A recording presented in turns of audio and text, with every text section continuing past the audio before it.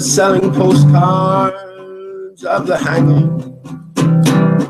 They're painting the passports brown. The beauty parlors filled with sailors. The circus is in town. Here comes the blind commissioner. They've got him in a trance. One hand is tied to the tightrope walker, and the other is in his pants. And the riot squad, they're restless. They need somewhere to go.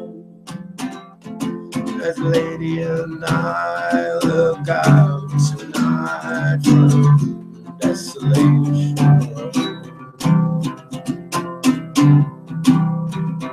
Cinderella, she seems so easy. It takes one to know one. She smiles and puts her hands in her back pockets. Eddie Davis style. And comes Romeo, he's moaning. You belong to me, I believe. And somebody says you're in the wrong place, my friend. You had better leave. And the only sound that's left after the ambulance is gone is Cinderella sweeping up on desolation road. Now the moon is almost hidden. The stars are beginning to hide. The fortune-telling lady has even taken all her things inside. All except for Cain and Abel and the hunchback of Notre Dame. While everybody is making love or else expecting rain. And the good Samaritan is dressing. He's getting ready for the show. He's going to the carnival tonight on Desolation Road. Ophelia, she's neath the window. For her I feel so afraid. On her 22nd birthday, she's already an old maid. To her death it's quite romantic, and she wears an iron vest.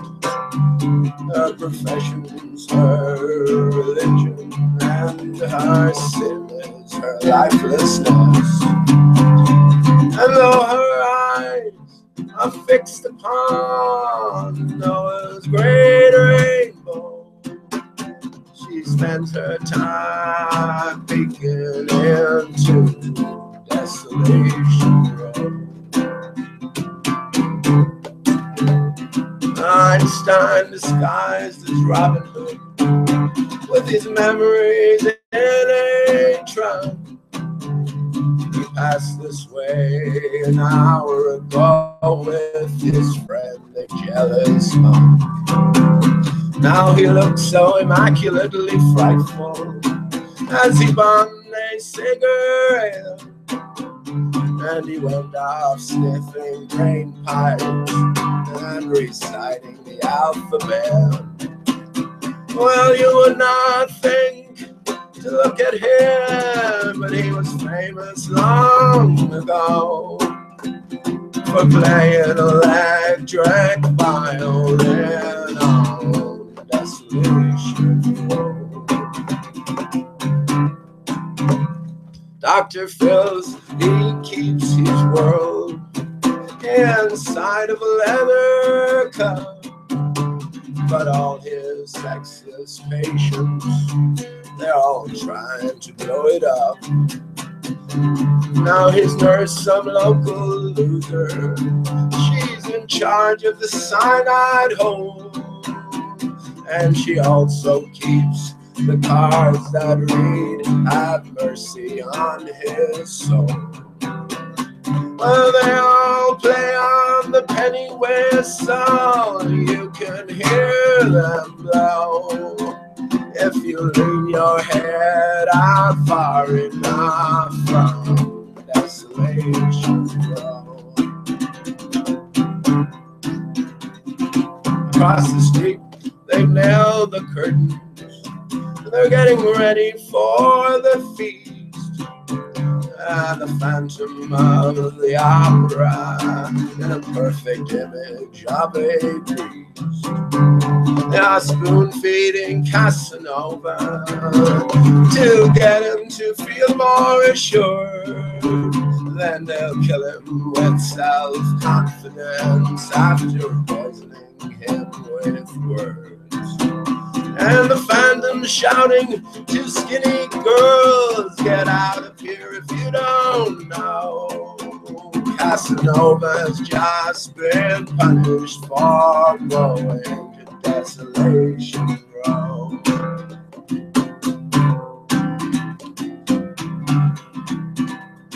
At midnight, all the agents and the superhuman crew come out and round up everyone that knows more than they do. Then they bring them to the factory where the heart attack machine is strapped across their shoulders, and then the kerosene is brought down from the castles by insurance men who go check to see that nobody's escaping to Desolation Row.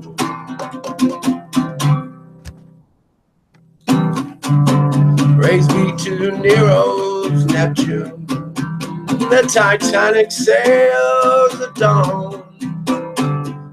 Everybody's shouting, "Which side are you on?" Ezra Pound and T.S. Eliot, they're fighting in a captain's tower, with calypso singers laughing at them and fishermen holding flowers. Between the windows of the sea where lovely mermaids flow, and nobody's got to think too much about Desolation Row.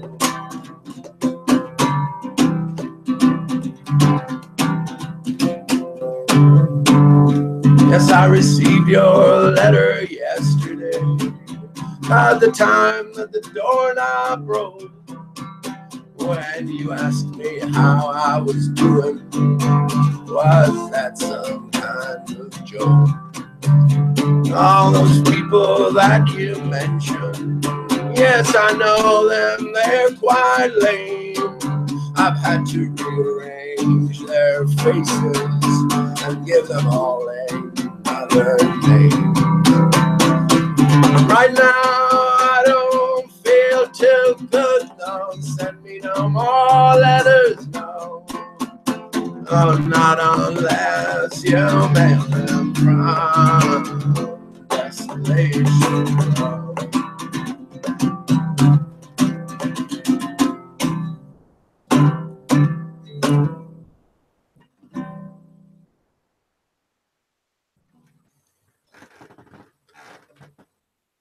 Yeah, don't send me no more letters, no, not unless you mail them from Desolation Row. Very interesting song in itself. Bob Dylan again plays a prominent part in both the musical and the title, the flat earth titles themselves. But yeah, another very deep song, and if you haven't heard it before, again, go to the original.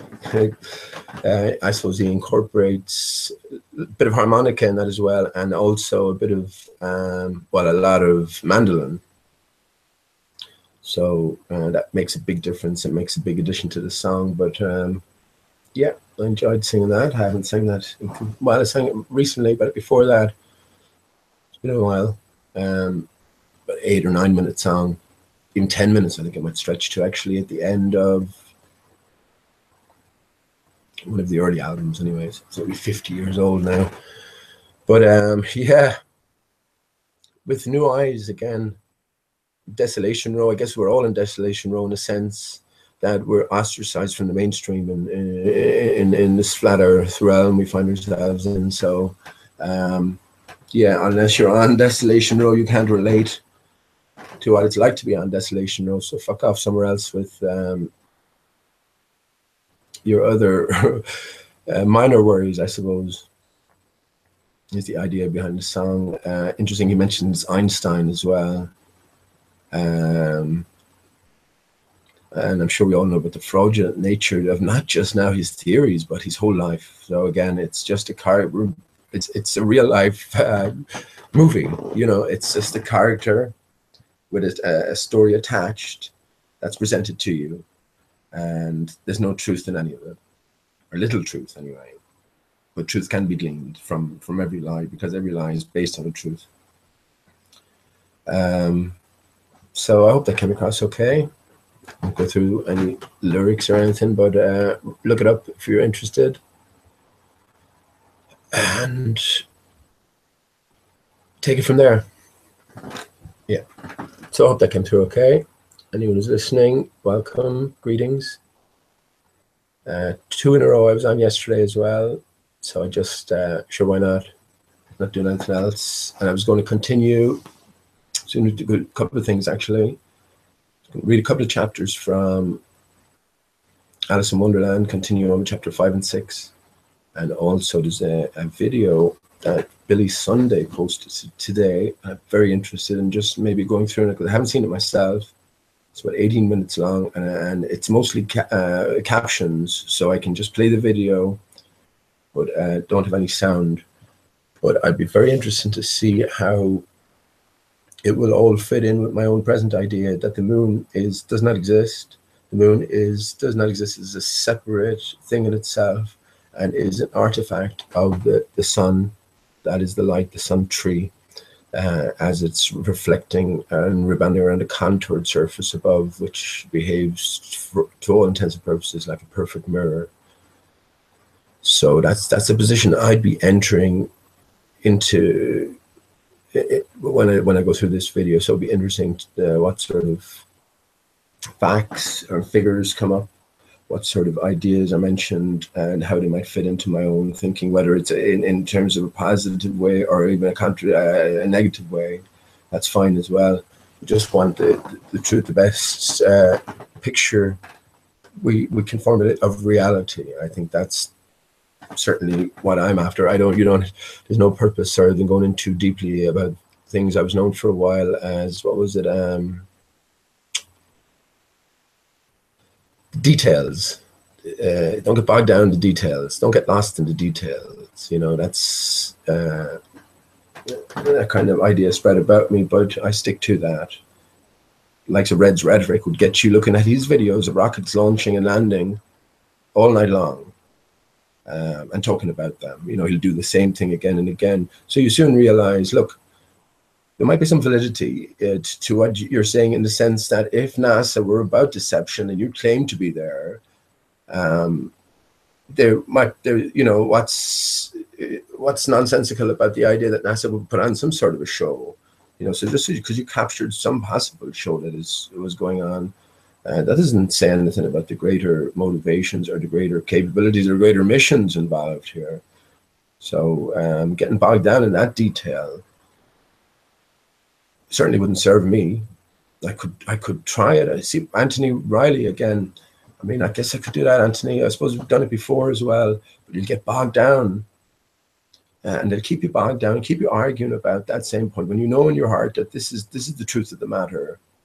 They'll keep sort of keeping you penned in and arguing the same points, until eventually, I suppose, the individual will realize their game and sort of move on from there. But yeah, there's no point in getting bogged down in the details for me at this stage anyway. It's a bigger picture that you're trying to sort of get your mind around.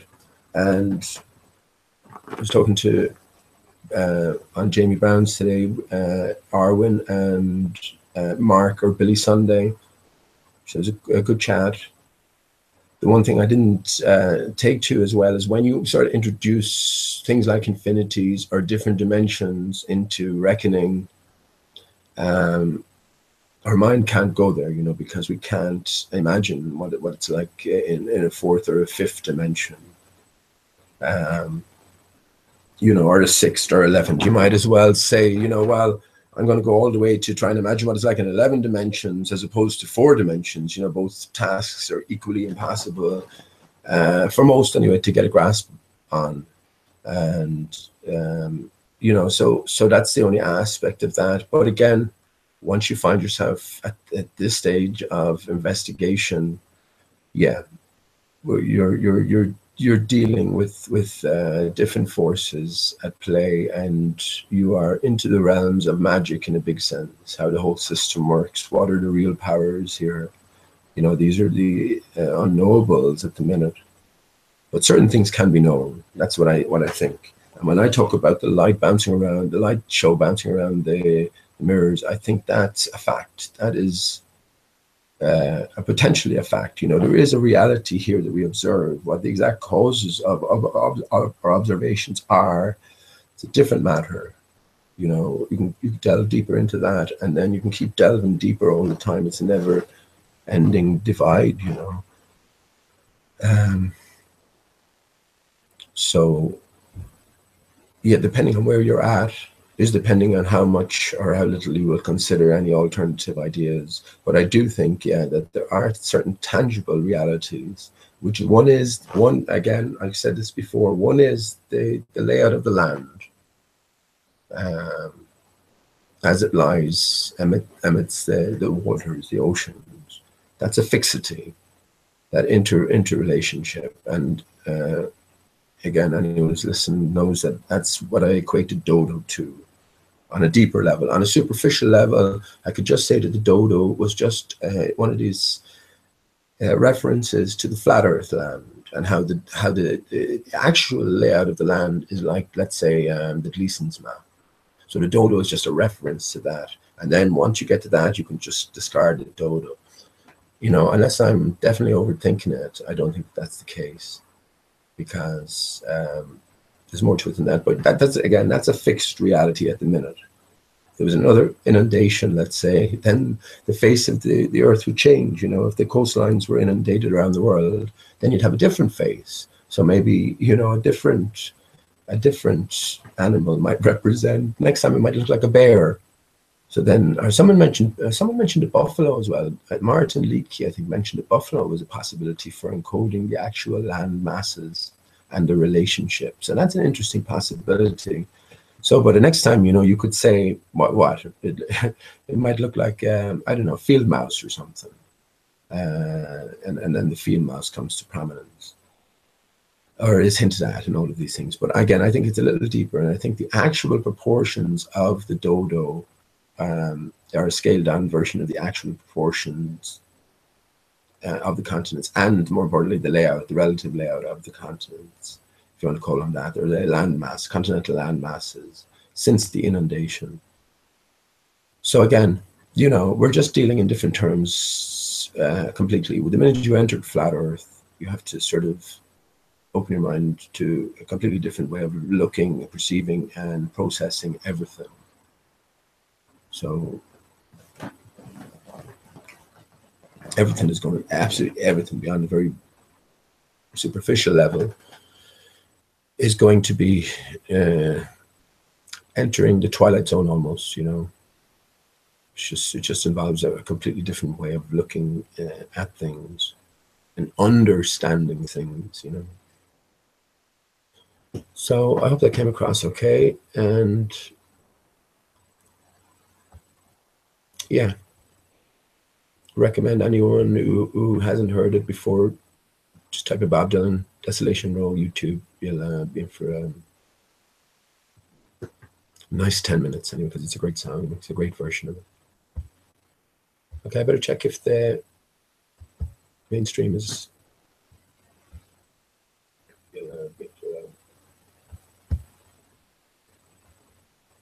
Yeah, that's cool. How you doing, guys? Mum, Stallworth Mum, how you keeping? I just said I'd throw up another, do a few chapters from Alice in Wonderland, and again talk my way through this moon video. So I'm looking forward to that, actually, just for myself as well, because I haven't been through it. But I'll be interested to see the lie of the land, how in any sense I can relate it to my current thinking and what the moon is or isn't. So yeah, thanks for coming along, man. And yeah, so greetings to We Are Waking Up. How you doing? Nice to see you back again, buddy. I believe you're in Ireland as well. So you're in the Emerald Isle, which faces, I heard John de Morgal talking about this last night. Maybe we're accustomed to seeing China and Russia maybe east or west of one another, but maybe in actual fact that it's north and south, the north and south relationship, which sort of tied into what I've been saying for a while. When we think of Ireland next to England, they're all sort of upright. Well, if you twisted the whole thing around 90 degrees to the anti-clockwise, I think that's a closer sort of representation of a reality, if you look at it from a certain point of view, of course. Everything wraps around the North Pole center, or the dodo wing. So the United States is coming from the opposite side of northern Russia. So you can see how that might work there. So yeah, anyway, thanks for coming along. Marlon Wisby, how you doing? I saw you there yesterday as well, Marlon, and you said that you had a Wikipedia page because you were an artist, you were a musician and an author, I believe. So that's fair play to you. Good stuff. It's always great to express yourself in any way that we feel comfortable, I think. So you should definitely take a look at your work. You probably have a YouTube page and all that. So anyone interested, I suppose you can just click on 3 dots there and get to Marlon's channel. So yeah, welcome. How you doing? Teddy Carl, how you doing, Teddy? Again, familiar with the name, but I can't place any voice or face to it. So that's a bit sort of awkward in a small sense. Lacking anyway, you could say that, to say the least. So JJ, how you doing? Same applies again. Welcome and greetings to you. Recognize you for being here before, of course. So yeah, thanks. Spanish Chicken. Again, how you doing? The name rings a bell because you came by. You said you made it openly clear that you were someone else, and yeah, you said you were going to be using that name as well. And Tim Osman is in my mind, but I'm thinking it might have just been on Tim Osman's chat or something. So I'll say greetings either way anyway.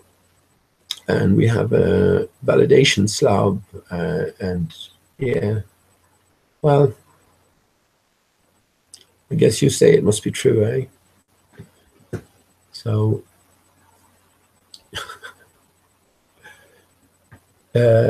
this comfort. So this guy's around a lot, isn't it? I think it might be Jeremy. I mean, I think Jeremy has openly admitted to having 100 or not more than 100,000 accounts, or Tim has 1,000 different accounts. I mean, who does these sort of things? But yeah, this is all about. There's a big game going on, you know. This is all about disruption, demoralization, but most importantly, it's about a big challenge. I think, you know, it's about a challenge to the individual to sort of see these characters for what they are, and deal with them appropriately in terms of your own investigation and your own route forward. You know, I don't like, as you know, I don't like wrenches or telling anybody what to think or what to do. But when you have people who are just there to shit all over everything, well, then you could do without that, can't you? And that's not conducive to a good, friendly perhaps informative chat. So, yeah. Okay, that seems to be coming through. Okay, so once again, yeah, thanks for joining in. I was just going to read a few things, and again, not to be selfish or anything, but I'm kind of reading this for myself as well and seeing if any new things pop up. When I talk about Alice in Wonderland, all of us in Wonderland. So this is our story to a big degree, maybe incorporating previous times and recent fabricated times, you know, just incorporating a whole story into it. But that's up to the listener to try and decode in any way that they can, I guess. I do make the distinct and direct connection between Mark Sargent been putting out, the only thing he put out was a prepper's guide, so that's a clue to us immediately. Mark Sargent preppers. Paul is Dead was a big scandal or whatever, you know, it was a big conspiracy sort of hook for 50 years now. It's still ongoing, you know, and there's some fascinating stuff involved in that. It is a fascinating story that unfolds, you know, and anyone who hasn't delved into it, well, then I guess you won't be able to relate to that anyway in any big or meaningful sense. But yeah, there is a greater story at play. So I attach Mark Sargent preppers to Sergeant Peppers. I think there's a direct connection there in a few different ways. You got Deep Inside a Rabbit Hole, who is associated of Mark Sargent, and then you got Patricia Steer, or Miss Steer, as in Miss Steery, or else steer, be steered, or be missteered. That's the game, you know what I mean? Ever played the game of life? Well, if it was all just if it was ladders all the way, it would take the fun out somewhat, wouldn't it? So again, be careful not to be missteered in this mystery and this magical mystery tour. So all connections to the Beatles, and all Beatles works connect to Sergeant Pepper. Paul is Dead as a dodo. So Paul is Dead. Don't take it literally. The current Paul, or sorry, the original Paul. Again, male to female, female to male. The possibilities there. Exited stage left and is now the caretaker, family caretaker at the family Paul McCartney home in Liverpool.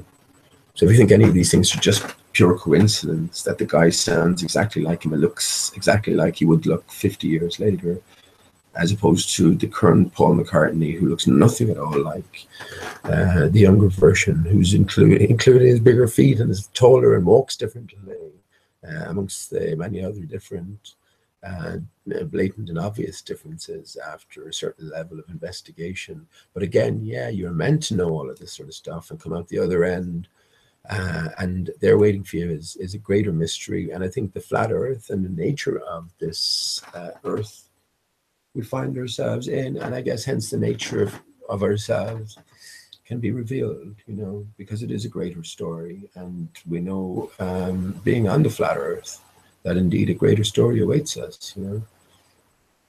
So if Alice in Wonderland is not significant in that sense, well, I'll have been mistaken then, because I see hints and clues to it everywhere, including Charles Dodgson. Now I just read somewhere that the Dodo character he specifically related to, and he was also said to have a stammer. So people who are, when he was asked his name or introducing himself, would say Charles Dodgson, Dodgson. You know, so you have the Dodo there. Again, if this is a contrived character, all of these little peculiarities and little aspects to the story are meaningful and pointing us in a certain direction. And again, if it could very well be just a superficial level, which is the relatively superficial level, which is that the Dodo is pointing you to the actual shape or the Gleason's map or the actual layout. And beyond that, the Dodo doesn't have any major significance. I'd be very disappointed if that was the case, because it would seem too easy almost, if that's the word. Because again, it's been hinted at everywhere.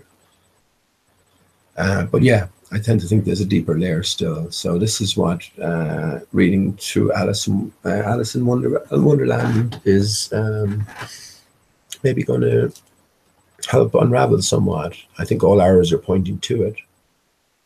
And I pointed out initially, Alice is all of us, and you can't tell whether looking at the caricature itself, whether it's male or female.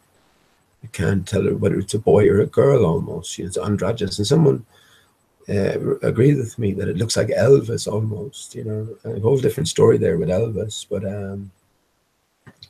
yeah, there's so many different rabbit holes, but I think we're nearing the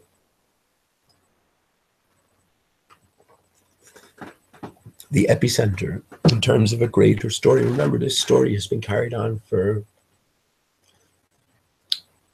I was going to say 50, not just 50 years with the Beatles, but since Alice in Wonderland came out itself. And again, going back beyond that, this is open secrets. Millions of people, I think, know the exact nature and shape of the Earth and know the story behind it. And maybe this is what we're all waking up to now as well. So, yeah, that's what I'll do. So I'll share the screen.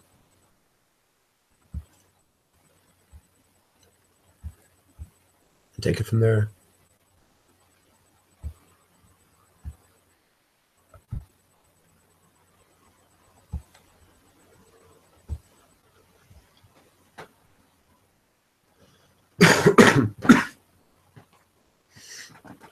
So, chapter 5, advice from a caterpillar. So the mushroom, and mushrooms play a big part in religious iconography and symbology as well. And again, I think it's all about, we are extremely limited in terms of our access to our true capabilities or our true potentials. And it's the likes of mushrooms, it's the likes of cannabis, it's the likes of DMT and all of these things which give us access to these differing realities, So what is the real reality? Well, we're down the rabbit hole where we're in Wonderland, So what can we cling on to as being real anymore? This becomes the pertinent question now. What is real? We have to be almost Descartesian about it in a different sense. And indeed, we need to. This is the very type of person we need to go back and look at his idea of what it was all about. I'm not sure whether he was a geocentrist or what, or even if the man himself existed, So anyway, the caterpillar and Alice looked at each other for some time in silence. At last, the caterpillar took the hookah out of its mouth and addressed her in a languid, sleepy voice. "Who are you?" said the caterpillar. This was not an encouraging opening for a conversation, Alice replied rather shyly. I hardly know, sir, just at present. At least I know who I was when I got up this morning, but I think I must have been changed several times since then. So maybe that's in reference to the scattering, I guess, just the division that all of us, the whole of the human race went through following this perhaps destruction, this inundation, whatever happened, So what do you mean by that? Said the caterpillar sternly. Explain yourself. I can't explain myself, I'm afraid, sir, said Alice, because I'm not myself, you see. I don't see, said the caterpillar. So one thing I noticed about this type of talk as well is Alice is speaking plainly, but it's only when we are aware of Alice's story can we understand that Alice is speaking plainly. Otherwise, to a listener, a seemingly coherent, insane listener, it does sound insane and like utter gobbledygook. So again, we all know about the Tower of Babel and how all the languages got confused. Well, is this in reference to that? So I'm afraid I can't put it more clearly, Alice replied very politely, for I can't understand it myself to begin with. And being so many different sizes in a day is very confusing. It isn't, said the caterpillar. Well, perhaps you haven't found it so yet, said Alice, But when you have to turn into a chrysalis, you will someday, you know, and then after that into a butterfly. I should think you'll feel it a little queer, won't you? Not a bit, said the caterpillar. Well, perhaps your feelings may be different, said Alice. All I know is it would feel very queer to me. You, said the caterpillar contemptuously. Who are you? Which brought them back again to the beginning of the conversation. Alice felt a little irritated at the caterpillars making such very short remarks, and she drew herself up and said very gravely, I think you ought to tell me who you are first. Why? Said the caterpillar. Here was another puzzling question, and as Alice could not think of any good reason, and as the caterpillar seemed to be in a very unpleasant state of mind, she turned away. Come back, the caterpillar called after her. I've something important to say. This sounded promising, certainly. Alice turned and came back again. Keep your temper, said the caterpillar. Is that all? Said Alice, swallowing down her anger as well as she could. No, said the caterpillar. Alice thought she might as well wait, as she had nothing else to do, and perhaps, after all, it might tell her something worth hearing. For some minutes it puffed away without speaking, but at last it unfolded its arms, took the hookah out of its mouth again, and said, So you think you've changed? So you think you're changed, do you? I'm afraid I am, sir, said Alice. I can't remember things as I used, and I don't keep the same size for 10 minutes together. Can't remember what things, said the caterpillar. Well, I've tried to say, how doth the little busy bee? But it all came out different, Alice replied in a very melancholy voice. Repeat, you are old, Father William, said the caterpillar. Alice folded her hands and began. That's a little ditty or a little poem or something of the time. I'll just pause there and say, well, it's interesting that the caterpillar is sort of immediate picture that springs to mind when we think about caterpillar is the process of change and alteration or transformation from one form to another. And again, the core idea here is that Alice is all of us, and how we're after being thrown from an initial state into this new state, and we are sort of we have been finding our way around, and maybe finding our way ultimately back home, which is the idea. So anyway, this is the little ditty. You're old, Father William, the young man said, and your hair has become very white, and yet you incessantly stand in your head. Do you think at your age it is right? In my youth, Father William replied to his son, I feared it might injure the brain, but now that I'm perfectly sure I have none, why, I do it again and again. You are old, said the youth, as I mentioned before, and have grown most uncommonly fat. Yet you turned a back somersault in at the door. Pray, what is the reason of that? In my youth, said the sage, as he shook his grey locks, I kept all my limbs very supple. By the use of this ointment, 1 shilling the box, allow me to sell you a couple. You are old, said the youth, and your jaws are too weak for anything tougher than suet. Yet you finished the goose, with the bones and the beak. Pray, how did you manage to do it? In my youth, said his father, I took to the law and argued each case with my wife, and the muscular strength which it gave to my jaw has lasted the rest of my life. You are old, said the youth. One would hardly suppose that your eye was as steady as ever. Yet you balanced an eel on the end of your nose. What made you so awfully clever? I have answered 3 questions, and that is enough, said his father. Don't give yourself airs. Do you think I can listen all day to such stuff? Be off, or I'll kick you downstairs. Okay. Never heard that before. Well, I must have if I read it initially, but okay. I won't comment on that, so for the moment. And that is not right, said the caterpillar. Not quite right, I'm afraid, said Alice, timidly. Some of the words have got altered. It is wrong from beginning to end, said the caterpillar decidedly, and there was silence for some minutes. The caterpillar was the first to speak. What size do you want to be, it asked. Oh, I'm not particular as to size, Alice hastily replied. Only one doesn't like changing so often, you know. I don't know, said the caterpillar. Alice said nothing. She had never been so contradicted in her life before, and she felt that she was losing her temper. Are you content now, said the caterpillar.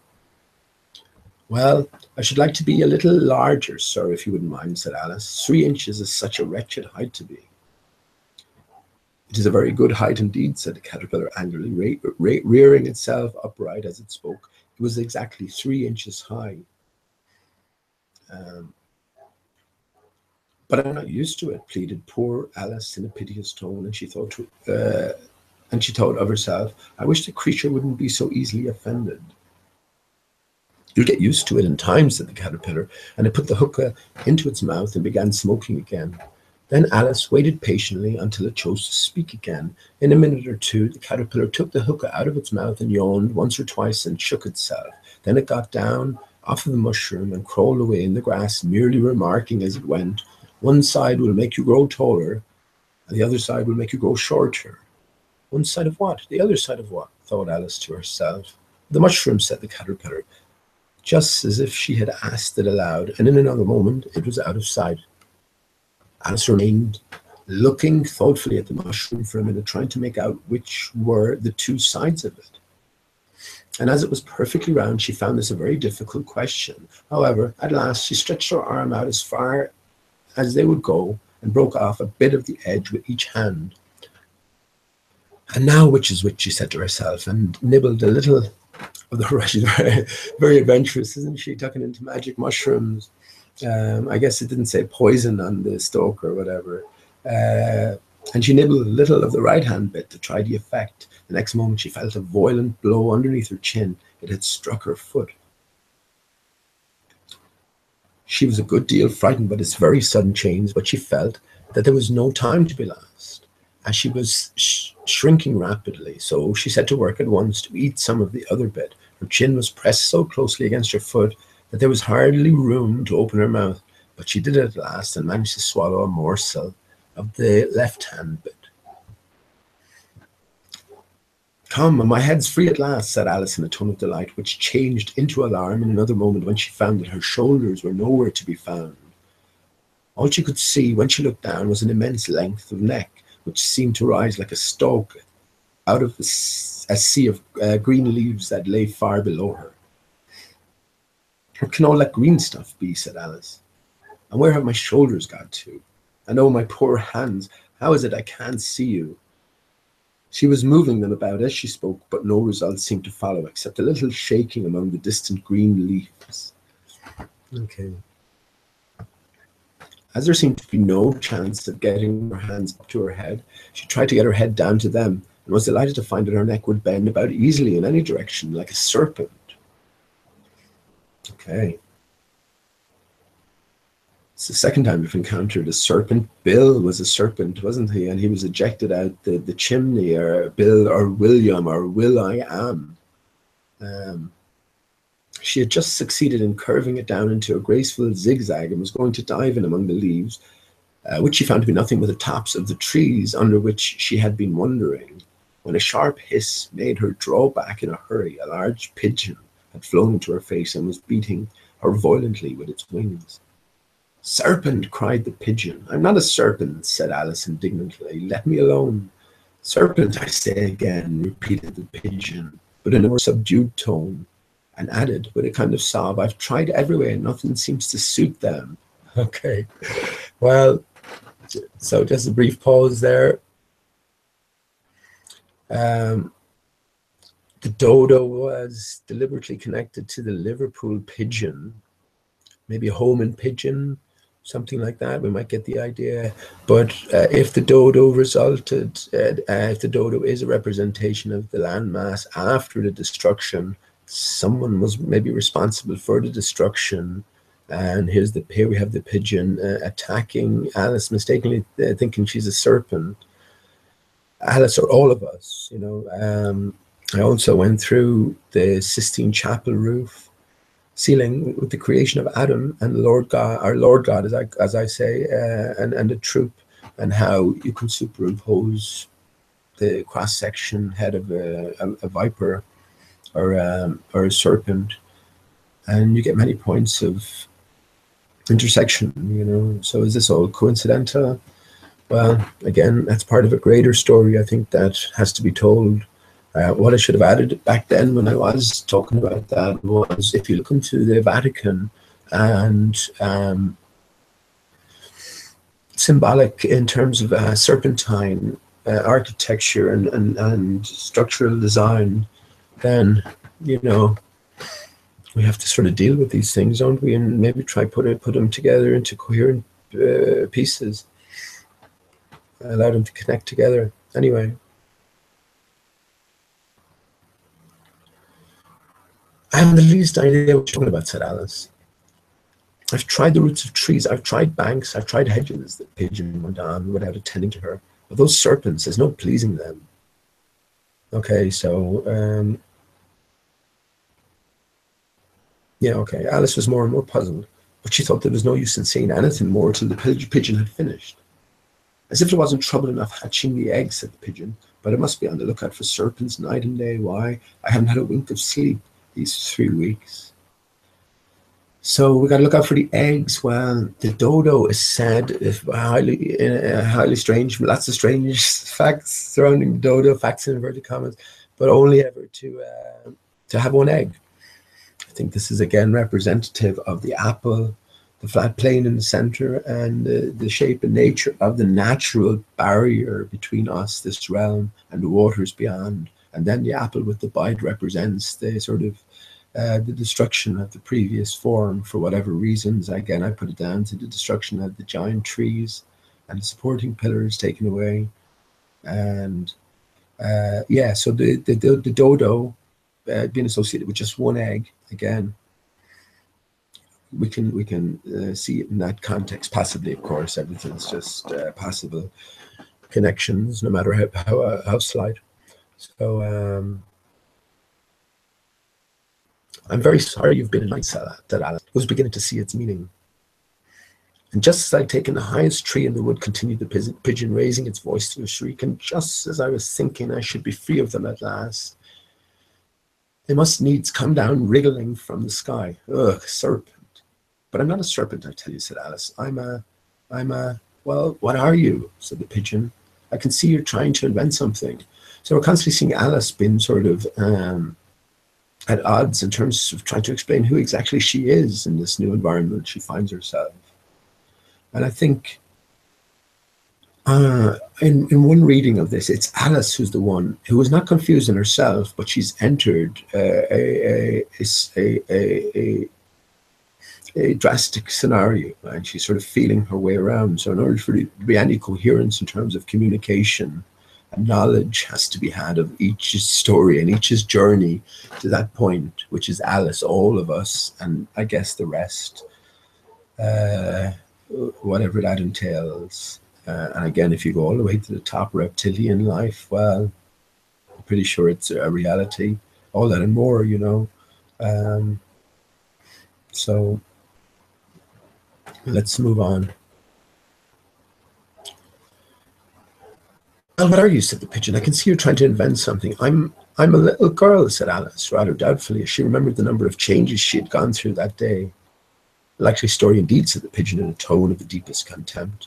I've seen a good many little girls in my time, but never one with such a neck as that. No, you're a serpent, and there's no use denying it. I suppose you'll be telling me next that you never tasted an egg. Now, so Alice, as one part of our transformation, or all of us, we took on the characteristics, the serpentine characteristics. We know we have a reptilian aspect to our brain. And again, in the creation of Adam, I guess that you can say in one sense that's the most important painting on earth. If it is encoded with truth, and they all are, you know. And one point to note is that Adam is not quite, if you want to call it Adam, I don't even think it is Adam in one sense, but is not quite touching Lord God, you know. And I look upon Lord God as being the extended fang. So if we have been, I'm going to say infected, but I don't. It's just a loose use of the word. Loose use. Yeah, loose use. A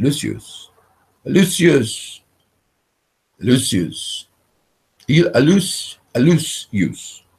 Okay, I'll move on from a loose. That sounds strange to me. A loose use. So it is a loose use of the word. But it's, you can see these connections here. Again, look under Adam, calming blue surround, and tell me what the gender of the person directly underneath who seems to be collecting wheat, heads of wheat. Tell me what the gender is. Now look again. Now zoom in and tell me again. So again, a different story is unfolding, and I think that's our pure form. So we have been corrupted in some sense, and this is just that immediate connection where Alice is or appears to be part serpentine, whatever that means. So I suppose you'd be telling me next that you never tasted an egg. I have tasted eggs, certainly, said Alice, who was a very truthful child. But little girls eat eggs quite as much as serpents do. I don't believe it, said the pigeon. But if they do, why then they're a kind of serpent. That's all I can say. This was such a new idea to Alice that she was quite silent for a moment or two, which gave the pigeon the opportunity of adding, "You're looking for eggs. I know that well enough. And what does it matter to me whether you're a little girl or a serpent?" "It matters a good deal to me," said Alice hastily, "but I'm not looking for eggs as it happens. And if I was, I shouldn't want yours. I don't like them raw." "Well, be off then," said the pigeon in a sultry tone, as it settled down again to its nest. Alice crouched down among the trees as well as she could, for her neck kept getting entangled amongst the branches, and every now and then she had to stop and untwist it. After a while she remembered that she still held pieces of mushroom in her hands, and she set to work very carefully, nibbling first at one and then at the other, and growing sometimes taller and sometimes smaller until she had succeeded in bringing herself down to her usual height. So again, mushrooms seem to play a pivotal part in terms of the transformation of Alice, and especially outward appearances. Anyway, at the core, Alice is sure of who she is, and I think as we move through, that she just becomes more certain of who she is from the get-go, from the start.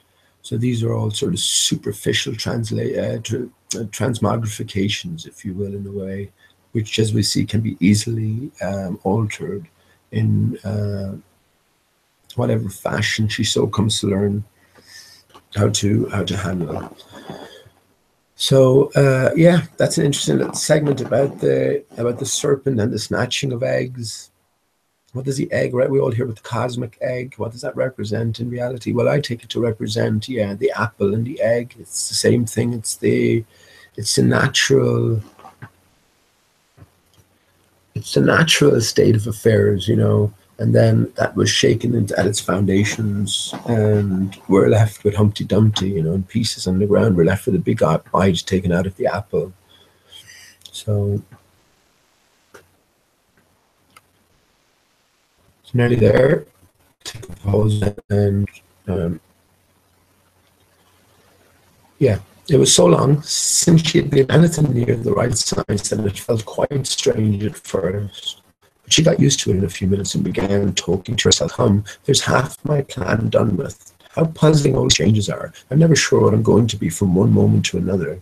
However, I've got back to my right size. The next thing is to get into that beautiful garden. How is that to be done, I wonder? So again, this is the ultimate quest. Back to Eden, if you will. I don't think so as well. Eden was creation of Lord God, so maybe it's a false trap in a sense, and Eden is associated with maybe more idyllic conditions this side of the inner barrier, whereas true paradise, true Genesis 1 lies beyond that barrier.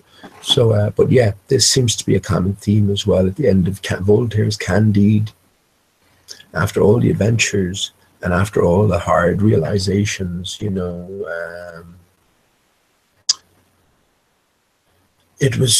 all came down to tending your garden, tending the garden, So returning to nature. I don't like the way paradise is painted in Revelations as well. It's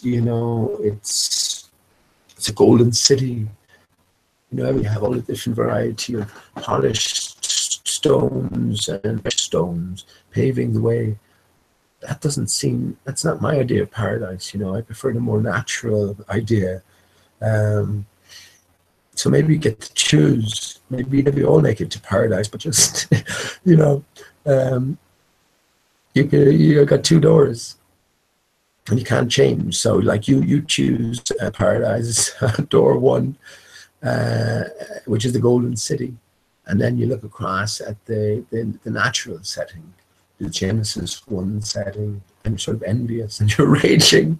You didn't pick that paradise, but you can't do anything about it. It's too late. That's almost hell in itself, isn't it? You can't suffer envy in paradise, though, can you? Surely, unless it's false paradise. Yeah, but it does seem very polished to me, and I don't like it. I don't like it in a big sense. So again, we have Alice wondering about these changes, but yeah, the next thing is to get back into that beautiful garden. How is that to be done? I wonder. As she said this, she suddenly came upon an open place with a little house in it about 4 feet high.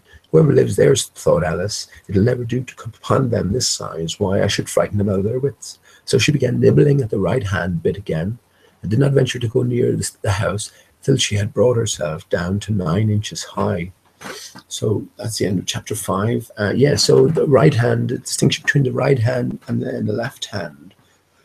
Of course, we have the right-hand path and the left-hand path as well, so you can be sure, depending on what decisions we make, depending on which side we sort of think from or we go to, will depend on, I guess, no, I'm not going to say to our very core, because we sort of retain our purity. We somewhere else though, we're in the midst of the wonderland now, so it certainly will be down to our intentions and our ability to understand exactly what is going on, which is a difficult task, considering all of us who just made it down the rabbit hole. We just finding our feet around wonderland, you know. So yeah. And I literally take this to be, even though I'm, what I would do, ideally, to get a much better grasp on this, is just read that over again twice, once again, and then once again, just again, when you're reading it, you're sort of, a big percentage of your way is sort of going on to following the words. I think that's why reading is very unnatural as well. So you don't take in half the meaning, you do get some of it.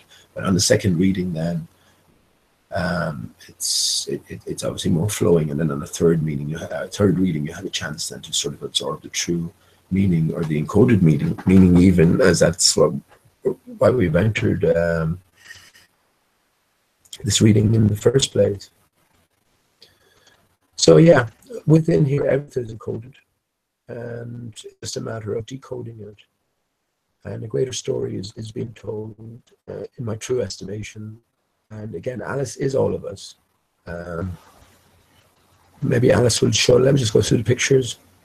Yeah, but again, you can see how this mushroom is representative of the sort of transformative process. And no better representation of it itself, transforms to a butterfly. Which is better living? Who knows? We have our own molded ideas as to that. It always, at this point anyway, definitely sure that dolphin is intelligent in meaningful terms. But I mean, who's to say that a trout or a salmon or a minnow isn't equally as intelligent, just a different sort of way, So one life being more valuable than the next, that's a tough call to make, isn't it? Who do we kill? Who don't we kill? Again, the idea of people eating cats or dogs here is abhorrent, but it's second nature to many millions of people.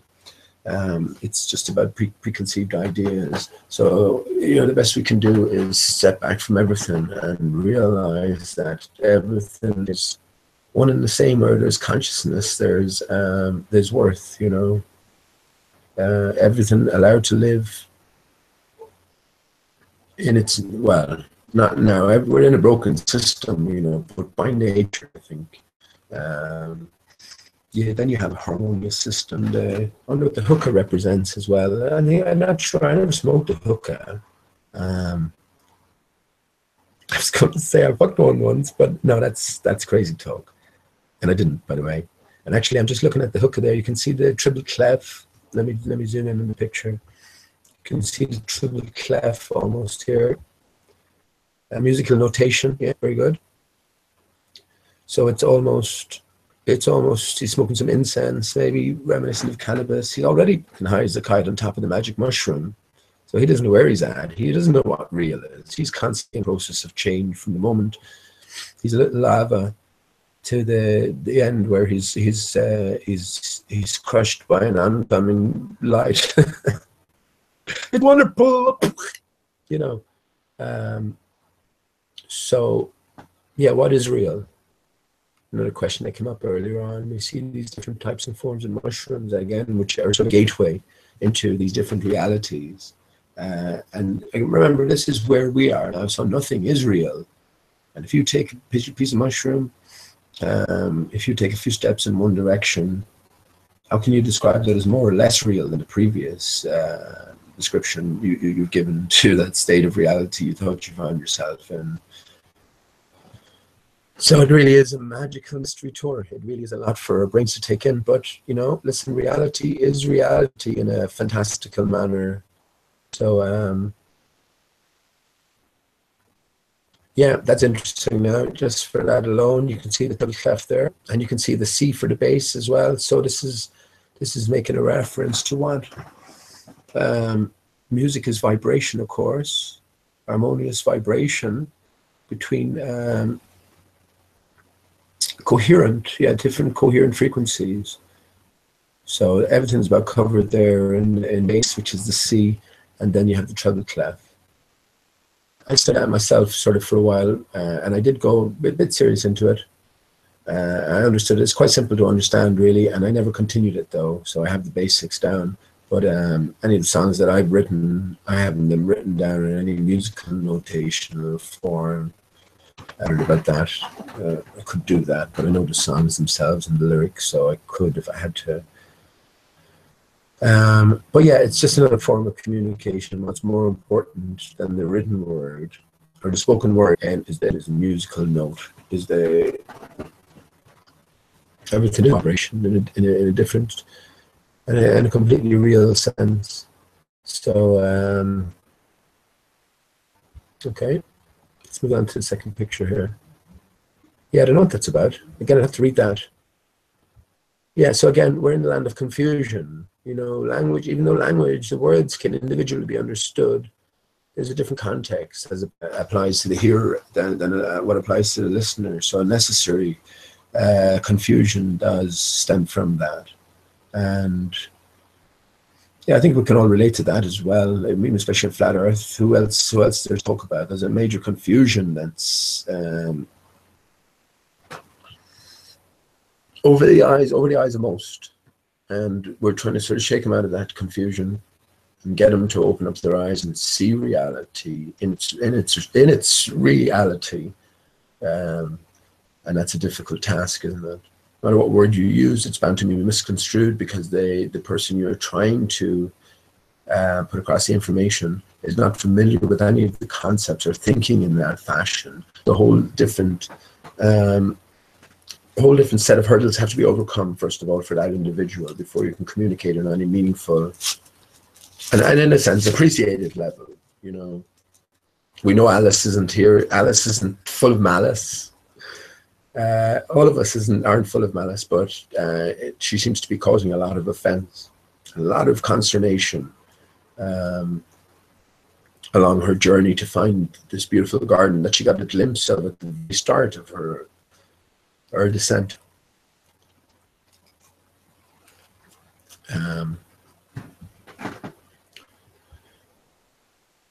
Yeah, so I wonder what this reference is. I'd have to read that again. Maybe I will. Father, will I am.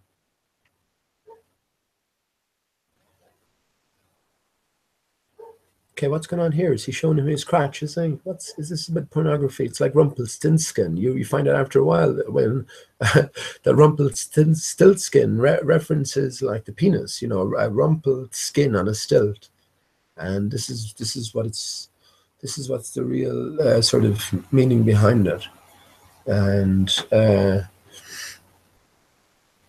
So I'm just trying to decode this picture. It's not very clear. But you got imbalance here anyway, don't you? You got a sort of a flipped, mirrored image, old versus young. So again, no, actually, I might read this now and then have a cigarette. It says, "You are old, Father William," the young man said, "and your hair has become very white. And yet you insistently stand on your head. Do you think at your age it is right?" So why would you stand on your head, old man? Father will I am, so I will be old one day, and I will stand on my head. So why are you standing on your head? It seems so strange and abnormal a thing to do from my particular perspective, because I am young. In my youth, Father William replied to his son, I feared it might injure the brain, but now that I'm perfectly sure I have none, why I do it again and again. So once we get older, we realize that we know nothing, we are foolish. Beyond reckoning, we are all dodos, You are old, said the youth, as I mentioned before, and have grown most uncommonly fat, yet you turn back somersault in at the door. Pray, what is the reason of that? So maybe in spite of appearances, this still within lies a fitness and a capability to deal with reality. It's just that reality and the investigation into the true natures of reality has opened up a door into a complete different universe. And we do realize that we can only get ever a small grasp on a greater picture. So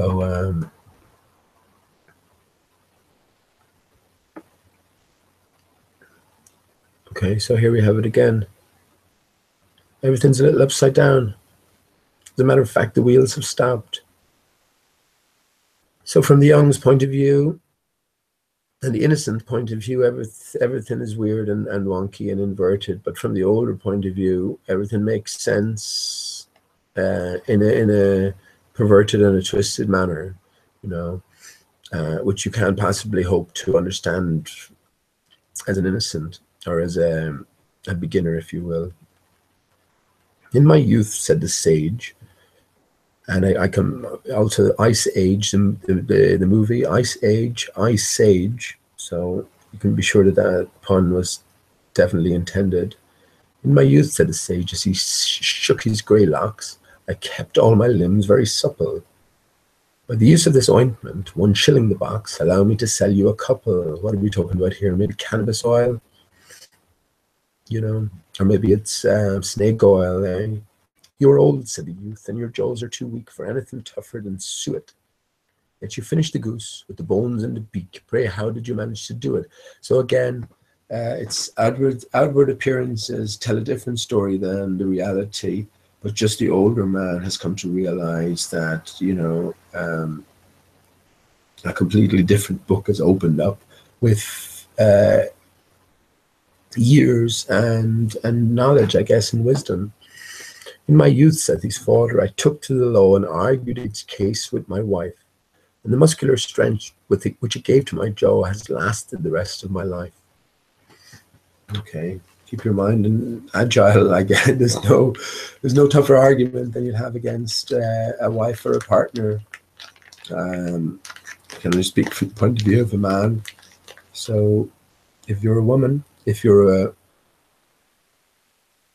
you can chime in yourself, but the muscular strength which it gave to my jaw has lasted the rest of my life. Okay, yeah, the jaw is very useful for many things, isn't it?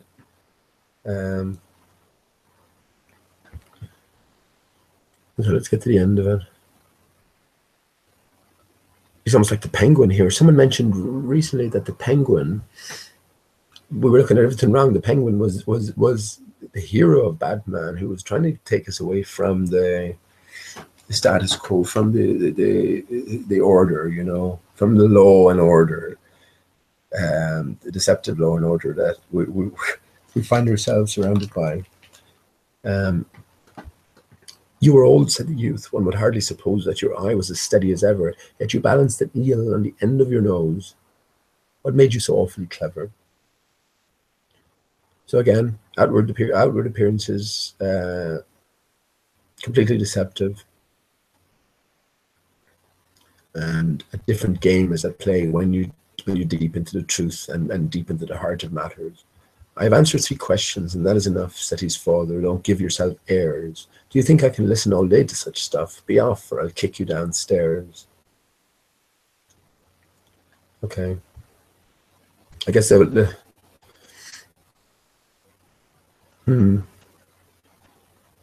Yeah, I guess that'd have to be a sort of a greater context there, but I sort of have an idea, father, son, you know, a fall of man, going from a point of true and complete knowledge to a point of division and forgetfulness, you know, dismembering. This is what this is all about as well, is remembering, I should think. So yeah, cool. I'm not even sure if anyone's following me with this, and again, I'm not. I honestly can't apologize if anyone is or isn't, because I mean, anyone's always free to go, and I'm enjoying this anyway, and I'm looking forward to delving a bit more into it, and I'd probably have more to say. You see, when I look back on this again, if I read it again, which I need to do, different things would occur to me again. It all connects, and everything is pertinent to a greater story being told, you know, so everything has a meaning and referential significance. That's the way I'm proceeding here. Alice in Wonderland by Charles Dodgson. Eh?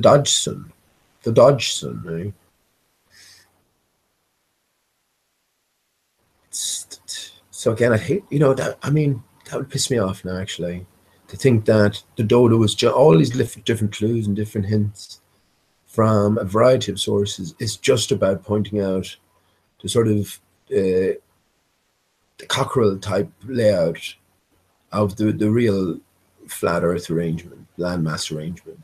You know, so once you got to that stage, then you can cast aside the dodo. I'd hate to think that, because it seems too sort of superficial in the sense. But I guess at this stage, I've been a flat earther. I've accepted flat earth now, going back. It's got to be more than 4 years, if not more. 2013. I was considered it before that. So yeah, maybe I'm overthinking it. And I guess, of course, again, for a whole hell of a lot of people, that's a huge leap to make. Just a flat earth alone from a spherical model, you'll be laughed out of it immediately. So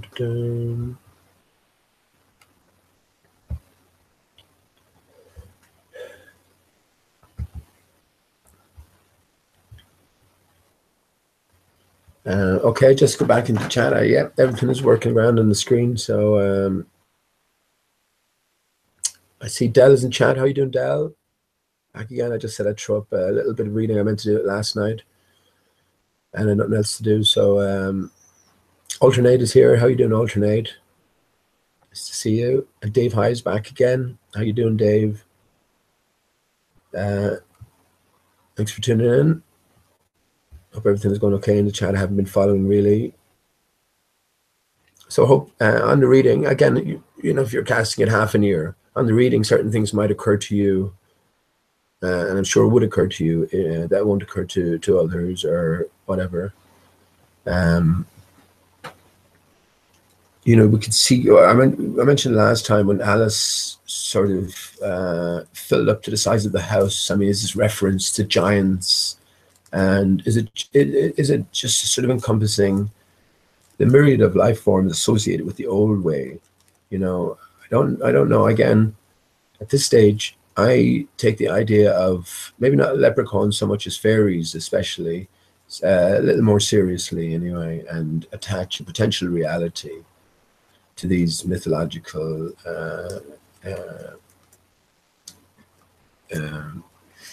creatures, I suppose. So there's a lot to be sort of, a lot to take in, isn't there? There's a lot to be weighed up. There's a lot to be considered. And if we just start by ruling out everything, then where does that leave you? That leaves you sort of nowhere, I should think. And again, this is the individual's journey. Someone might say something that might set a spark off in your brain, and then you can go on and make your own connections from there. Take that individual route. I think this is what all this is about ultimately. You know, to any of us who are flat earthers, the case is proven now, and it's not proven by one particular. You can't point to one thing. If you were pressed, you would give maybe your top 3 indicators or proofs, in as much as they could be called proofs that the Earth is flat and stationary. But yeah, it's a cumulative affair, and when you add up, and this is, you see, this is the thing that people aren't getting. It's not just one piece of information. Again, it's cumulative, and the more pieces of information that lead you towards supporting a certain conclusion, or going towards a certain conclusion, then the more it goes from the realms of probable to certain. You know, this is just the way probabilities work. It's like transgender investigations. If you're doing a serious investigation, it's not one way to skin a cat. You know, you're adding different aspects together, and it's only when you have a cumulative sort of database here, and a cumulative sort of what are the sort of terms I'm looking for, you know, matching, then you can declare with almost certainty that you are dealing with something other than what is presented, because it adheres so much on the laws of probability to being such a case. You know, this is the best we can do in a big sense. There's no one ever going to be 100% certain of anything, but there are certain truths and realities out there. And I guess individually in our own journeys, we have to make these calls sometimes. So if you're going to advance in terms of your reasoning and rationale, you have to sort of set anchor at certain fixed points along the way, and be happy enough at those points where you sort of rest for a while, you know, before moving on. This is how any investigation is built, I think. And again, it's not about proving it to anyone else. It's about our investigation is to try and piece together what exactly might be going on in a broad sense. And that's all this is.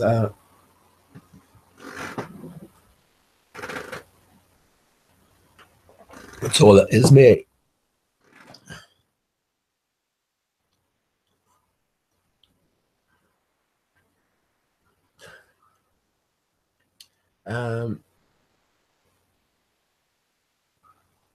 So Dave says the Ice Age clip with the watermelon on the giant tree stump is trippy. Yeah, it was, man. It was indeed. I mean, there's no reason to have that stump there. And again, I think the stump is the tree sun, the sun tree.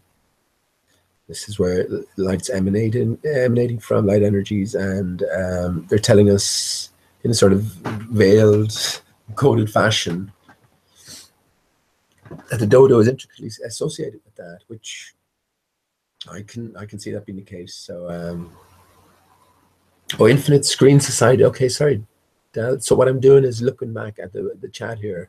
So I'll off that. Okay, I didn't understand what you were talking about there. Read the part where he that's chapter 3 or something. You read his part where he runs in a circle to get dry in a caucus race. Yeah, that's an interesting how Charles Dodgson is actually listed as having as identifying with the dodo himself. So again, what do you think? What do you think? Is it just superficial? That in other words, it's just a pointer to the flat Earth, and you know, once you get there, once you realize that flat Earth inquiry has a great deal of validity to it, then you can discard the dodo. or is there more to it? It's like, do you understand the sort of conundrum I'm having here? Is it more significant still, and maybe something along the lines that I've been talking about? Yeah, I'll have to see how that progresses.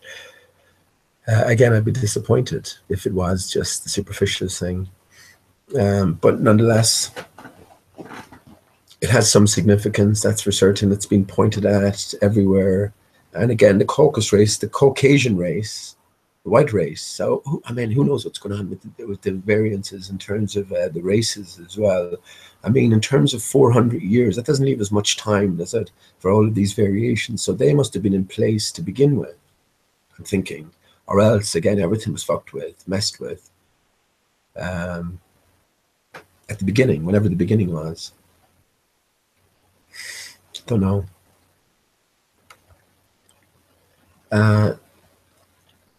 Okay, Mom, I'll go back and do that. I don't mind doing that. Let me have a cigarette first, and I'll go back and do the dodo, because then again, it's all about the dodo, I think.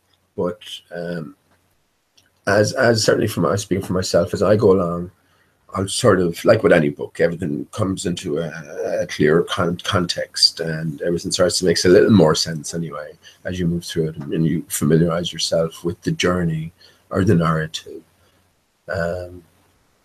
So give me a minute or two, and I'll read that again. Then I'll turn on the light here. Actually,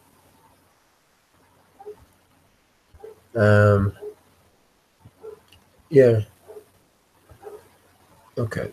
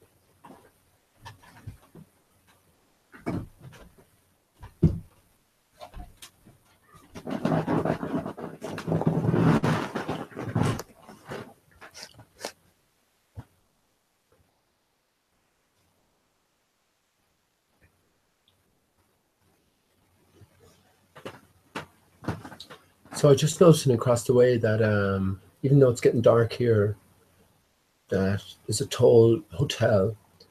You can see the sun is clearly shining against the windows there at that upper height. So that's what it's all about, really. As the sun travels further away then due to perspective and the angle the light rays make with the observing or the target point, if you will, then this is what determines daytime or nighttime. For the people who are looking out that window now and the sun blaring in, you can, in real terms, it's still daytime, you know. In a few more minutes, as the angle gets more acute, then it turns to nighttime. And then eventually you see the stars coming out, because that light from the sun is still hitting that barrier above and leaving its mark, reflective mark, in terms of the stars and indeed the moon. So yeah, it's just a thought here. So let me I'll go back again some moment, just read a bit more about the dodo, because this is what started it all off, just to see if anything else occurs. I think it's chapter 3. Of course it would be chapter 3, wouldn't it? A caucus race. Oh yeah. Okay.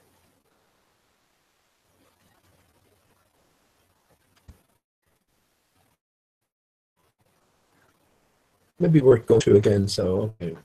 I mean, I'm not in any hurry. Okay, a caucus race and a long tail. They were indeed a queer-looking party that assembled on the bank. The birds with draggled feathers, the animals with their fur clinging close to them, and all dripping wet, cross and uncomfortable. The first question, of course, was, so everyone was inundated, and again, they made sure to say that it was in seawater, you know, so again, that ties in with the inundation from the waters above, and now we have these salty oceans. I mean, that's a conundrum, isn't it? How did these oceans get their saltiness? So again, if this is the natural state of the waters beyond, maybe that's an answer to that. The first question, of course, was how to get dry again. So in other words, how do we recover from this inundation? This is the pressing question. They had a consultation about this, and after a few minutes, it's quite natural to Alice familiarly with them, as if she had known them her life. So like after any disaster, maybe everyone sort of groups together and comes up with a plan as to how we're going to recover from this chaos. And look, that's where I'm at the minute. In real terms, it was a chaotic destruction. Again, it could all be part of the simulation. I mean, would that be better? Sure it would. Then that wouldn't bring, you know, the mass deaths that such a catastrophe would have necessarily led to. But yeah, these are the lines again I'm thinking of. And again, just to say that the time scales are greatly shortened, you know, thinking in terms of hundreds of years, 400 years, sort of range, 400 or 500 years. So that's a crazy thought. Anyway, is there any catastrophe or inundation? And indeed, she had quite a long argument with the Lorry, who at last turned sulky and would only say, "I'm older than you and must know better." And this Alice would not allow without knowing how old it was. And as the Lorry positively refused to tell its age, there's no more to be said.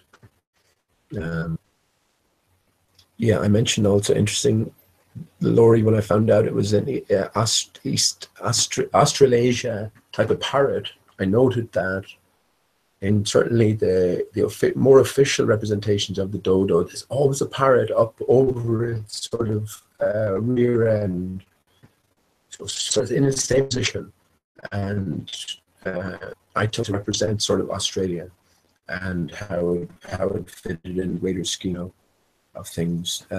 So I was happy to find out that the Lorry was an Australasian parrot as well. So however vague you might view it, I was making there.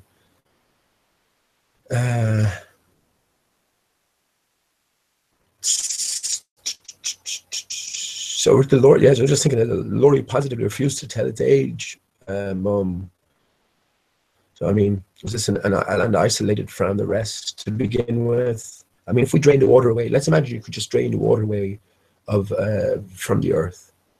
And what would you see happening? This is where the idea of the dodo came up in the first place. That look, I know Ireland has, if you go outside Europe, So we call this the continental shelf.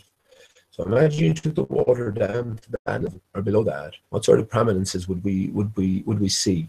You know, and was this part and parcel of the reality beforehand? So if you can imagine Australia maybe being separated from the rest, being isolated, no one known very much about it really. You know, all these sort of possibilities come to mind. Okay, at last the mouse, who seemed to be a mouse is a person now. So exactly what is a person? A corporation is also a person. Hang on, how can a dead thing be a person? I know I'm not. I know I thought I was a person, but if a corporation can be a person, then I can't be a corporate. I can't be a person because corporation has no life. I have life. So, and a mouse here is a character, you know, a fiction. So. At last the mouse, who seemed to be a person of authority among them, called out, "Sit down, all of you, and listen to me. I'll soon make you dry now." They all sat down at once, in a large room with the mouse in the middle. Alice kept her eyes anxiously fixed on it, and she felt sure she would catch a bad cold if she did not get dry very soon. Ahem, said the mouse with an important air. And isn't it interesting that the mouse plays has a prominent role here in terms of reorganization after this inundation? But the mouse also plays a big role in Douglas Adams' Hitchhiker's Guide to the Galaxy. Anyone who's familiar with those, they're are conducting a grand experiment on Earth. I can't remember exactly the nature of the experiment, but maybe it was something in or something, you know. It was just a little project they were working on. They have no great significance. But yeah. So yeah, the mouse standing up, presenting itself as some sort of authoritative figure. Ahem, said the mouse. Are you all ready? This is the driest thing I know. Silence all round, if you please. Oh, okay. I didn't understand that the first. This is again. Oh yeah. Here we have lots of plays on words. It's interesting to see Alice's interaction again and how even though spoken in honesty, everything can be misconstrued and lost in the translation, and that can cause to clamor and uproar. So yeah, so when he says this is the driest thing, we can see that in a different meaning, in a sense. Silence all around, if you please. And there must be some significance to all of this as well. I'd have to delve back into my memories to think about what we were told in school about William the Conqueror and all of this. So it says William the Conqueror, whose cause was favored by the Pope, was soon submitted to by the English, who wanted leaders and had been of late much accustomed to usurpation and conquest. Now, isn't that interesting? The three-pronged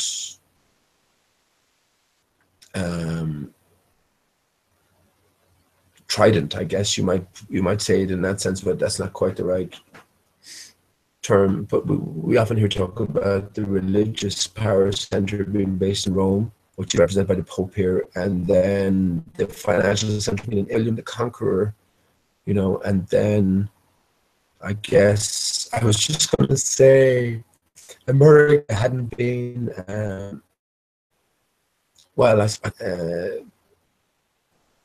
development back then, and it wouldn't be mentioned, but I see that it is mentioned in the same sentence. So listen to this.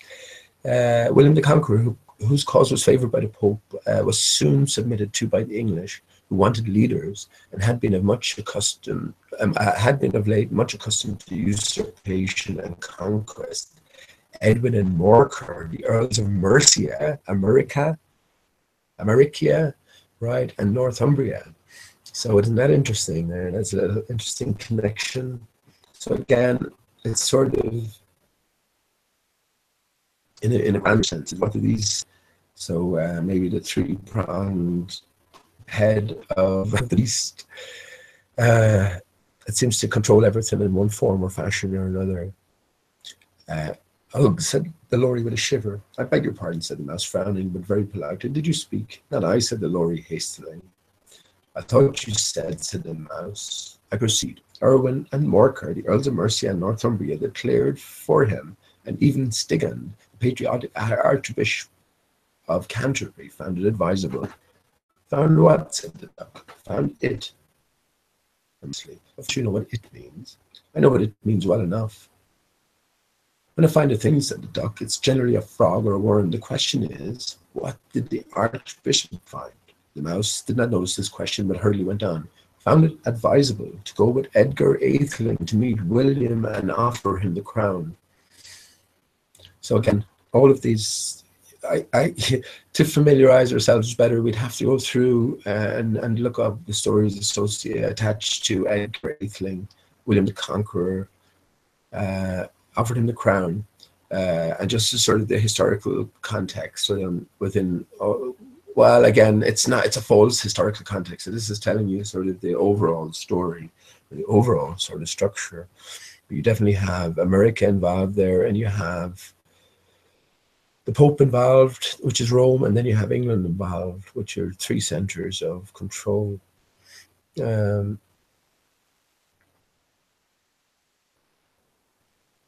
was I?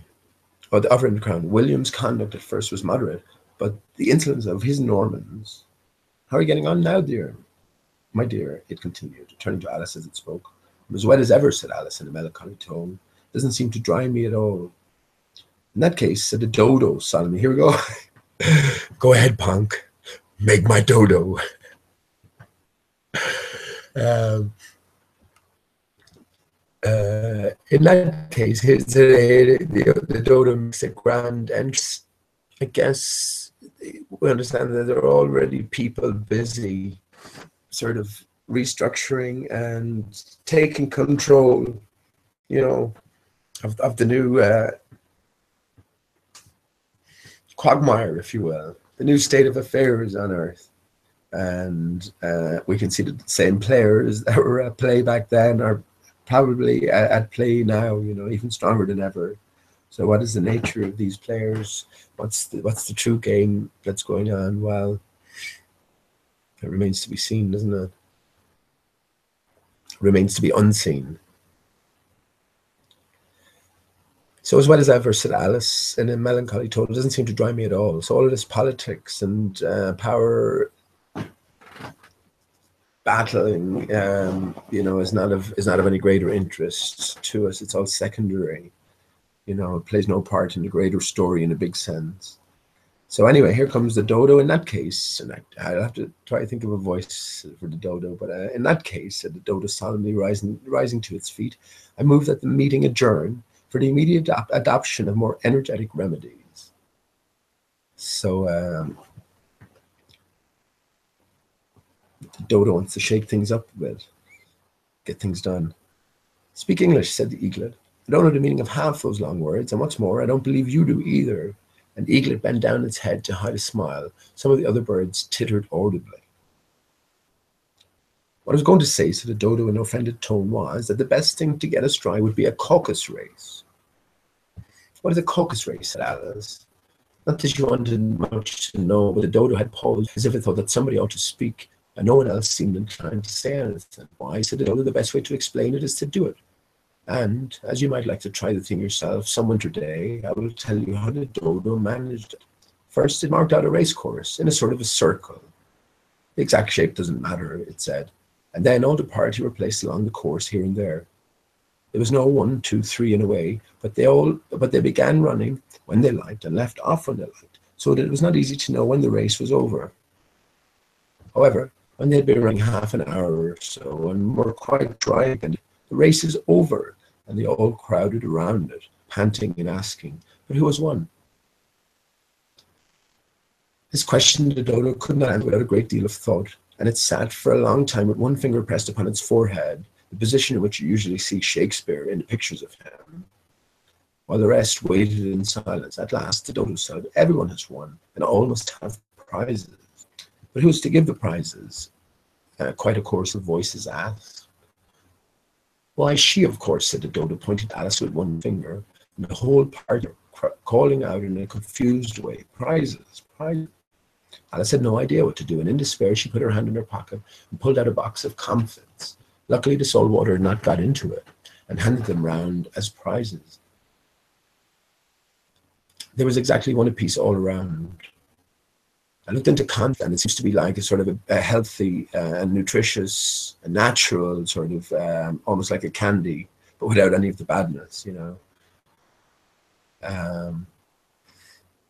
As opposed to some of the cakes that you're on, which is loaded with sugary, like sweet things. So yeah, anyway.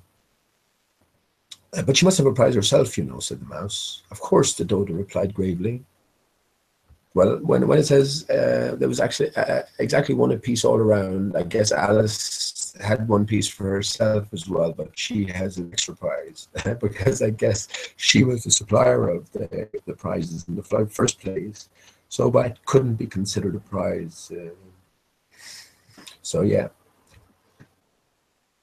Of course, the dodo replied very gravely. What else have you got in your pockets? Turning to Alice. Only a thimble, said Alice sadly. Hand it over here, said the dodo. Then they all crowded round her while the dodo solemnly presented the thimble, saying, "We beg your acceptance of this elegant thimble." And when it finished this short speech, they all cheered. Now, a thimble is one of those little tops you put around your thumb, and you go through your fabric. Yeah, you don't go into your thumb, because I guess without the thimble, if you do a lot of sewing, you'll prick your thumb on many occasions. So the thimble is sort of like an armor against the onslaught of, yeah. Sorry, I'm just, where am I again?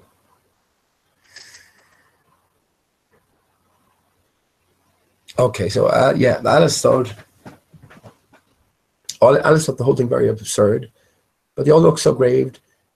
I said they all looked so grave that she did not dare to laugh, and as she could not think of anything to say, she simply bowed and took the thimble, looking as solemn as she could. So she got fuck all from the overall exchange, and she lost most of her sweets. So any child would be pissed off at that, wouldn't you? I think we're all reluctant to share, aren't we? In a big sense, so maybe that sticks with us all our lives in one form or another. But definitely as children, when you get sweets or anything like that, you are reluctant to share. It's mine. Anyway, the next thing was to eat the comfits. This caused some noise and confusion, as the large birds complained that they could not taste theirs, and the small ones choked and had to be patted on the back. However, it was over at last, and they sat down again in a ring and begged the mouse to tell them something more. So I'll just go at the sketch again. Look at this. I mean, why draw Alice like this? It's like monsters, you know what I mean? If you look even closer,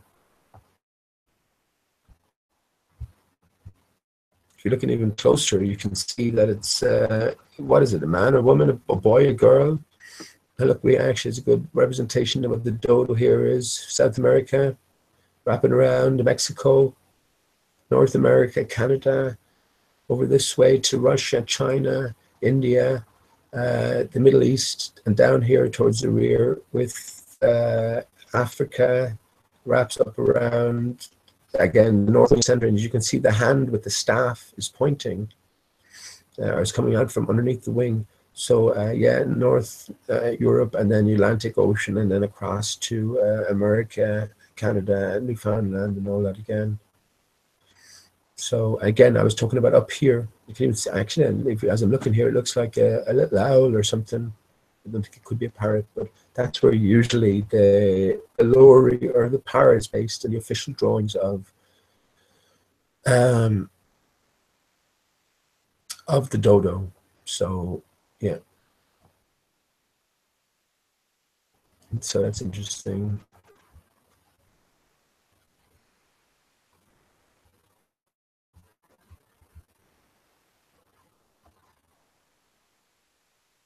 So you promised to tell me, said Alice. Why is it you hate C? And she said in a whisper, half afraid it would be offended again. So C and D is just cats and dogs. So which you can understand would terrify the life out of a little mouse. Mine is a long and a sad tale. So here's where the language confusion comes in again.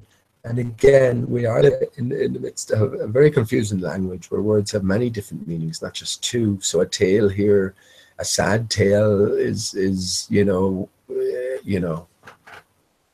sad story, or the mouse with his tail. And this is the meaning that Alice takes from it. Turning to Alice and sighing. Sure, that's a T-A-L-E. It is a long tail, certainly. T-A-I-L, said Alice, looking down with wonder at the mouse's tail. But why do you call it sad? And so, yeah, we can see the room for comedy here. And she kept on puzzling about it while the mouse was speaking, so that her idea of the tale was something like this. Fury said to a mouse that he met in the house, "Let us both go to law. I will prosecute you. Come. I'll take no denial. We must have a trial. For really this morning I've nothing to do," said the mouse to the cur. "Such a trial, dear sir, with no jury or judge, would be wasting our breath." "I'll be judge, I'll be jury," said cunning old Fury. "I'll try the whole cause and condemn you to death." That's written funnily there, isn't it? Again, no idea what to make of that for the moment. But a prevalent law obviously plays, or legality, I guess, and the distinction between law and legality plays a prominent role from the start, because the white rabbit, it turns out, is the local judge, or whatever, the judge in Wonderland. So he represents the law and authority. So, yeah. "You're not attending," said the mouse to Alice severely. "What are you thinking of?" "I beg your pardon," said Alice very humbly. "You had got to the fifth bend, I think." "I had not," cried the mouse, sharply and very angrily. "And not," said Alice. "That's a K-N-O-T. Already to make it. So it's like the Tower of Babel, isn't it? Languages have become confused. So hence misunderstandings, and hence if these misunderstandings weren't present, the course of events would have unfolded in a completely different manner. "And not," said Alice, always ready to make herself useful and looking anxiously about her. "Oh, do let me help to undo it." "So I shall do nothing of the sort," said the mouse, getting up and walking away. "You insult me by talking such nonsense." "I didn't mean it," pleaded poor Alice. "But you're so easily offended, you know." The mouse only growled in reply. "Please come back and finish your story," Alice called after it, and the others all joined in chorus. "Yes, please do." But the mouse only shook its head impatiently and walked a little quicker. "What a pity it wouldn't stay," sighed the lorry, as soon as it was quite out of sight. And an old crab took the opportunity of saying to her daughter, "Ah, my dear, let this be a lesson to you, never to lose your temper." "Hold your tongue, ma," said the young crab, a little snappishly. "You're enough to try the patience of an oyster." "I wish I had her Dinah here. I know I do," said loud, address nobody in particular. "She'd soon fetch it back." "And who is Dinah, if I might venture to ask the question?" said the lorry. Alice replied eagerly, for she was always ready to talk about her pet, Dinah, our cat, and she's a capital one for catching mice, you can't think. And oh, I wish you could see her after the birds. Why, she'd eat a lot. This speech caused a remarkable sensation amongst the party. Some of the birds hurried off at once. One, the old magpie, began rapping. "I really must be getting home. The night air doesn't suit much." So, and a canary called out in a trembling voice to its children, "Come away, my dears. It's high time you were all in bed." On various pretexts, they all moved off, and Alice was soon left alone. "Wish I had mentioned Dinah," she said to herself in a melancholy tone. "Nobody seems to like her down here, and this cat in the world. Oh, my dear Dinah, I wonder if I shall ever see you anymore." And here poor Alice began to cry again, for she felt very lonely and low-spirited. In a little while, however, she again heard a little pattering of footsteps in the distance, and she looked up eagerly, half hoping that the mouse had changed his mind and was coming back to finish his story. So I think we can safely say the confusion reigns there, and again that brings my mind to the fable or the allegory of the Tower of Babel, and yeah, that's what jumps out at me. What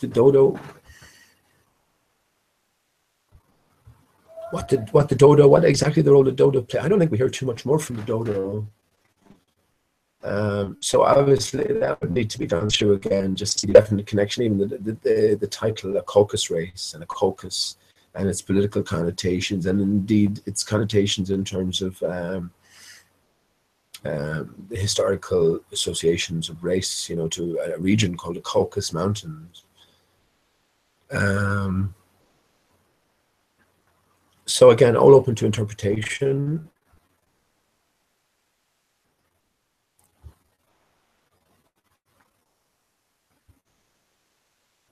I'm just wondering, will I continue on to read chapter 6? And again, I didn't read this again, and you can even see with, again, all is said to a Fury said to a mouse, then he met in the house, let us both go to law, I will prosecute you. This needs further sort of examination, further decoding, so you can get lost in much of the details. But I'm not really looking to do that, because the way that if you go to the start of a book, right, and you start to take it from there, then everything is sort of confused. But it's only once you get towards the end, everything resolves itself almost naturally, and within this reading, I think everything will resolve itself more. So there's no need to get hung up on details at this stage, I'm thinking, anyway, because you really could get lost in it a lot. It's like the works of Shakespeare, isn't it? But we have our certain context. That's the context that I'm continuing on in anyway. I know I can't speak for anyone else, of course, and that's why I'm reading this. Hello, chapter 6. Just see what that's. Pig and pepper. Okay. Funnily enough, with the dodo, significant. With the dodo is association is made. The reason why it died out, it's said in the official story, is because of the introduction of the likes of pigs. Mentioned specifically pigs, monkeys, and dogs. Now, is that telling us a greater story? I considered in the past that our DNA was fucked with, or whatever these vehicles are for our spirit or greater self. Is it a possibility that they're constructed from and monkey DNA?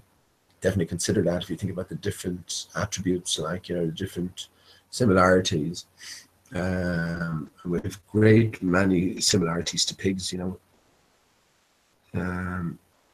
so this is all a possibility. This is all what we might be dealing with in terms of our bodies itself. I think there's a greater us and sound about our bodies. But is this what this is in reference to? Is this what the fall entailed? When Lord God of Genesis 2 made us from the dust as opposed to created us. Yeah, that's significant. So here we talk about the pig and the pepper. So let me just have a quick cigarette. And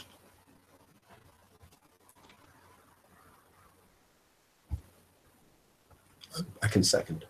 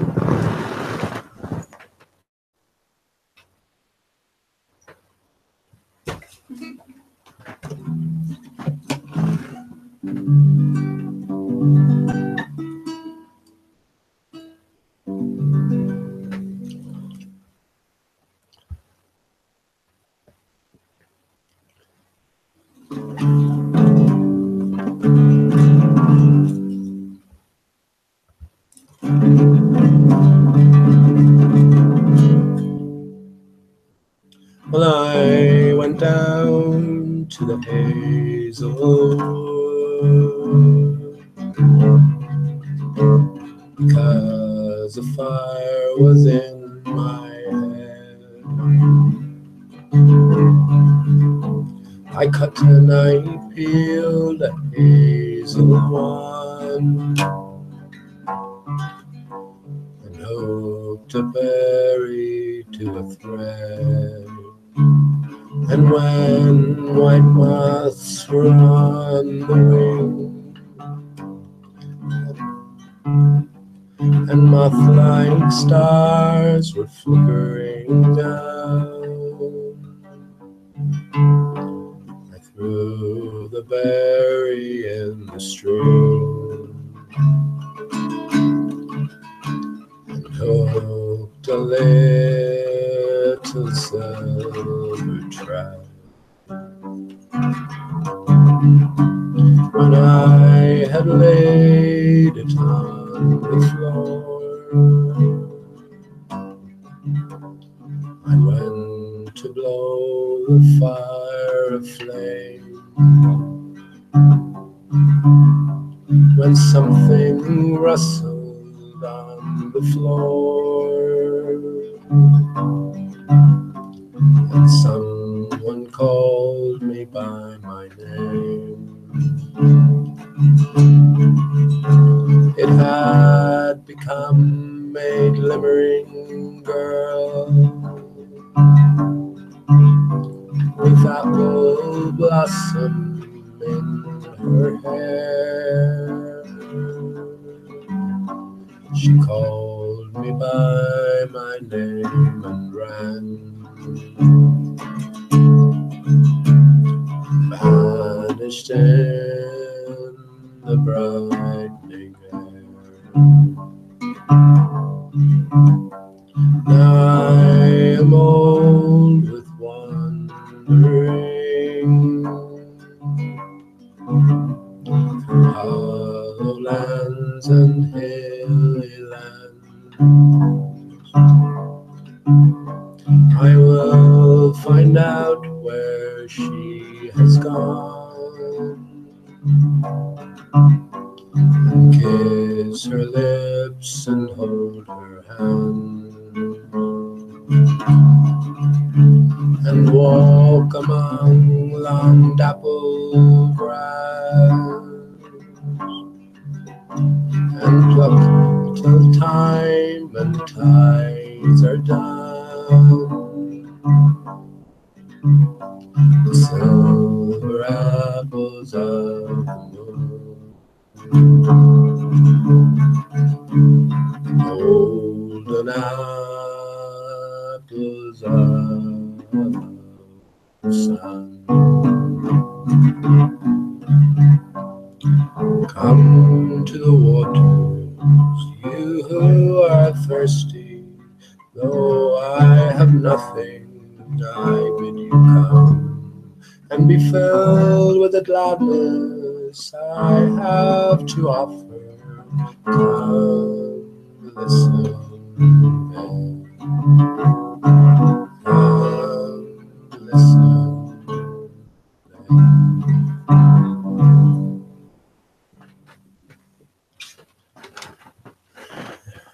then.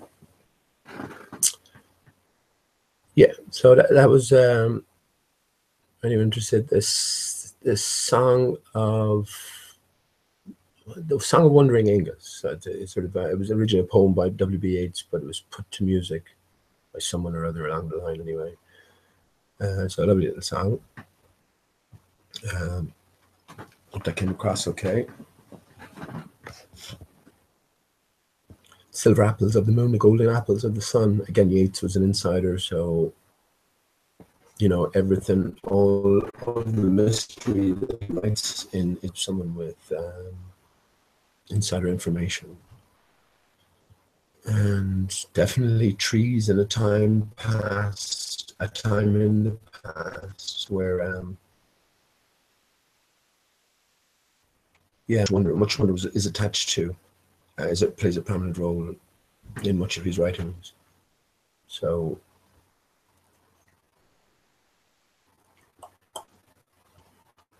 okay, let me read this because that's what I intended to do anyways. Chapter 5 and 6, and let's see how it goes. So Dr. Spig and Pepper. For a minute or two, she stood looking at the house when suddenly a footman in livery came running out of the woods. What's livery? Just sort of little garb that you wear as a. She considered him to be a footman because he was in livery. Otherwise, judging by his face only, she would have called him a fish. Okay.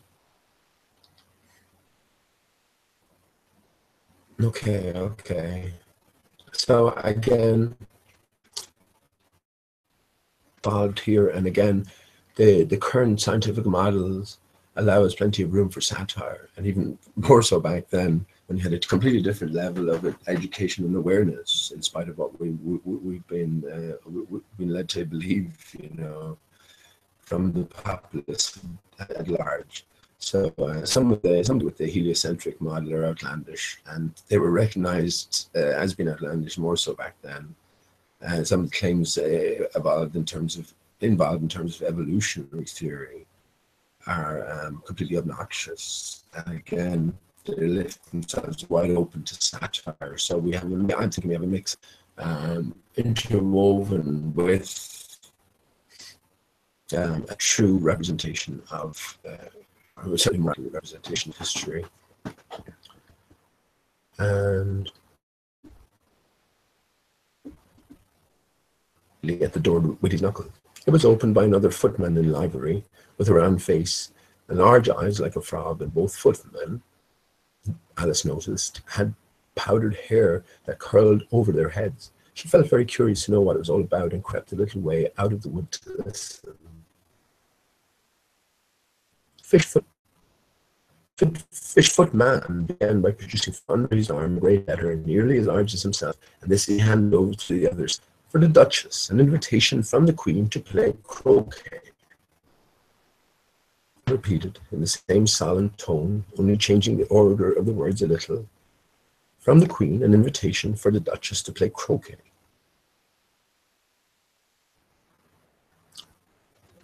Then they both bowed low, and their curls got entangled together. Alice laughed so much at this that she had to run back into the wood for fear of them hearing her. And when she next peeped out, the fish footman was gone, and the early door staring stupidly up into the sky. Alice went timidly up to the door and knocked.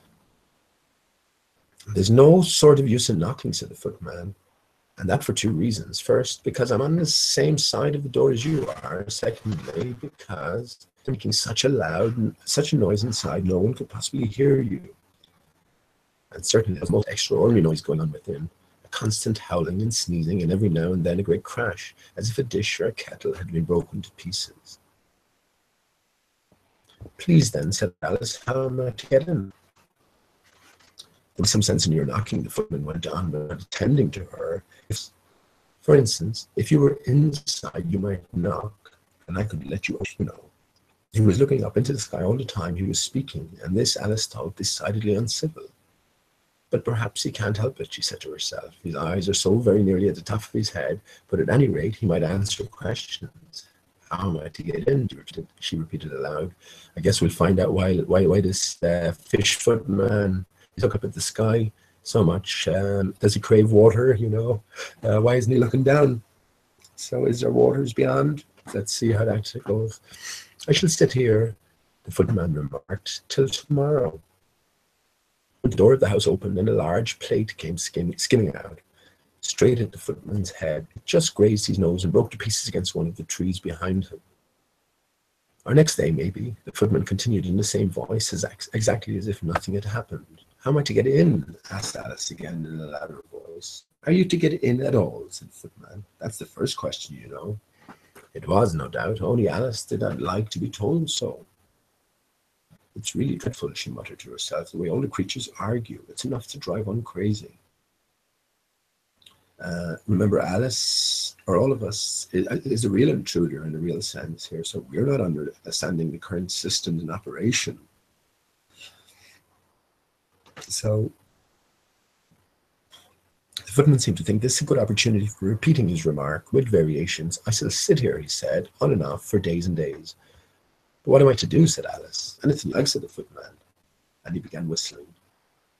Oh, there's no use in talking to him, said Alice desperately. He's perfectly idiotic. And she opened the door and went in. The door led right into a large kitchen, which was full of smoke, and full of smoke from one end to the other. The Duchess stood in the middle, nursing a baby. The cook was leaning over the fire, stirring a large cauldron, which seemed to be full of soup. So I mentioned before that Jimmy Savile used to refer to, he's made a point of letting us know that he referred to his mother as the Duchess. So is he telling us that he has some association with the baby? So we'll find out about the character of the baby in a second. Jimmy Savile, what's the truth of this? Is the Jimmy Savile thing is another begging question, because you see, no one gets within a mile of the Queen without everything been known about you, you know. So the fact that there are photographs all over the place with Jimmy Savile and his close association up to his apparent death almost with members of the royal family, this is information we're being fed. If that needn't be known, it wouldn't be known. Do you understand? But the fact that we know this, we're meant to know it.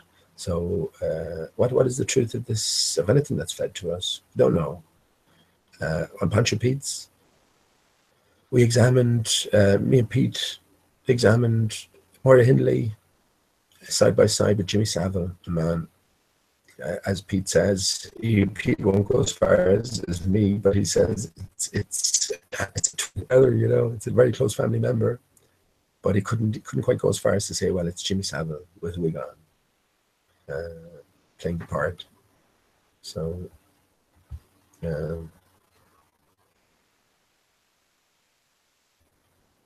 I'll just so bear that in mind.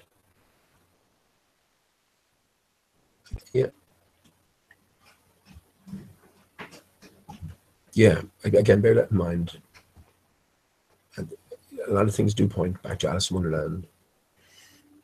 And yeah, we'll continue on. The cook was leaning over the fire, stirring a large cauldron which seemed to be full of soup. There's certainly too much pepper in that soup, Alice said to herself, as well as she could for sneezing. There was certainly too much of it in the air. Even the Duchess sneezed occasionally, and as for the baby, alternately without a moment pause. The only things in the kitchen that did not sneeze were the cook and a large cat, which was sitting at home ear to ear.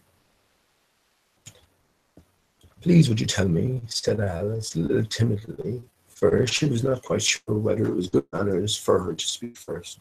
Why your cat grins like that? It's a Cheshire cat, said the Duchess. And that's why pig.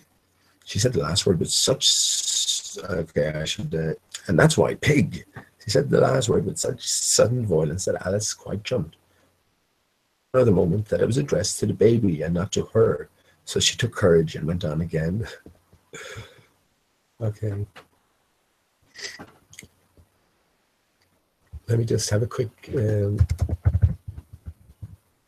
Oh gosh, I just thought of a connection. I was just wondering. I'm just going to type in Jimmy Savile and pigs. Any connection? And of course, we know the David Cameron connection to pigs. So that's interesting. Let's see. All right. Okay.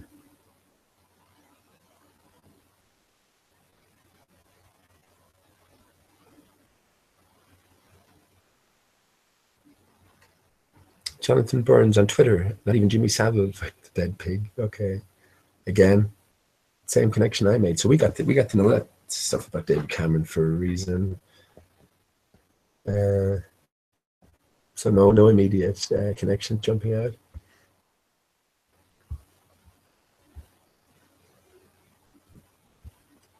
But yeah, baby is called Pig.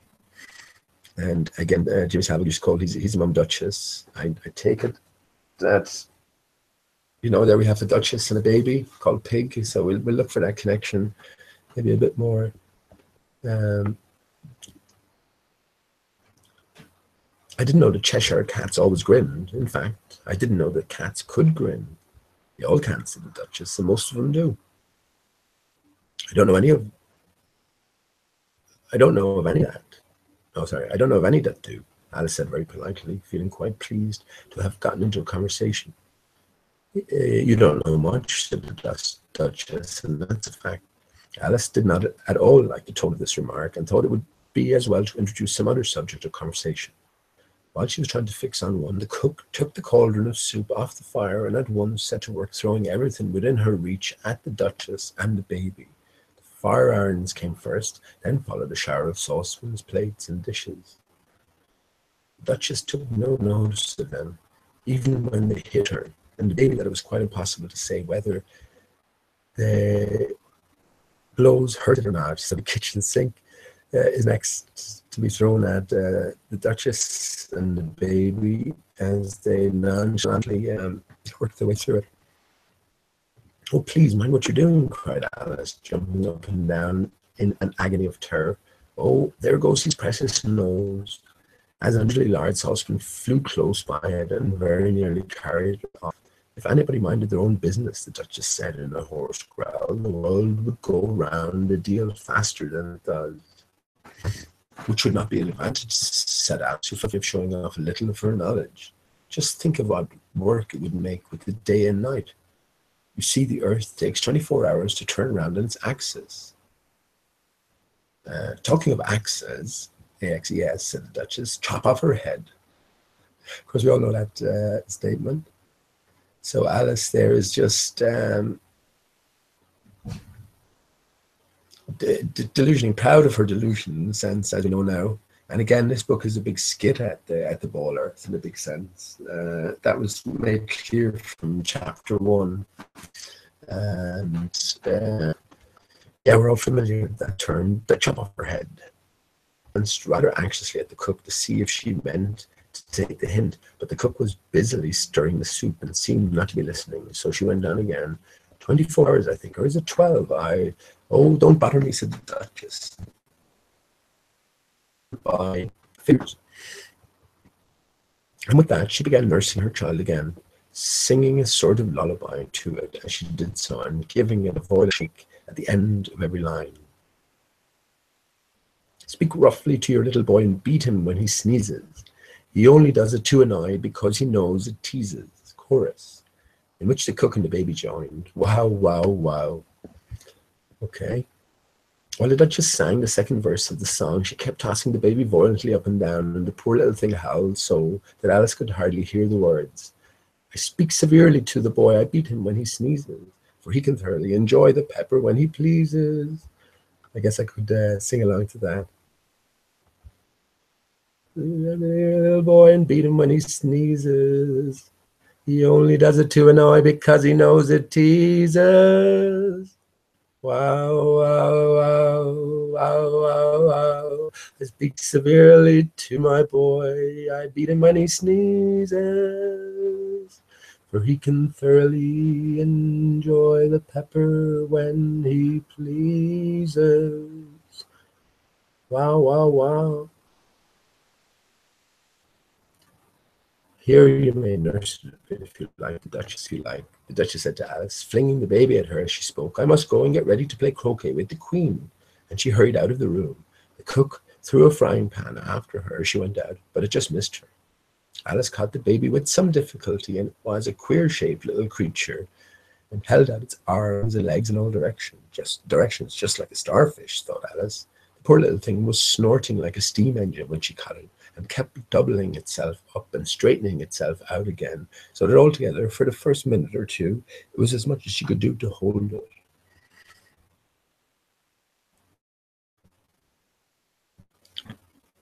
As soon as she made her way out of sorry, as soon as she had made out the proper way to nursing it, which was to twist it up into a sort of knot and then keep tight hold of its right ear and left foot so as to prevent it undoing itself, she carried it out into the open air. If I don't take this child away with me, thought Alice, they'll surely kill it in a day or two. Wouldn't it be murder to leave it behind? Out loud, and the little thing grunted in reply. It had left off sneezing by this time. Don't sound at all the proper way of expressing yourself. The baby grunted again, and Alice looked very anxiously into its face to see what was the matter with it. It had a very turned up nose, much more like a snout than a real nose. We have many characteristics in common with it. And eyes were getting extremely small for a baby. Altogether, Alice did not like the look of the thing at all, but perhaps it was only sobbing. So we have the transformation from what looks like a human baby to a pig. So maybe if everything is reversed, is this the original?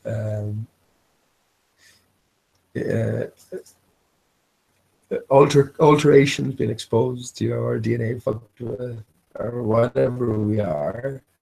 This was to make us human. We're not quite man, we're human. We're the color of man. We're a mix of different aspects, terms anyway, whatever's going on in deeper terms. Anyway, so here we have transformation of baby to a which explains the name.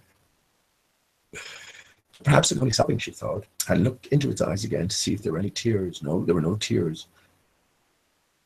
If you're going to turn into a pig, my dear, said Alice, seriously, I'll have nothing more to do with you. Mind now. The poor little thing sobbed again, or grunted. It was impossible to say which. And they went on for some while in silence. Alice was just beginning to think to herself now, what am I to do with this creature when I get home? And it grunted again, so violently that she looked down to its face and some of the arm. This time there could be no mistake about it. It was neither more nor less than a pig. And she felt that it would be quite absurd for her to carry it around further.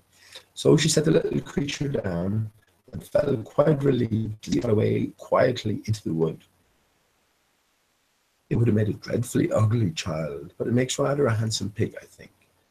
And she began thinking over other children she knew who might do very well as pigs, and was just saying to herself, if one only knew the right way to change them, when she was in her cat sitting on the bough of a tree a few yards off. And when it saw Alice, it looked good-natured, she thought. Still, it had very long claws and a great many teeth. So she felt that it ought to be treated with respect. Cheshire Puss, she began, rather timidly, as she did not at all know whether it would like the name. However, it only grinned a little wider. Come. It pleased so far, thought Alice. It's pleased so far, thought Alice, and she went on. You tell me, please, which way I ought to go from here? That depends a deal on where you want to get to, said the cat. I don't much care where, said Alice. Then it doesn't matter which way you go, said the cat. So long as I get somewhere, Alice added as an explanation. Oh, you're sure that, said the cat, if you only walk long enough. Alice felt that this could not be denied, so she tried another question. What sort of people live about here? In that direction, the cat said, waving its right paw round, lives a hatter, and in that direction, waving the other paw, lives a March hare. Visit either you like, they're both mad. You're mad as a hatter, mad as a March hare. But I don't want to go among mad people, Alice remarked. Oh, you can't help that, said the cat. We're all mad here. I'm mad, you're mad. How do you know I'm mad, said Alice. You must be, said the cat, or you wouldn't have come here. Alice, you must be for asking advice from a cat who knows he's mad. Alice didn't think that proved it at all. However, she went on. And how do you know that you're mad? To begin with, said the cat, a dog is not mad. You grant that? I suppose so, said Alice. Well, then, the cat went on, you see, a dog growls when it's angry and wags its tail when it's pleased. Now, I growl when I'm pleased and wag my tail when I'm angry. Therefore, I'm mad. I call it purring, not growling, said Alice. Call it what you like, said the cat. Do you play croquet with the Queen today? I should like it very much, said Alice, but I haven't been invited yet. You'll see me there, said the cat, and vanished. Alice was not much surprised at this, and she was getting so used to queer things happening. While she was looking at the place where it had been, it suddenly appeared again. By the by, what became of the baby, said the cat. I'd nearly forgotten to ask. It turned into a pig, Alice said quietly, just as if it had come back in a natural way. I thought it would, said the cat, and vanished again. Alice waited a little, half expecting to see it again, but it did not appear, and she walked on in the direction which the March Hare was said to live. I've seen hatters before, she said to herself. The March Hare will be much the most interesting, and perhaps, as this is May, it won't be raving mad, at least not so mad as it was in March. And so as she said this, she looked up, and there was the cat again, sitting on a branch in the tree. Did you say pig or fig, said the cat.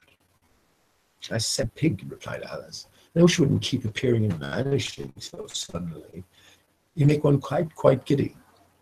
All right, said the cat, and this time it vanished quite slowly, beginning with the end of the tail and ending with the grin, which remained some time after the rest of it had gone. Well, I've often seen a cat without a grin, thought Alice. The grin of the cat, it's the most curious thing I ever saw in my life. She hadn't gone much further before she came inside of the house of the March Hare. She thought it must be the right house because the chimneys were shaped like ears and the roof was thatched with fur. It was so large a house that she did not like to go near till she had nibbled some more of the left-handed mushroom and raised herself to about. Even then, she walked up towards it rather timidly, saying to herself, suppose it should be raving mad after all. I almost wish I'd gone to see the Hatter instead.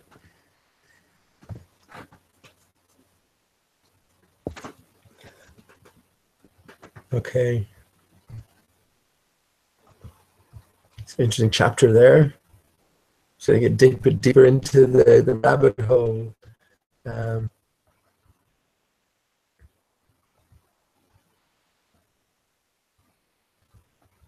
Again, much open for interpretation, and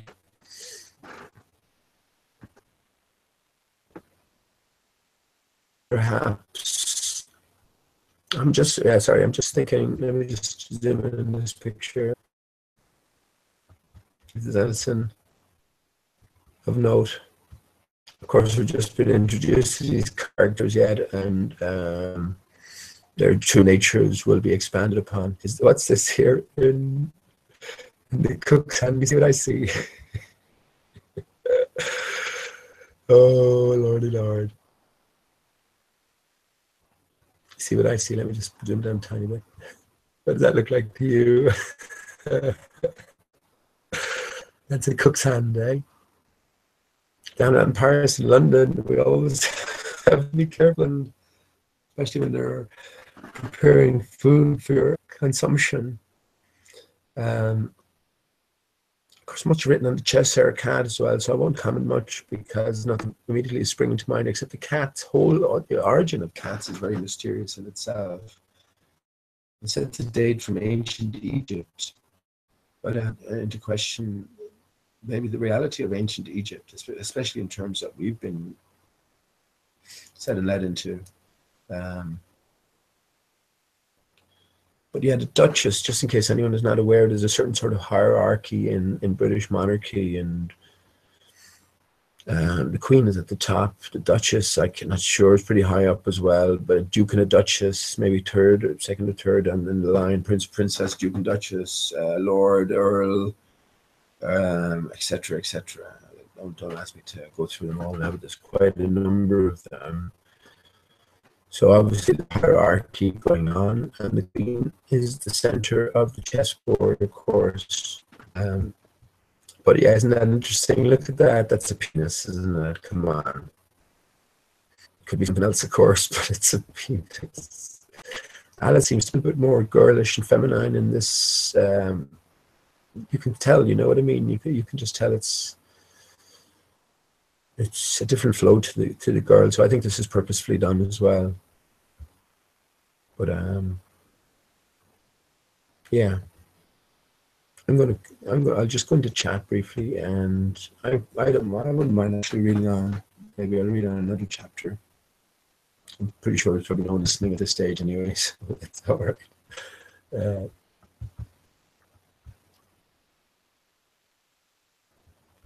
Yeah, I'm going to read another chapter. I mean, and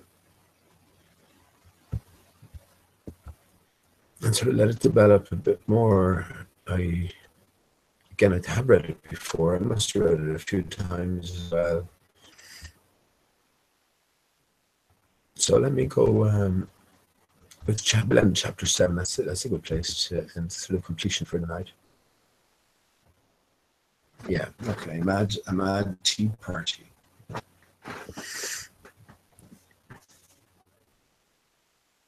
Well, this is the March Hare as well, the Mad March Hare. This is all about the return of the sun, isn't it? It kickstarts the animals into life, or the recreational activities that surround life. But that's what I think. It's such a frenzy, you know. You can look at it, the pigeons. It's a frenzy. It's a frenzy, you know. It's a constant sort of battle to procreate for the animals. So again, we shouldn't be surprised to find any natural sort of associations and metaphors in play. So a mad tea party.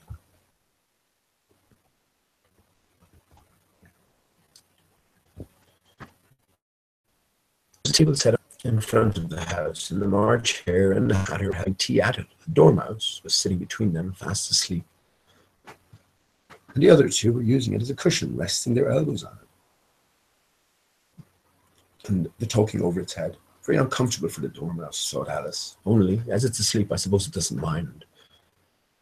The table was a large one, but three were all crowded together at one corner of it.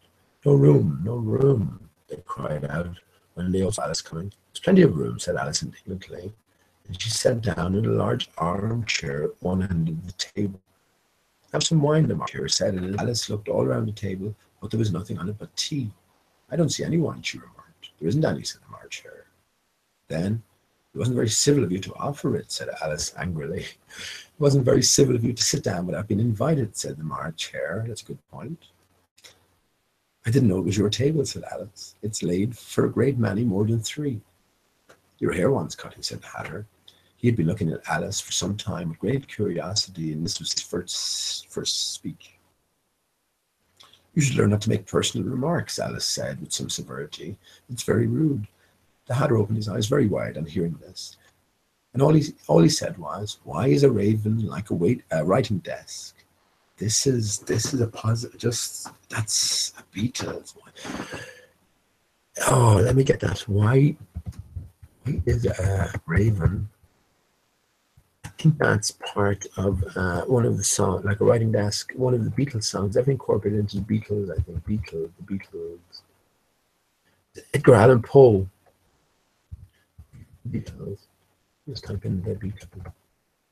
Edgar Allan Poe's riddle. Anyone think of the answer?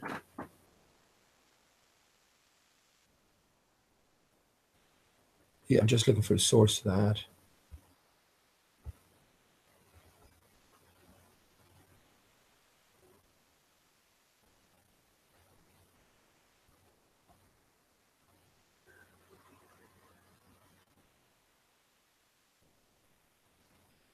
Oh, what's this? Beatles and Alice in Wonderland. Alice is everywhere. Yeah. Oh. That's one to look at, isn't it? That's one to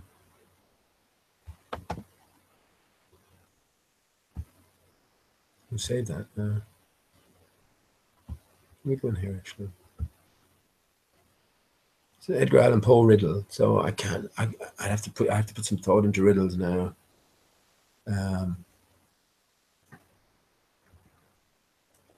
Alice is everywhere.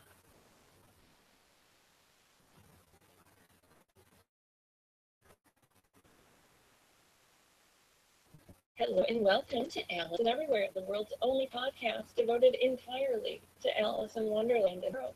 My name is Heather, and today is part 2 of the very important subject of Lewis Carroll's influence on the Beatles. In part 1, if you have not listened yet, we concentrated on John Lennon's fandom of Lewis Carroll and how Alice was directly inspired. I'm going to turn it off now just in case there's anything. Now, isn't that a find? That just came up randomly there. So a big connection made between the Beatles and Alice in Wonderland. So I'll be checking that out. No, I let that. Yeah, thanks, Joe. I stopped that, and isn't that an interesting find there now? So I'll definitely be looking back into that. Why did I go back? Why did I go there now? I'm trying to think why I went there. Oh yeah, why is a raven like a writing desk? So is anything coming to why is a raven like a writing desk? I don't think the riddle is actually resolved within this, so I can read on. But I think I have heard the solution before, you know, or at least one potential solution. Come, we shall have fun now, thought Alice. I'm glad they've begun asking riddles. I believe I can guess that, she said aloud. You mean that you think you can find out the answer to it, said the March Hare. Exactly so, said Alice. Then you should say what you mean, the March Hare went on. I do, Alice hastily replied. At least I mean what I say. That's the same thing, you know. Not the same thing a bit, said the Hatter. You might just as well say that I see what I eat is the same thing as I eat what I see. You might just as well say, added the March Hare, that I like what I get is the same as I get what I like. You might just as well say, said the Dormouse, who seemed to be talking in his sleep, that I breathe when I sleep is the same thing as I sleep when I breathe. It is the same thing with you, said the Hatter, and here the conversation dropped, and the party sat silent for a minute. When Alice thought over all she could remember about ravens and writing desks, which wasn't much, the Hatter was the first to break the silence. What day of the month is it? He said, turning to Alice. He had taken his watch out of his pocket and looked at it uneasily, shaking it every now and then and holding it to his ear. Alice considered a little and then said, the 4th. 2 days wrong, sighed the Hatter. I told you butter wouldn't suit the works, he added, looking angrily at the March Hare. It was the best butter. The March Hare meekly replied, yes, but some crumbs have got it mumbled. You shouldn't have put it in with the bread knife. The March Hare took the watch and looked at it gloomily. Then he dipped it into his cup of tea and looked at it again.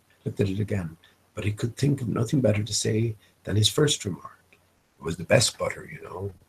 Alice had been looking over her shoulder with some curiosity. What a funny watch, she remarked. It tells the day of the month and doesn't tell what o'clock it is. Why should it, muttered the Hatter?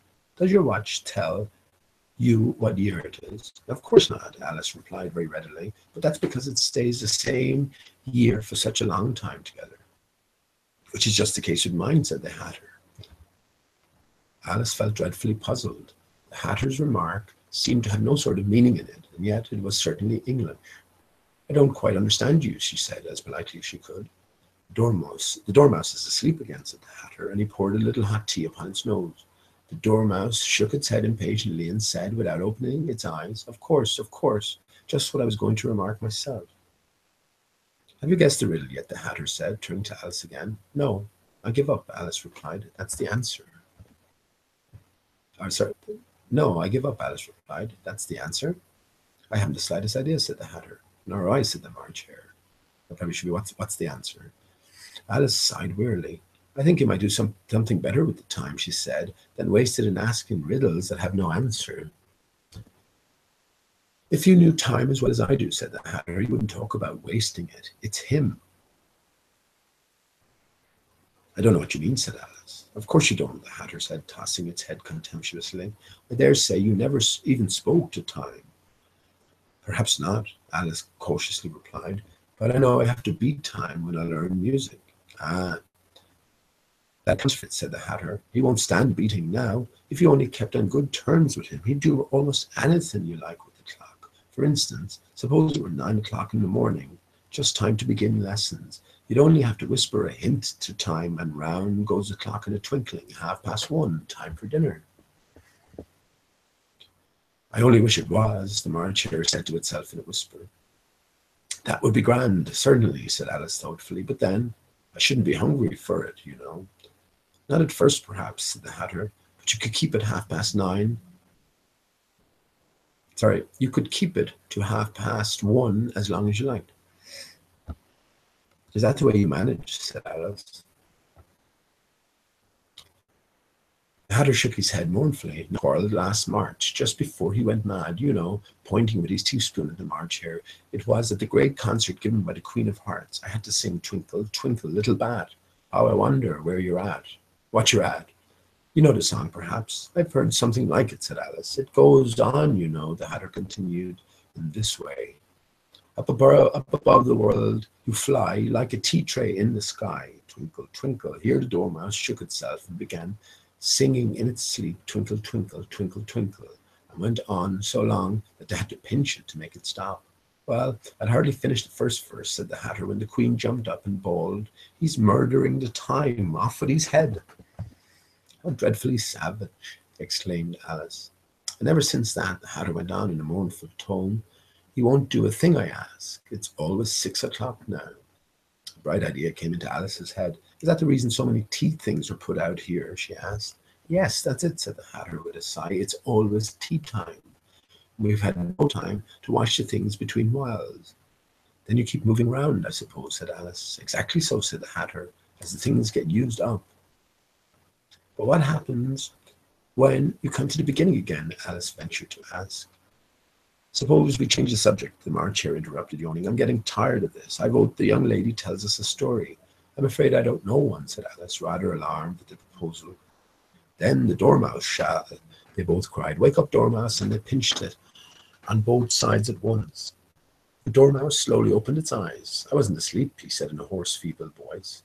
"I heard every word you fellows were saying." "Tell us a story," said the March Hare. "Yes, please do," pleaded Alice. "And be quick about it," added the Hatter, "or you'll be asleep again before it's done." "Once upon a time there were 3 little sisters," the Dormouse began in a great hurry, "and their names were Elsie, Lacie, and Tilly, and they lived at the bottom of a well." "What did they live on?" said Alice, who always took a great interest in questions of eating and drinking.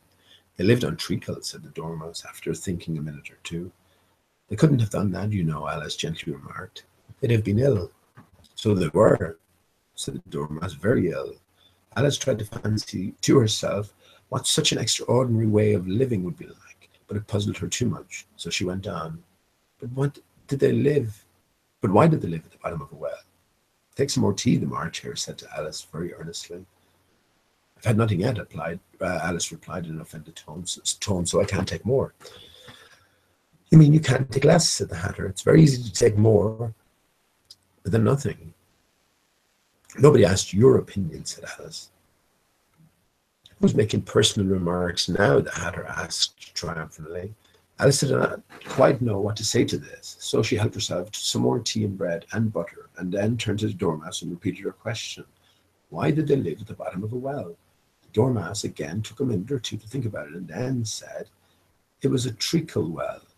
"There's no such thing," Alice was beginning very angrily, but the Hatter and the March Hare went, "Shh, shh," and the Dormouse sulkily remarked, "If you can't be civil, you'd better finish the story for yourself." "No, please go on," Alice said very humbly. "I won't interrupt again. I dare say there may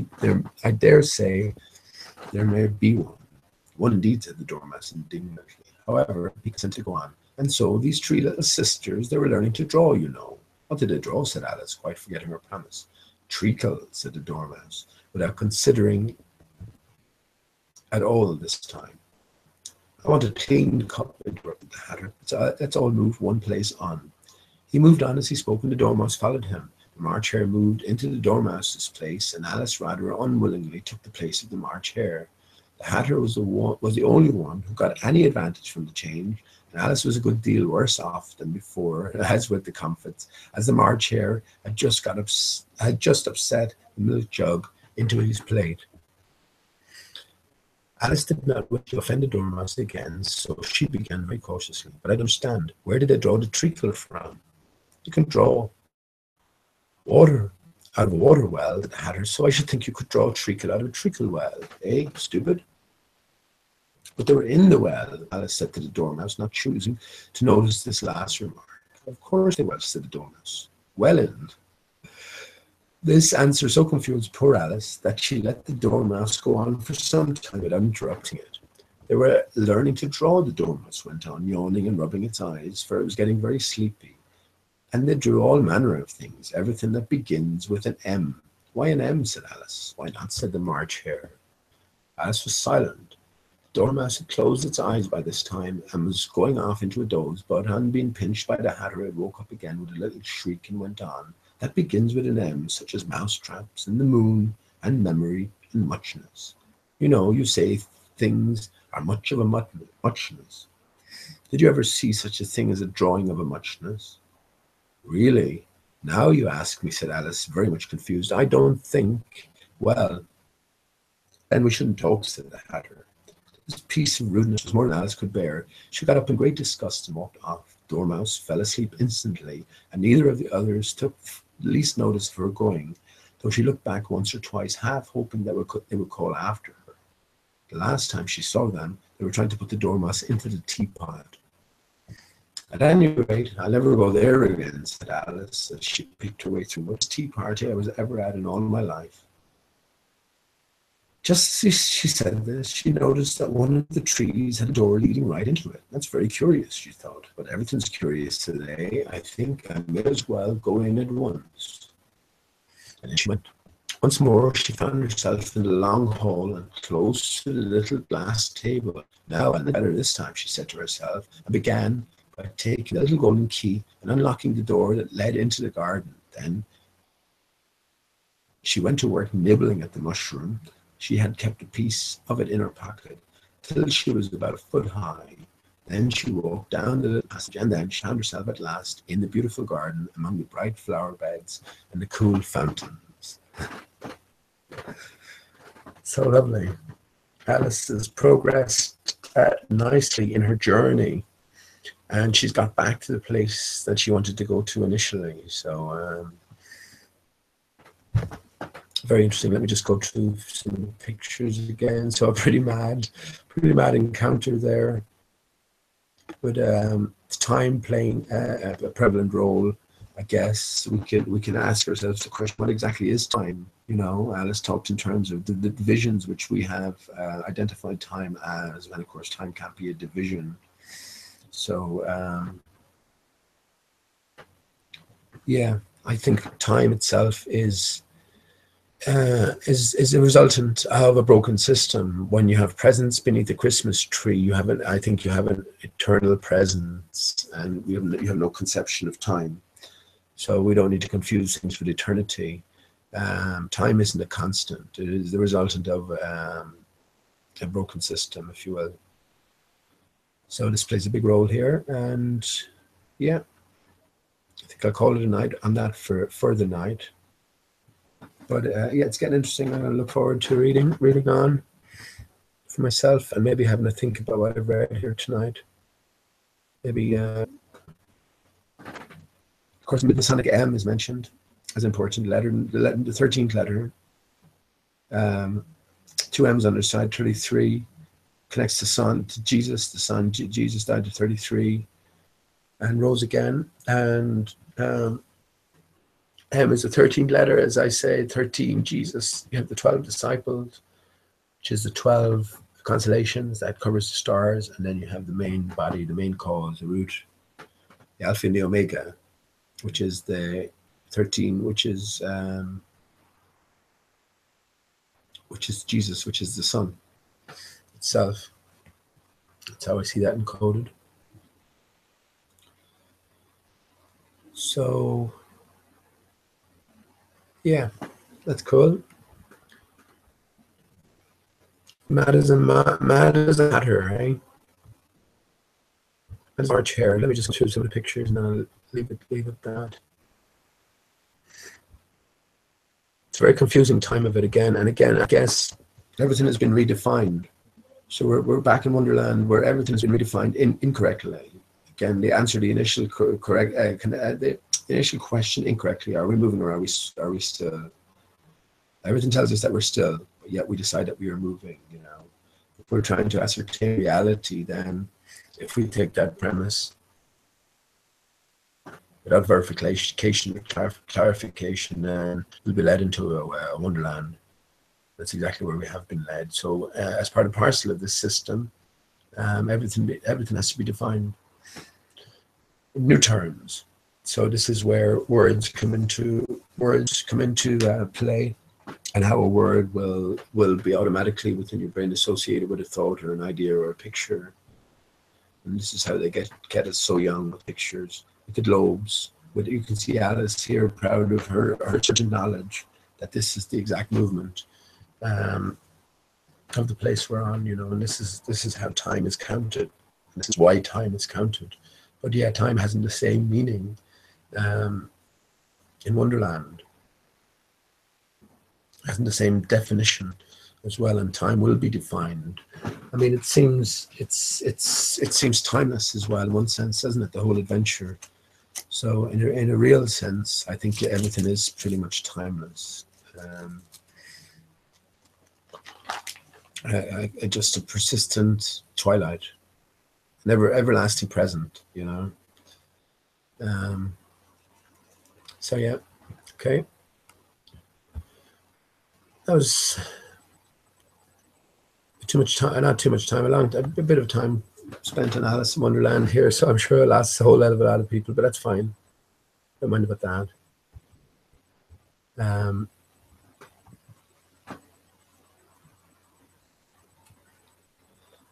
I was going to go into,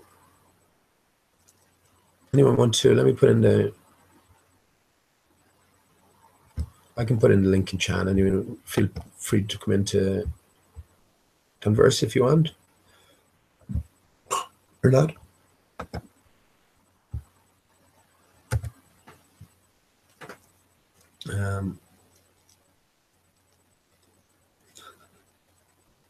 So anyone who's left listening, Mom and Dad are still here. I mean, some things might have occurred to you. Not sure how you feel about me reading all of this, but again, I think there's a deeper significance, a deeper meaning to it all, and it's definitely open to interpretation. And it's just curious there how I came by that link. So I'll definitely be looking into that link where that lady talks about the big associations between the Beatles and Alice in Wonderland.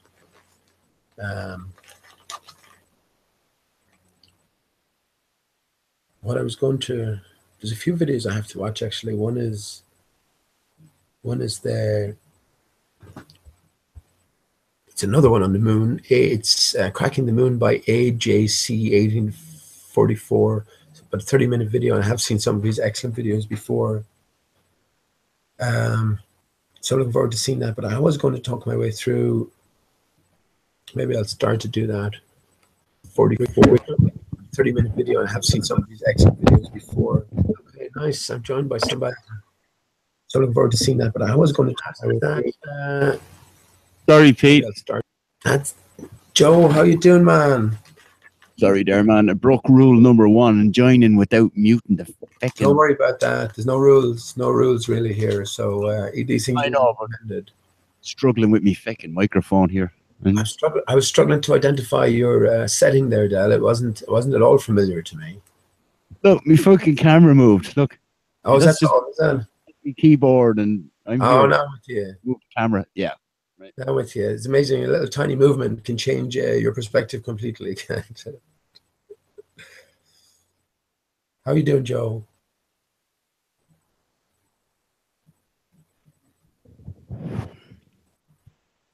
How you doing, man? Anyway, P, don't let me stop you. You get on there with what you were saying before I rudely bursted in there. No, you're good, man. I was just going to say that that's what I intended to go. I was a few videos I have to watch, but the one I was going to go through, I don't have to do it tonight, man, but I'll definitely go through it at some stage. Is it regarding the moon as well?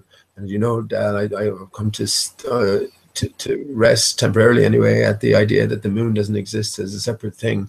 So it would have been just interesting to go through the video itself, which was recommended by Billy Sunday today on on Jamie Brown's channel, and just go through it from the start and just see what pops up, what sort of support it might offer to my thoughts or contradictions to my thoughts as well. You know.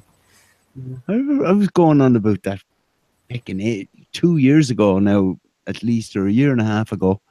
The whole free energy concept of the map. I think we even discussed it before. Right.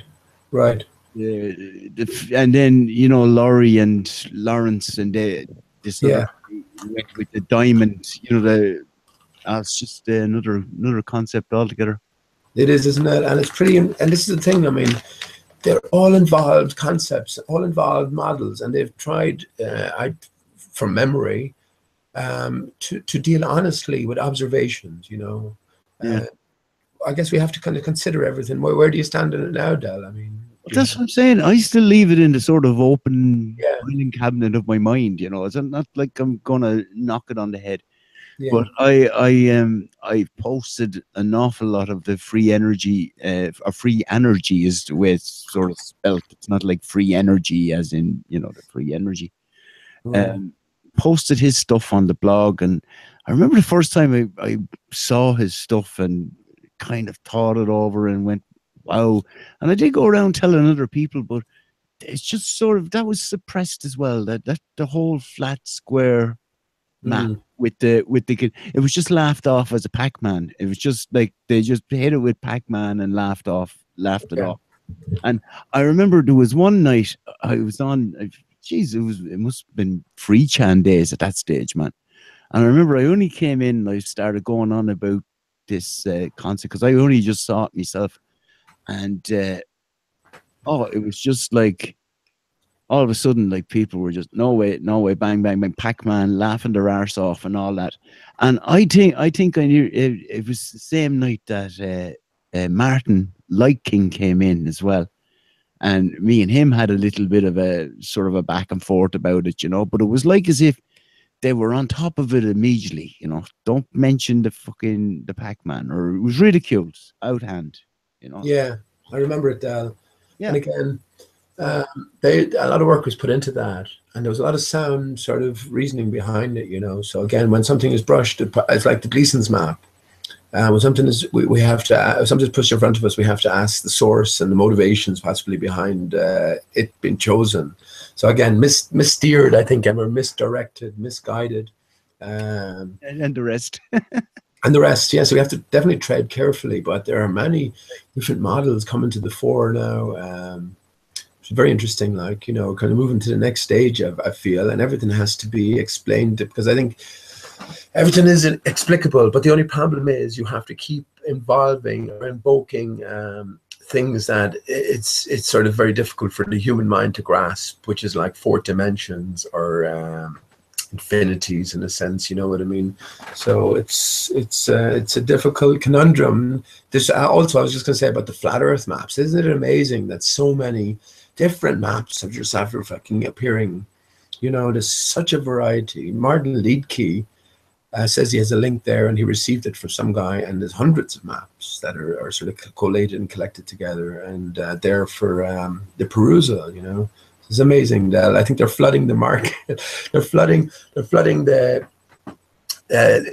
they're flooding the land with too much information, so you don't know which way to turn, you know. You're right. And it's funny that Denny's here, he came in. I do, Mom. Right. Do you remember typo error? Your typo error from over in Fakeology? Yeah. Dude, one of the days there on Discord, he just started. It was just a map after a map. Wasn't that typo? Was typing them in, man. Funny typo. Yeah, he did. He come up with a good few there. Can you hear me? Sorry. Yeah, you're good, man. How you doing? Welcome. I'm doing fine, Pete. Thanks for your efforts today, man. It's been brilliant. It's been really, really amazing. We're going to hit on a couple of things there. But what you're saying there, Del, it makes perfect sense. It's almost like a cheap Japanese knockoff that you get from all these inventions afterwards. You know, all these maps that are coming out. Yeah. The authenticity is questionable at best. Yeah. Where do they all come from? Yeah, and this is the thing. I mean, none of this is. This is going to put artists in work now. This is a new thing now, Pete. If you don't be worried. This is the next level now. This is, you were talking about the next level. We're in fucking Disneyland now, man. Man, it's all ice in Wonderland. Yeah, all I see Wow, Wonderland. good one. Fucking, yeah. That's a good one, Del. Yeah, it just occurred to me there a while ago. But I do like All of Us, though. I definitely do like All of Us in Wonderland. well, I think the prefix AL there, it can be attached to everything. The alphabet, Mm. you know, it's one language. You know, you've got the alphabet. There's a lot of structure gone into that naming of the girl Alice. And you know, I think they might have actually invented the girl Alice. Do you know what I mean? No, continue. What do you mean? come on, Just to cover up for the name. for all ice or Yes. Alice? Alice. Yeah, because I mean, we always hear stories. Oh, the young girl in question, Alice, blah, blah, blah, blah, blah, blah, blah. You know, why? Why do we get told that? Sort of not following you a little bit, Danny. Are you saying? All I'm saying is that we can follow the Alice in Wonderland story, but when we get the embellishments of the news media or where the name Alice comes from, I'm just questioning that. It's definitely a story that's many years in the telling anyway, and I think it's still alive and it's still open to interpretation. And of course, yeah, all ice makes sense in the sense that not sure exactly where we're all at in this. I do believe we are surrounded by an ice rim, which would make sense for me anyway, just in terms of a collapsed barrier, you know, and where the barrier meets the land, meets the water, you'll have iced rims. And so that would make sense. That's a sort of definition of our boundary conditions. But definitely, I agree with that wholeheartedly. I really do. Yeah, the lack of cold extenuates outwards to where there possibly could be a rim, and it also does go over the top of us. Yeah. There's a lack of heat, there's a lack of light, there's a lack of everything, and that's exactly what I think space is. I think there is a limit to where you can go. Now, maybe this Wonderland thing is a channel that the North and South both hold, and that would explain a lot of the anomalies that we're seeing now and why they're covering up things in the northern and southern regions. Pete, you're opening my eyes to all different aspects, man. Nice, man. I mean, listen, this is what it's about, just sharing ideas and maybe sparking possible connections within the human mind. Again, I think all of this story is well known by millions, you know, so we're not uncovering anything new in one sense, but in another sense we are, of course, because we're not privy. We haven't got the solution to the riddle. But when you do, I guess, let's just say eventually you do solve it, then you just join the club like everyone else who knows about it. It's like sort of getting through the gates, I guess. Well, I think Del's come across something marvelous earlier when you were talking about Batman, weren't you, Del? And basically just a quick hit on it, Batman and Superman and an anomaly, one of them being an alien. That was great when you went into. I said that for a while, man. You know, I remember. I think I even said it to you one time about. You did do that. Do you know what? It never came back until you said it.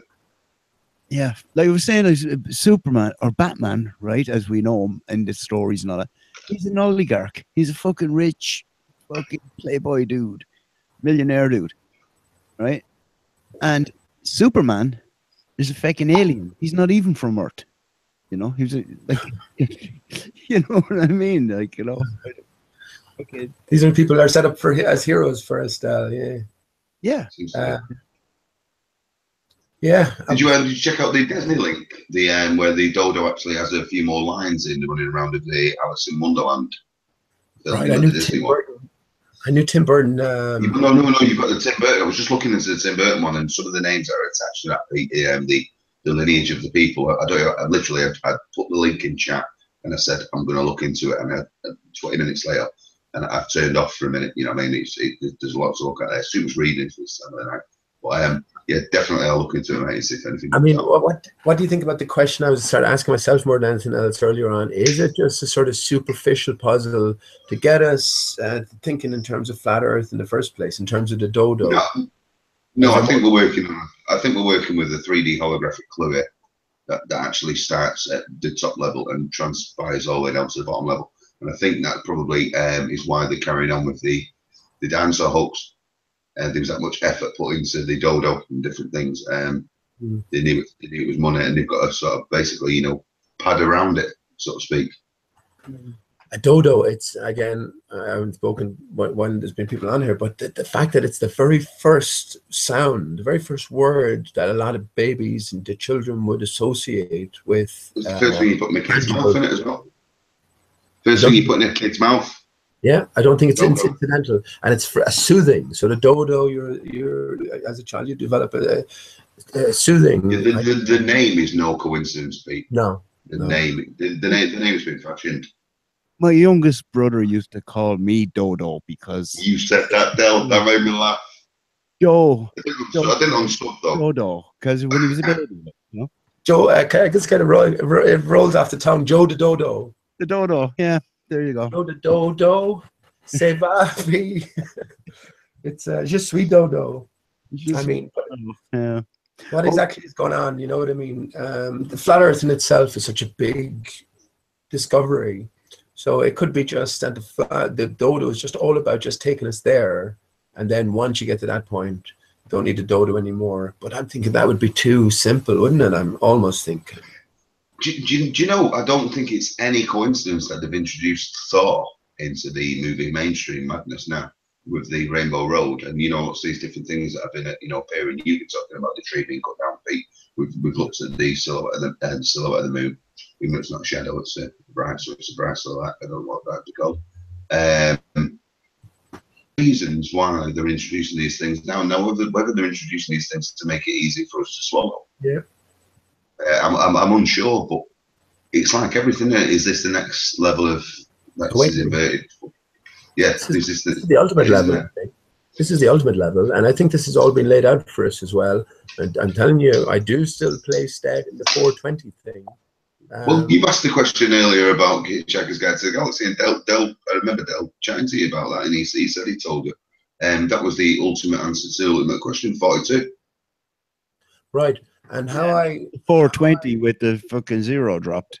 That's right. That's what I'm saying. So because everything is reversed, it's not the actual ultimate answer. And what we do is we reverse the gematria practices. So instead of taking off a zero, a node, add on a node, and then you get the true answer, which is 420. And then that's what I'm saying. 420 from 1598, when the dodo was discovered, to 2018 is 420. And again, is this all an unraveling of a greater picture? I don't think the word discovered is a problem either. Discovered. Yeah, exactly. You know, and the fact that it's mentioned as well, Mum, to being discovered with the giant turtle. You know, again, if we take and you know, with its location where Mauritius is, and you've got the elephants, and it's almost like if you was to, you know, to do it in chronological order, you'd have the turtle, then the elephants, and then like humans, and you say the birthplace of man is Africa, and you know. Excellent. There's lots of clues out there that we're never picking up on. I mean, this is the funny thing about talking to people, that you can bounce stuff off. There's nothing better than this, and yet we're using a language which is made up by the idiots. So, you know, imagine how far we'd get if we had our own language. And look, that's why I even come on. That's why I even come on here, even if there's no one listening. Even by me reading that stuff for myself, I'm sort of getting something from it, and voicing it will lead you into different areas, you know, than just thinking it to yourself or whatever, you know. So no, it's great. Definitely. Well, did you see the couple of when you were mentioning you were talking about Martin Liedtke talking about the buffalo? That reminded me about the Minotaur in the maze, which was half man, half bull. So you've got the Bible, and it's actually, you know, to be a transgender bull, so to be a Bible, literally. And the maze, I think maybe Jaron mentioned this. And the maze, by the way, the maze is a common occurrence on a turtle's back. There is actually a maze which is put out there, which is actually a turtle's back shell. I forgot to add that in the link, sorry. Nice. That's a nice association. If I remember correctly, it might even be the maze out of Shining. Shining. Yeah. I think it might be. I'm unsure though, but there is the same pattern. So you've got the maze there, the turtle shell back. So obviously, I mean, that's no one's thinking of a big turtle, but nevertheless, they can put 2 clues in one. With It's a nice thing for consideration. And certainly again, is. everything leads back for me, Mum. Everything leads back to a basic and simple story, and that is the nature of the realm we're in. Maybe the nature of the destruction that we went through, the change we went through, and the nature of ourselves within everything else. And I think that's been told on many different levels, and it's just waiting to be decoded. You know what I mean? So once you have a key or a lead, some sort of I've even looked into. You think this is fucking weird and stupid. I've even looked into the way they cut diamonds, just for any kind of inclination towards shape of domes or anything, refraction things in the sky, just to see if anything was there, anything stuck out. You know what I mean? The highest forms of skill that you can say on the planet. So we've already looked into literature.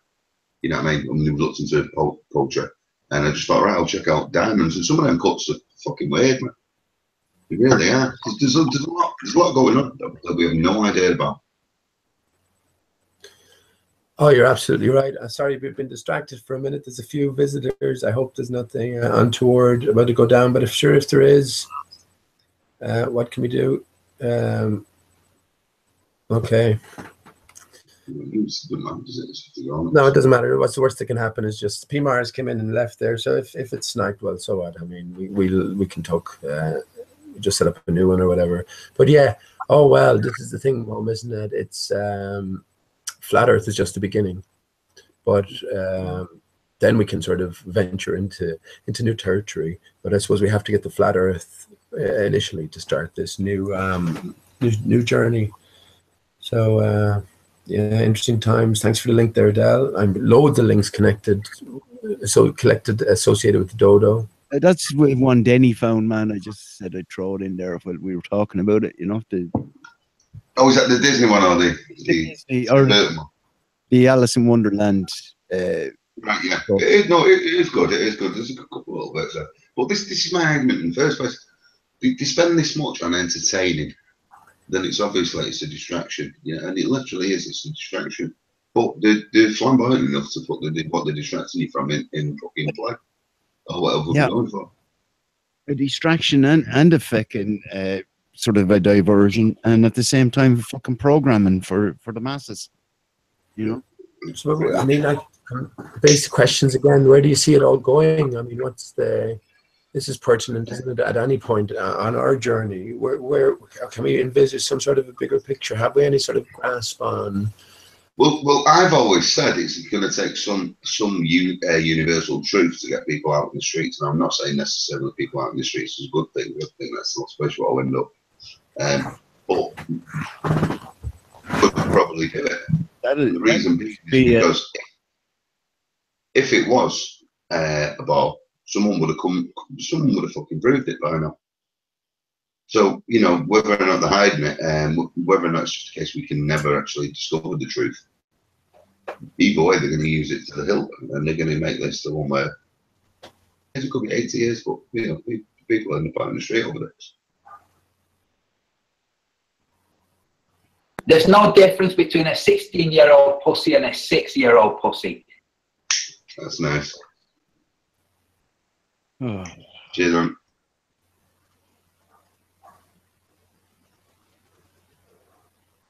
All right, you eject function, I suppose, is that? Yeah. Why do I do that? Can you eject him, Del? I can't unless I have the power, man. And I don't have the power. Oh, there you go.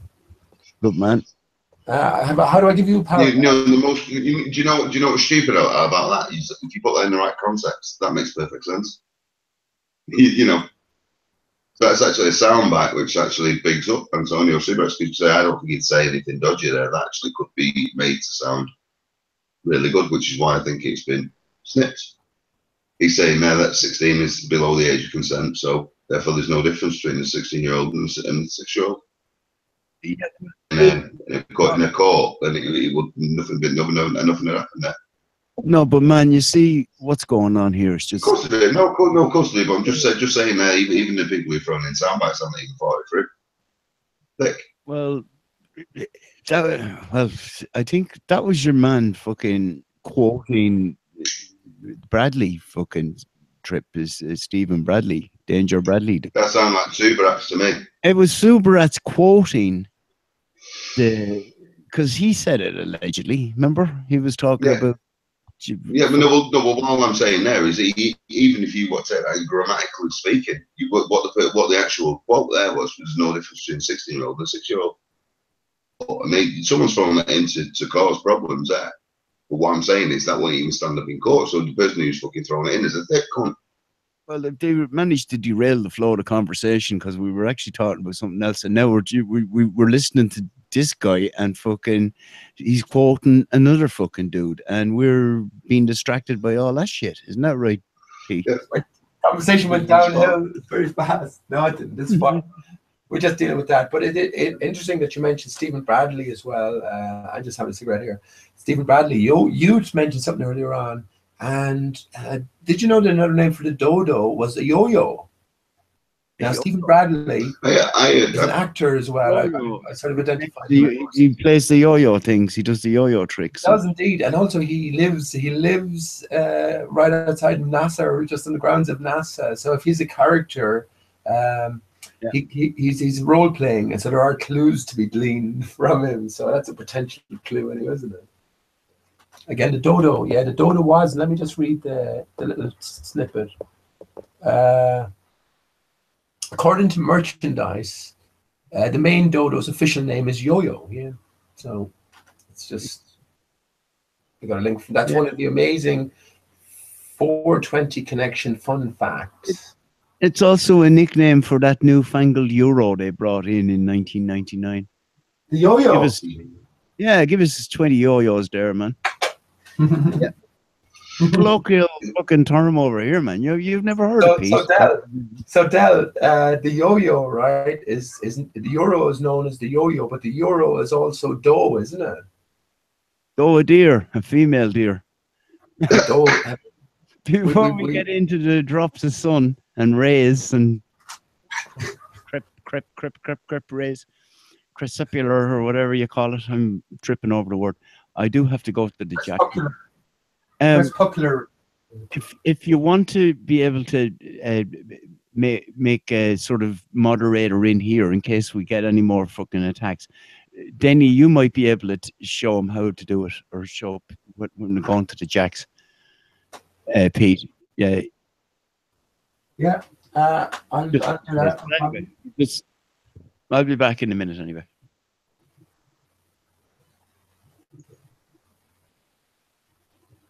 I don't know what I'm doing, but I can piss about if you want. No, Pete, what I'm saying there is obviously in the eyes of the Lord, there's no difference between a 16-year-old and a 66-year-old. They're all off limits. That's all we're saying now. Yeah. You know what I mean? At the end of the day, if you're going to throw something in that's fucking incriminating, at least use some fucking evidence. I don't get wrong. I think there's some fucking crazy shit going on with Stephen Bradley, but I'm right behind you and thinking that all these are actors, my friends. So don't be thinking anything untoward is going on at all. I think it's literally a show. Anyway, let's get back to the main thing. What did you what do you think the let's word this right. What do you think the main push for all the literary stuff that we've had over the past 100 years is? Is it a distraction? Is it the age of wonder, or is it like a lot of us think? Just at the time, 420 years. Ultimately, it's not a long time. 420 years. We're sort of being bombarded with history and exploration. It's almost like they're covering some up. Well, they're only covering up everything, I guess, but it depends on who they are, Mom. And again, it does depend on what your view of the greater story might be. I mean, when we're considering... Well, I've got my view. My view is that they, sir, are the artistocrats. Money's no option to them. It's all about making the show. They are the artistocrats. They run the show. The money gets people to do things for them. People always talk about the money and things like that. Money's imaginary. What's their purpose ultimately then? What's the distract, keep the thing going? Maybe they're the prison warders. Any ultimate goal, any ultimate purpose in all of this? Is it sort of? Yeah, I think it's to keep our spirit down, definitely. Right. I think it's some sort of basic training, but that was just something that popped his head when he was very young. Okay, so we can get out of this, like, and then once we get into reality, I will realize it's a far cry from anything there. Well, yeah, reality, and when you look into that word, you find that it comes from royalty, which meant what the king said went. Final word. So, you know, this is what I mean. We've got the language that we've been given. But imagine we know the language that we can. I mean, for instance, now we're communicating with you boys, but we're also communicating without communicating. Do you know what I mean? And that's not done by any other reason apart from, you know, syntax and making sure you trust people and stuff like that. So the words have double meaning. Then, and so I think there's a lot more of that needed. I really do. And that actually, like you always say, if you can show your face, just say hello. You know, on camera, it means a lot. Yeah, it does indeed. And of course, we all know what we look like here, so that's not an issue.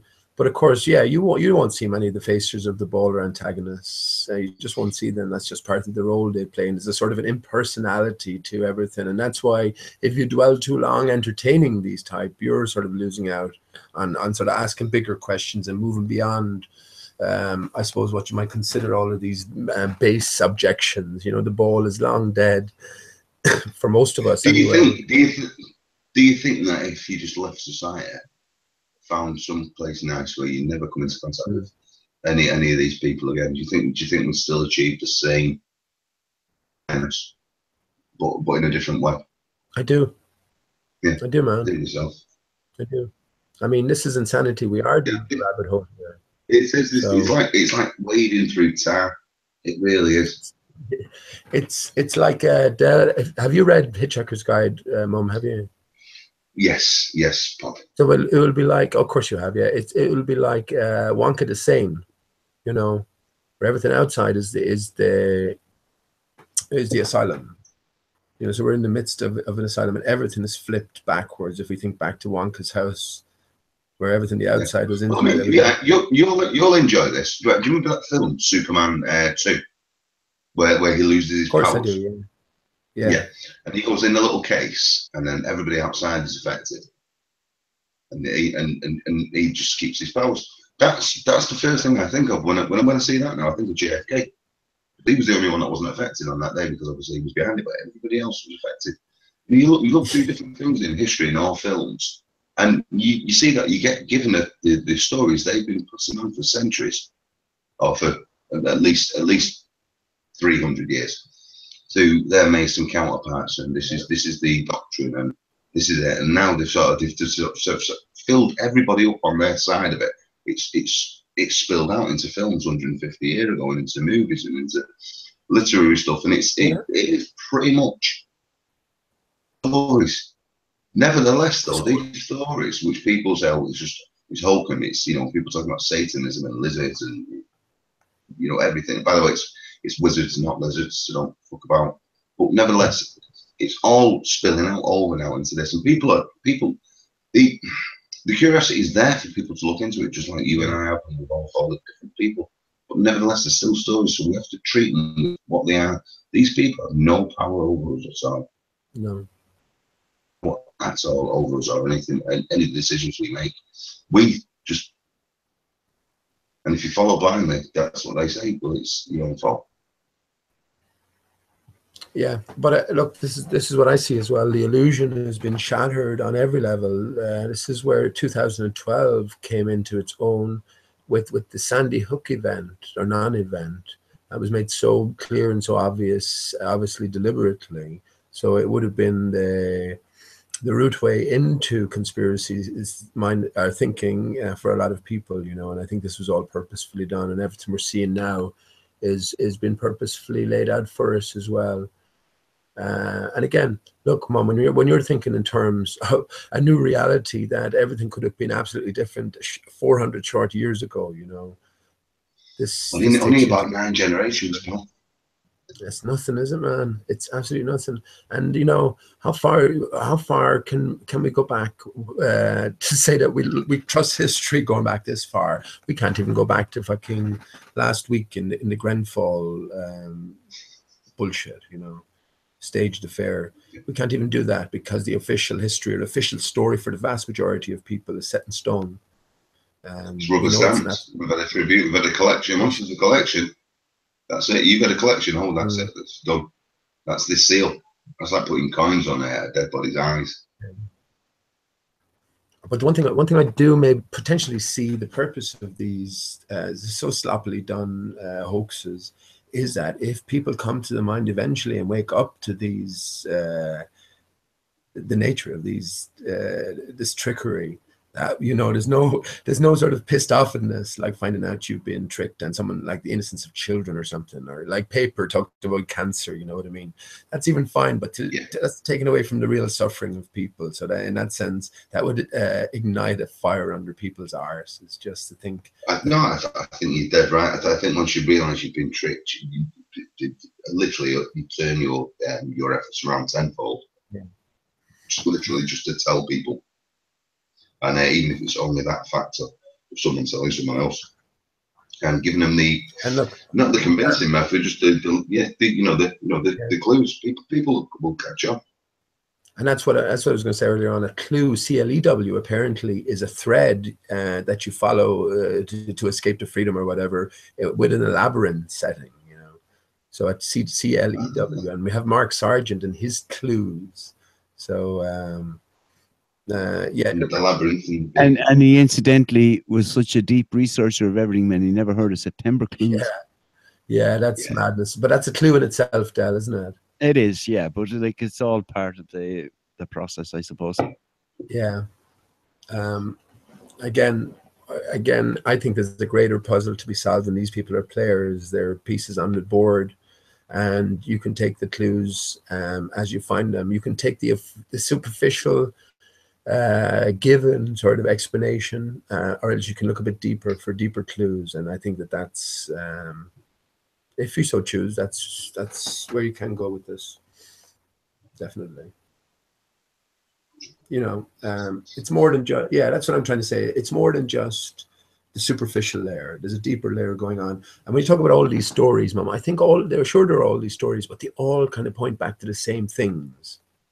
Not just the same thing, the same things, which is pretty much real nature. Originated pretty much in the same area is pretty scary as well. I mean, they all originated in the Bavarian mountains, most of these stories.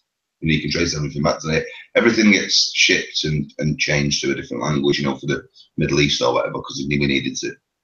Well, that's a bit of Nico Hop's sort of, you know. It is a bit, but only because when you look into the origin of like you know, in the Middle East, some of their myths and stuff, they're so similar. So I can understand where he's coming from, and I'm sort of going out on a limb there. Remember, it's only my opinion. I'm just admitting. So, it's sort of nevertheless, it does seem a lot of the area on the maps, the green verdant areas, which was obviously, you know, the mountains around Germany and all, you know, Eastern Europe and stuff like that. That's the perfect place. That dies, you know, if you're going to drop some people off and say, right, set up camp, that's where you drop them. I always really think that there's something about it. I don't know where it is. Whether it's the diet that would be attained from being around there with having all the lush vegetation plus the animal life. There's you know, no desertation. I always think, well, the stories are going to come from there. The intelligent people are going to create I don't know, something about that place. Right, I'm just going to mute for a sec, lads. Just got to do something. Yeah. Well, this is always the bigger question, defining exactly where we are, defining when we are. Alice in Wonderland there, Del talked about time and what exactly is time. You know, again, all pertinent questions, and many people might want to go there, and because, you know, it soon sort of gets out of hand in terms of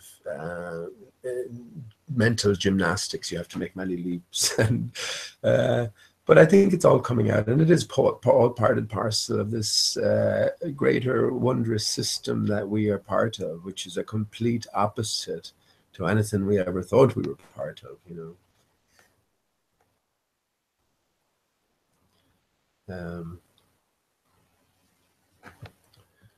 Yeah, I'd probably save that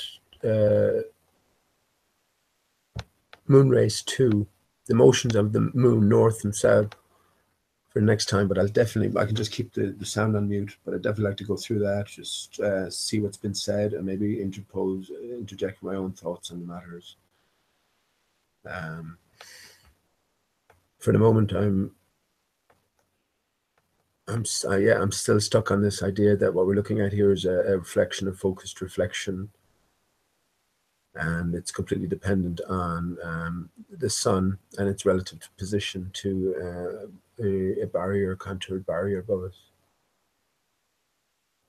So I see Comfarts is here. I mean, I'm not Twerky Comfarts. Is this real? I wonder, is it Jeremy? Like, I mean, I'm pretty sure there's a connection there, but it's funny sometimes. But beyond a certain point, I don't know, it loses its luster.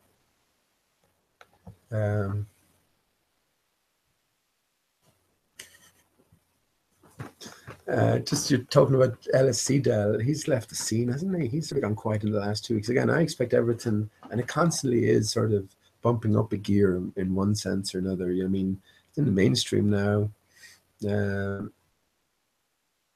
On numerous occasions, we're getting hints everywhere. More and more people are coming into flat Earth inquiry. Yeah, it'll become impossible soon not to have heard of it. So I do expect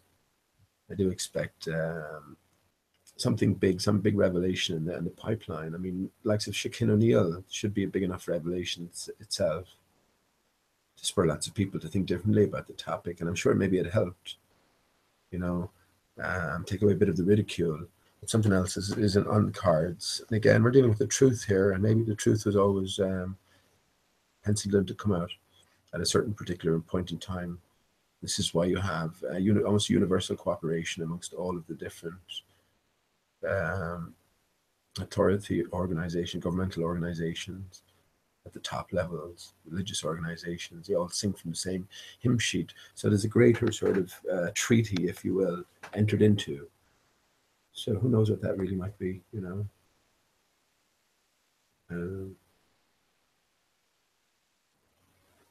Oh, hang on, let me go into... Yeah.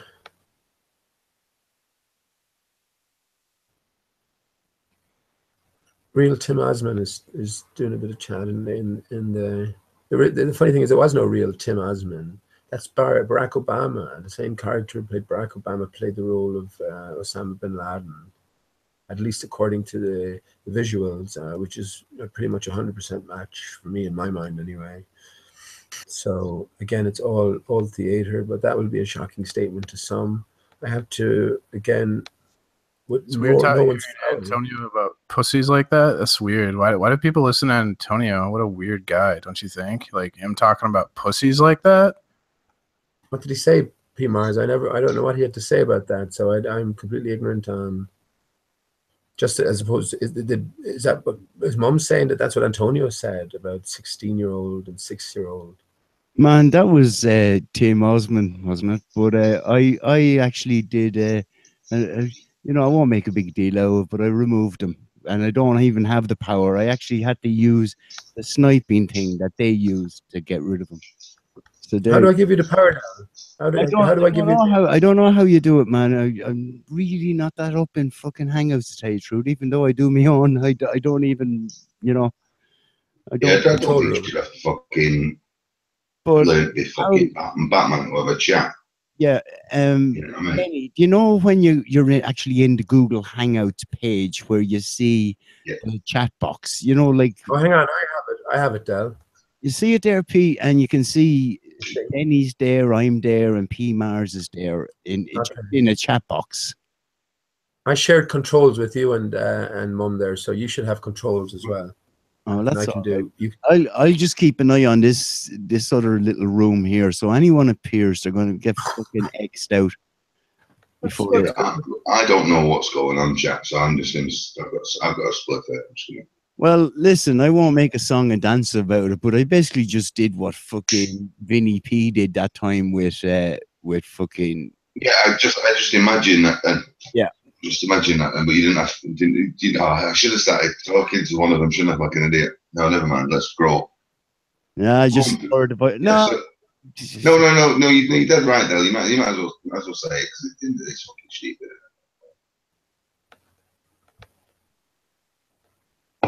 Good stuff. Yeah, these people are so fucking wrapped up in their own bullshit. You know, like I said in the chat box there, it's the TV. You know, the fucking damage it's doing.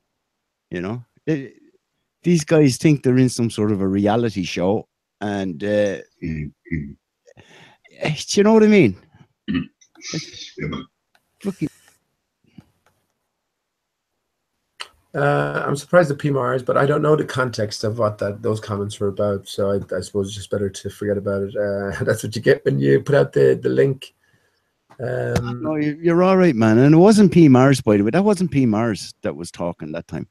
No, it wasn't. Was it? That was the so-called Tommy Osmond. You know. Really, that sounded like P Mars to me. Well, they both sound the same, pretty much. P Mars, but that wasn't P Mars that was talking. Just okay. Something else. Tommy Osmond. Who's got their watch page on? That's me. Sorry, Del. I was just quickly going back to double check, but it definitely sounded like P Mars. It had the name P Mars, of course, so it could have been P Mars then. Yeah, but oh well. It's all very childish, isn't it? It was all about just disrupting and acting the prick, you know. Yeah. So it was Timmy. He was getting ready for his 5-minute fucking bullshit, which is a bit childish as well when you think about it. Timmy is like he's a lady Del. Yeah, you see, yeah, but you see the role he plays. You know, it's do you know what I mean? I'm not even going to. No eyelash. No, he has no eyelash. Literally, he's wasted breath in it. Yeah. Yeah, but he's still playing. He's doing the rounds, but again, there's something going on with this transgender thing, and just to not talk about it is ridiculous, I think. But anyway. Yeah, well, I thought that was a little bit of ignorant of Arwin earlier, because in one breath he was saying he lives in giants, but we don't believe in giant trannies. No, so there you go. I believe in giants, but I don't believe in trannies. Yeah, pretty much. You know, and I said, well, what about giant trannies? And he's like, oh, I don't know about them. Remember, there's the scripts out there, isn't there? There's the fucking scripts. Everybody's got their own little part. Yeah. It is a script. It is a bloody script. But just like this Timmy Osmond dude, they've upped the ante now, and he's up there on the level now with LSC. You know, they did a little film expose, and it was so fucking staged and scripted you wouldn't believe it. The trouble is, I think Matt Boylan did a better LSC than LSC. Yeah, but was going to have LSC. That was 10 times. I would have picked him to play LSC. and what's his name? Stephen Christ as fucking Matt Boylan. They fucked up big time. They cast him for this. Looked it up. Yeah, they did. Yeah, and again, didn't they swap Patricia for Antonio? Should have been the other way. Yeah. I think this is what it is. They just should say, no, we don't come back to the real media. We get it right. We write the scripts properly. Man, they could have given us. Like we would have done it for half the price John Le Bon said he'd fucking take, and we would have been grand. Yeah. That story would have been 10 times better as well. Got Brain Tactica, run by Sado nuns who don't wear anything, you know, and they're all women who are curvy. Some of them are fat. Yeah. Miriam Margolis, but it doesn't matter because they're women, real women. I don't want no skinny thing on the internet now saying that I could be a girl. That's all. You look at them now and you're just thinking, hey, what's going on anymore? Yeah. No idea. Even the fellas that come out with this making films, and they're prettier than the women. Show us your hands, your hips, and your shoulders, for starters. Yeah. So, yeah.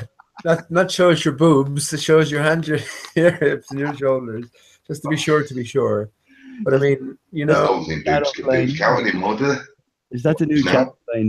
Your shoulders, your hands, and your hips pass. So, you know, would you like to go on a date?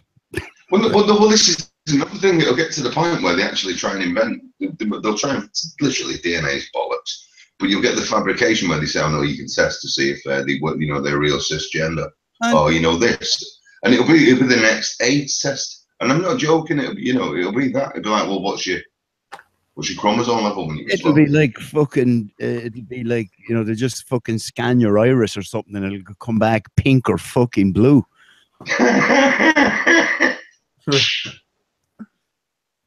Well, if you've been to America, and I've been to America, they against my consent, I guess they take an iris scan and they take a fingerprint. So again, we're all listed somewhere, aren't we? Oh yeah. We're all detailed somewhere, but yeah, I mean, it's very easy to see how it could go into dark areas, in terms of your thinking and in terms of how you progress. Was that the experimental project community of tomorrow? What's that movie with? Ute is looking for a wrench because he looks naked without one. Oh, it's Ute in the chat. Absolutely, Del. I'll wrench him there, no problem. Poor old Ute there is wrenchless in the land of the fucking the trolls. One more. How you doing? Just before you might have heard about, you were talking about this Stephen Baddeley with his yo-yo, part and parcel of this in connection with the dodo. Well, I was saying that a yo-yo is the what is that I say was? It's in merchandise. Yeah. The main dodo's official name is Yo-Yo. So that's interesting in itself as well, isn't it? And Stephen as well, the character that he plays. Just Alice in Wonderland talking about mushrooms there. Stephen is famous, I guess, for coming on and taking the hurdy-gurdy mushroom man. I called him that from the beginning. Mushroom man. Yeah. So again, what's the possible extents of the role playing that's going on? Characters from Beatles songs, aren't we? I'm not joking. I'm still going to emphasise this. Dude, the first time I ever came in a hangout, sat there chatting a minute, I come in a hangout. The people who were in the chat, there were 6 of them. They were the same name as craters on the moon, and it was a flat Earth channel. And I can't, for the life of me, I can't remember what it was. But there were 6 of them with craters on the moon because I just went, what the fuck's going on there? So, literally from day one, I've gone, what? This is a morbid fucking, I mean, I can't take my eyes off it. A lot of people think this is real. So, how do you separate the wheat from the chaff here? Because there are clues, Pete, you're right. There's fucking clues being dropped left, right, and centre. And Sergeant Prepper was one of the main ones.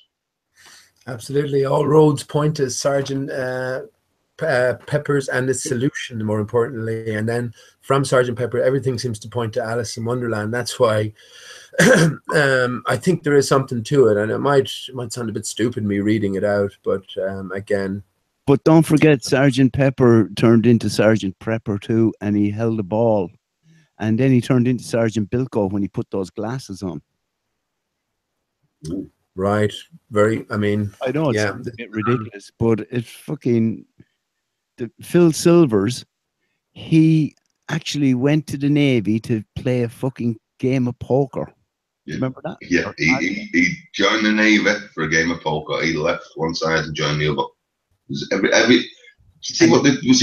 What a lot of people don't realise is all the clues are what we've seen in literary form or on the TV anyway. Yeah, or something that's been advertised, whether it's Discoveries, the Antarctica, it's all media-based clues, and it's all fakery clues. And this is it. You can't cast an eye back over history thinking it's real anymore. You really can't. So if you start being naive and thinking that TV is, it's just fiction, TV, just fiction. Mm-hmm. Yep. No, everything, and that's the flamboyancy of it, and why. And that brings us to Pete. So you got 2 years there. We can ask him the same question in 2 different ways, and either one of you finds an answer. We know we're on the right track. Instead of fucking shouting at people. I guess it's all about the individual and what sort of questions am I asking myself, or are you asking yourself, and what sort of answer might you be satisfied with? Again, I think what's the biggest question you're asking, Pete? Who are we? Oh, right now,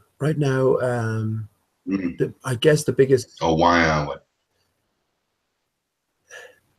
Well, I've been expecting. Sorry, go on.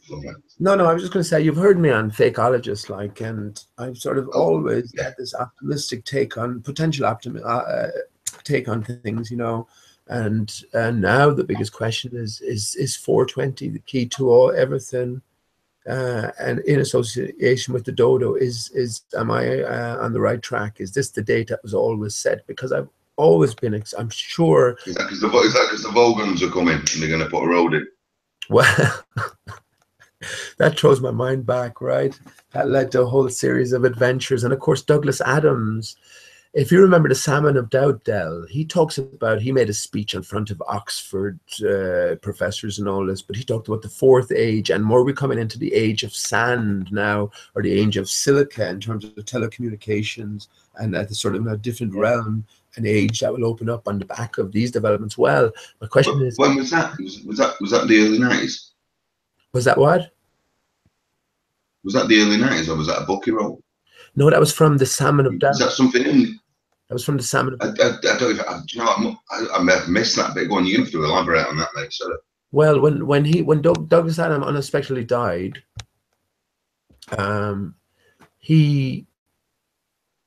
Oh yeah, well, I don't think he died, first of all. I think he died at 52. I think it was significance in that, you know, full deck of cards, but I'm not sure about that. But anyway, yeah, there was bits and pieces of his writings left around, and it was gathered up after a while and put into this form then of the Salmon of Doubt. And inside in that is just this recounting of where he went up and made this little speech amongst Oxford science professors, etc. So that's where I'm making that connection there.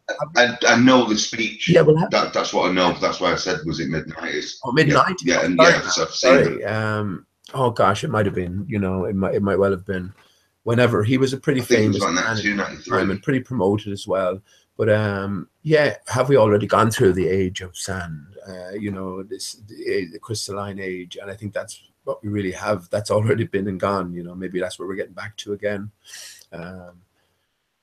But yeah, that's one of the biggest questions at the minute. But otherwise, I mean, shit, we know the Earth is flat and stationary. Where do you go from there? Like we were chatting earlier, could the distraction be that they're put here to distract us? Well, I mean, everything becomes possible then, Mum, doesn't it? That's where the individual has to sort of settle on some greater picture.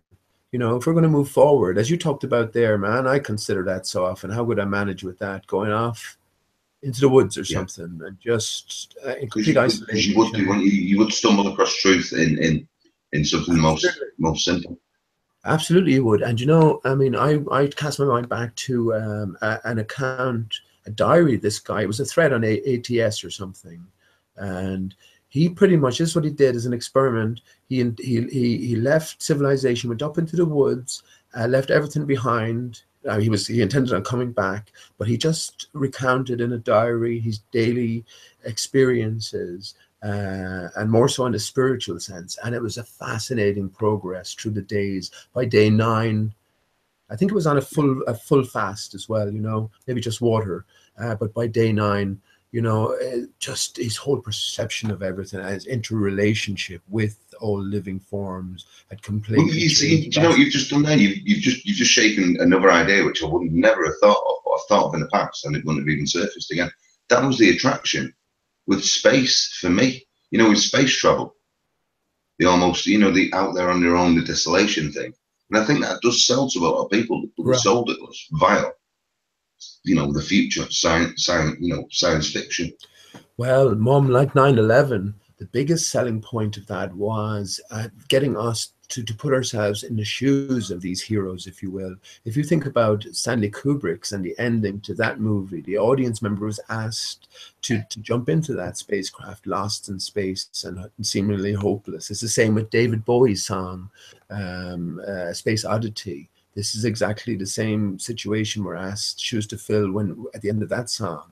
And it's like 9/11, exactly the same with 9/11. You know, there's that emotional attachment that's hooked into us, and then we put ourselves in the shoes of those jumpers. What would you do? Would you jump or would you burn?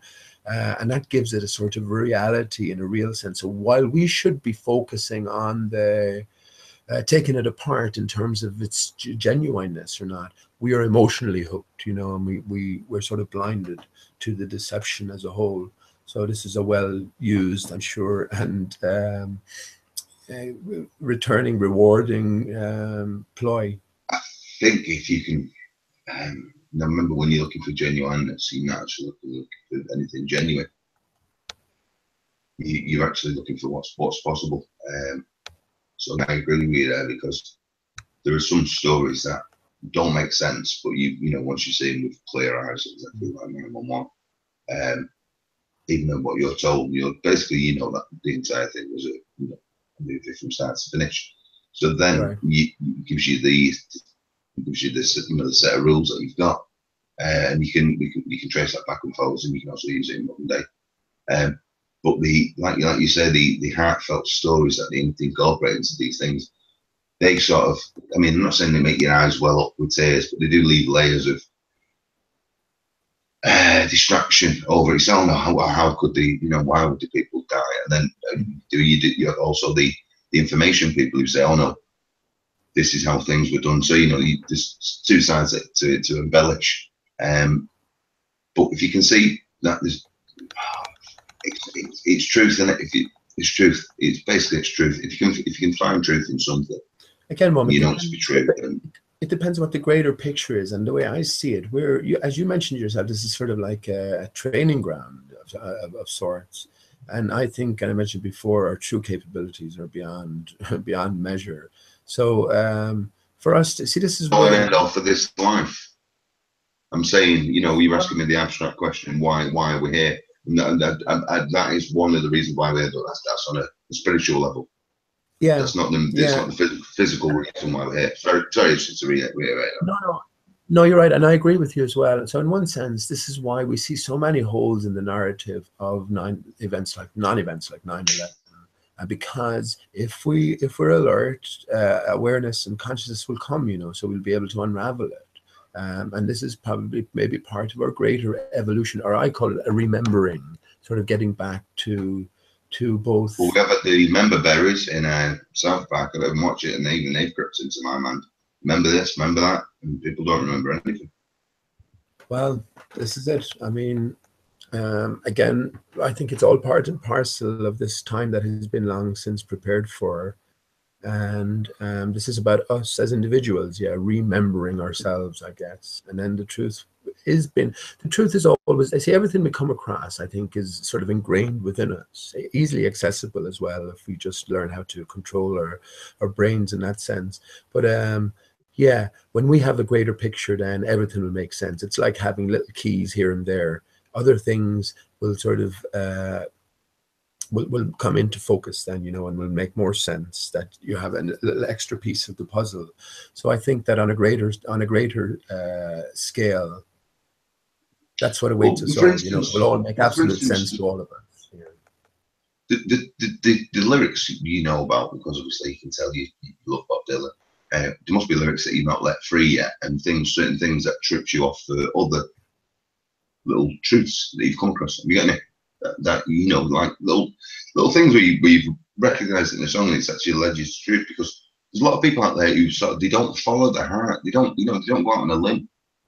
You know, they don't go, they sort of listen to the music that their friends listen to. They don't, they won't grab a book and just open it in the middle and start reading the page. And you know a lot of these things. So well, I haven't said that as well, Mum. I think everyone has been exposed to the truth in their own way. You know, if you're not doing this, you're not making a concerted effort to sort of decode either music or decode anything. You're looking at films. It's been shown to you in magazines, newspapers, in a sort of encoded way in music videos.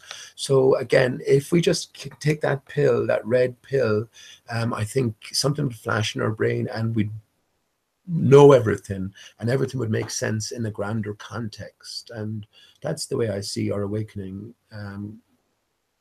coming about. you know. And it's Well, a what about necessary part. artwork? Artwork, do you know the way that artwork's meant to like, create an emotion in you? And that is literally saying, don't have emotion.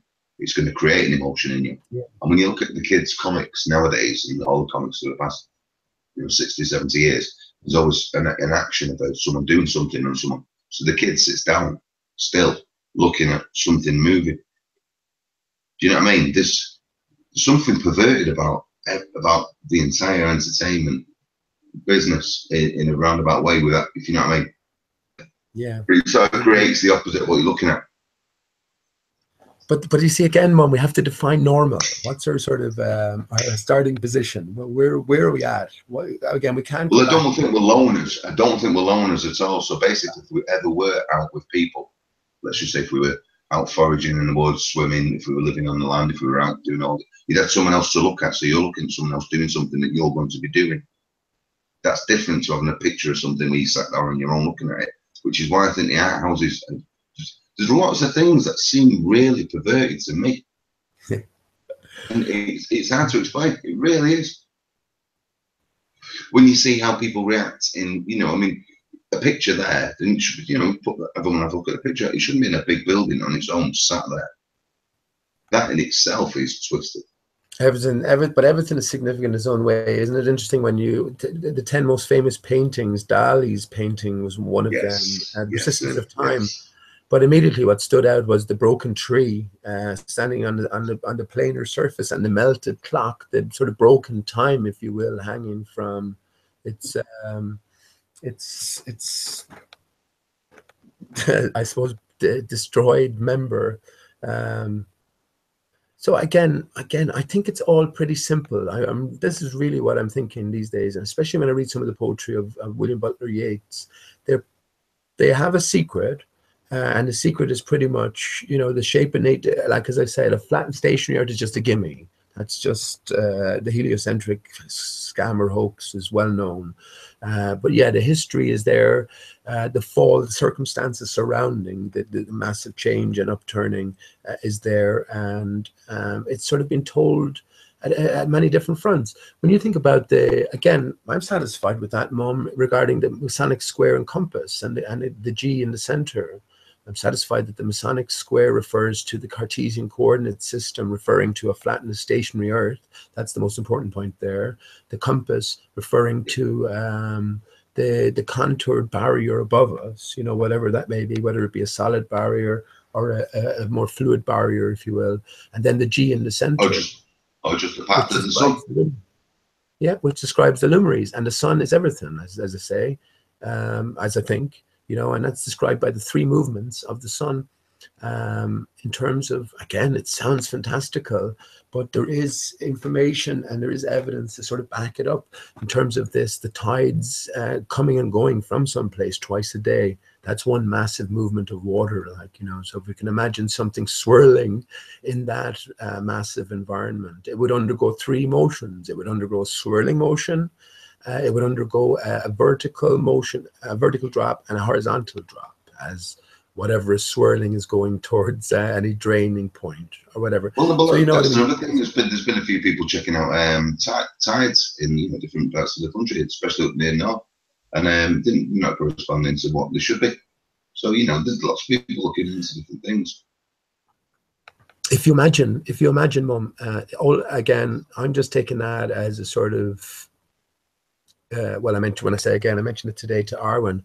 I had this conversation with the retired ship's navigator, not a baller, not a flat earther, spent his life at sea. He told me that all the tides surge from the north. Now we cast aside, of course, the whole idea of the heliocentric moon relationship with Earth.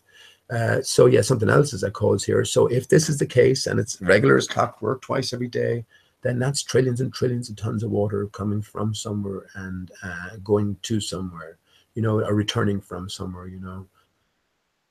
You know, it does seem to be. You know, you're kind of different. Well, in one breath, they tell you that it was spinning at 1,000 miles an hour, and then they say it doesn't affect anything, and then they try and explain that with the moon. So, oh no, that's the moon caused. No. Yeah. you know, but people believe things. People, you know, you put in a book. Here's an interesting question. So, so when we look at footage from high altitude balloons, we can see just how vast the area that you can view increases as you rise up.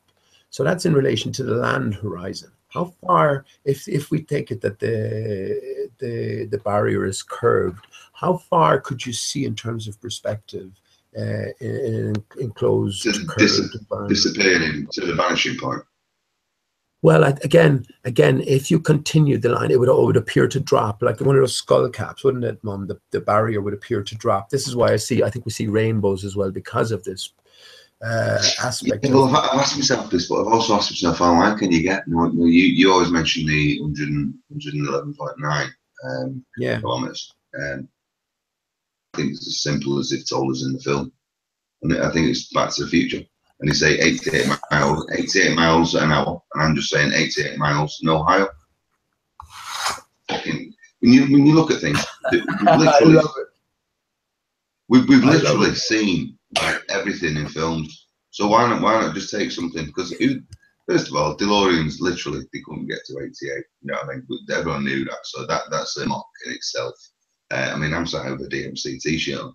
But secondly, it's obvious that that film's significant, you know, like a lot of different films. So instead of mucking around and saying, right, well, they're on the space station, look at the curve, disregard all stuff you see from the space station, go for high altitude planes, you get to about 54 mile, and it literally looks the same as what they did from the space station. So you know, you could probably muck about saying, well, they can't really get any higher there. So I'm saying 88 mile no higher, and that's just my guessing. But remember, this is someone who don't believe in Antarctica. So I think that's I'm open. I am wide open though. I think Antarctica. Definitely in the ballpark, Mum. And the only reason I mentioned the 111.1. 11.1. Sorry, having 911 on the brain. Right? No, well, why wouldn't you? It's pushing us everywhere. And I just look at the clock. I was looking for 911, but it's 0042. Oh, lovely. So, what was I saying? Oh, yeah, you're talking about that's a very significant movie in itself, isn't it? But that's a great 88. 88 miles, no higher. Yeah, so that. It's something along that, though. You know what I mean? So that's just my point. It's not far enough, is it? Well, that's my point. Just trying to envisage how a barrier that close would work in terms of perspective. If you introduce the light will always continue on in every direction until it meets an impedance. So if the impedance will be due to perspective on the barrier beyond, like, you know, how far would you imagine being able to see? I think it'd be into the thousands of miles easily. It's a sort of a different. Yeah, definitely. I mean, I've jumped out of a plane at about 4,000, 4,500 foot, and you can see pretty far. That's just at that. You can probably see maybe 60, 65 miles. So, you know, yeah, definitely you could get that to in the low 1400s easily. You know, by the time you get to about 50 miles. I mean, a little bit higher. I'm looking at the half moon outside here, and honest to God, if you had, you could almost fucking. You remember that movie? You can almost lasso the moon and put it in. So, again, the more I look at it and think about it, it's an artifact. An artifact of the sun, that it's reflecting off the contoured barrier, and depending on the relative position or height of the sun to the barrier, you're going to get the different phases until it's at its lowest position. Then the only place you can hit off of is the complete opposite side of the barrier, and that's when you get the full moon. You get the whole thing. Lovely. That's the way I see it. If we can follow that. We're looking actually at the face of the sun. That's an amazing thought as well, as a possibility. I'm not saying anything is. Well, do you not think one of the biggest tricks they ever did was convincing people that they could actually get to the moon? You know, instead of people just like analysing what they were looking at every day. It's an obnoxious thought to me now, Mum, and I think they knew that. Yeah, I never put that word in front of it, but you know what? It is. It is fucking obnoxious. But that's why they I call never thought of it that way, man. I've asked the question, why do they think they call the fake moon landing missions the Apollo missions? And Apollo's associated with the sun. I think they were being Well, given usually someone interrupts you with it, and you never say, and you never tell. So I won't say anything. They're mad things to be considering, though, aren't they? In any sense of the word, sane or insane. Well, you can have a Apollo with a 9 and an 11 in it, just for a laugh. So you could have A9, A110. There's your 911. There's another thing about 9/11. So if you bypass 10, 10 is the binary code. You have zeros and ones, which is a symbol of division, whereas you have 11 then, which is a more unified. The skipping of God, so to speak, or the skipping of Right. disregarding order. Is it Lord God of Genesis 2 or the Never looked. I've got a Quran. I've had a look into that, and they're sound in my eyes. There's a few weird stories, but it does teach you how to ride a horse and fish. So that's not bad for a fucking holy book. Yeah, there's a lot of But the Bible, I went Boys Brigade when I was little. Well, I've got an aversion to it. Again, the Bible. Think about the dome, right? Think about it collapsing at the center, and think about that shape, a spider sort of shape that you'd get in terms of the barrier. Very low and flat, as you say, 60 miles doesn't seem like a lot, but perspective is different above than it is below. There's no obstructions above. No. Fascinating things to be thinking about, isn't it, Mum? Some of the things when we see the balloon experiments, when the balloon pops and flaps back down to Earth, and it shouldn't really be flapping because it's not meant to be air up there. So you do realise that there was a possibility of getting a bit higher. So it's now the question that they could go up with something that when it gets to a certain height actually tries its best to get higher, and then you check and you go, oh, hang on, there's somewhat different. I mean, obviously water's not going to start curving because the balloon goes higher in the air, but nevertheless, it might be something like you're saying. It could be literally the pillars, could be the four corners. You don't know. No one knows. The way I look at it, the way I picture it is, there's some amazing force here that's holding back the waters beyond, right? So as you go up, just like everything else is inverted, gravity isn't actually a pulling force; it's a pushing force. It's like as you go higher, it's like bringing two south pole magnets together. The harder you try, especially the stronger the magnet, the more resistance there is, the closer you get. And you probably couldn't exist any higher. But imagine mentally, physically. Imagine a canopy. Imagine a canopy of trees when it was in full functioning order. Canopy of trees. Anything living underneath that would have been protected from this force. There would have been supporting pillars around. We know how conductive silicon is, or crystalline substances like that are. So anything growing underneath it or existing underneath it wouldn't have been subjected to this force. Just like the sun would have been out of the question back then, because let's say the trees were in full force in effect. I know, but do you know what? I can tie two weird things into that. One of them years ago was he was talking about, and this was before I even looked. This was to do with space when I was 20, 25, and it was almost to do with the tilt of the Earth.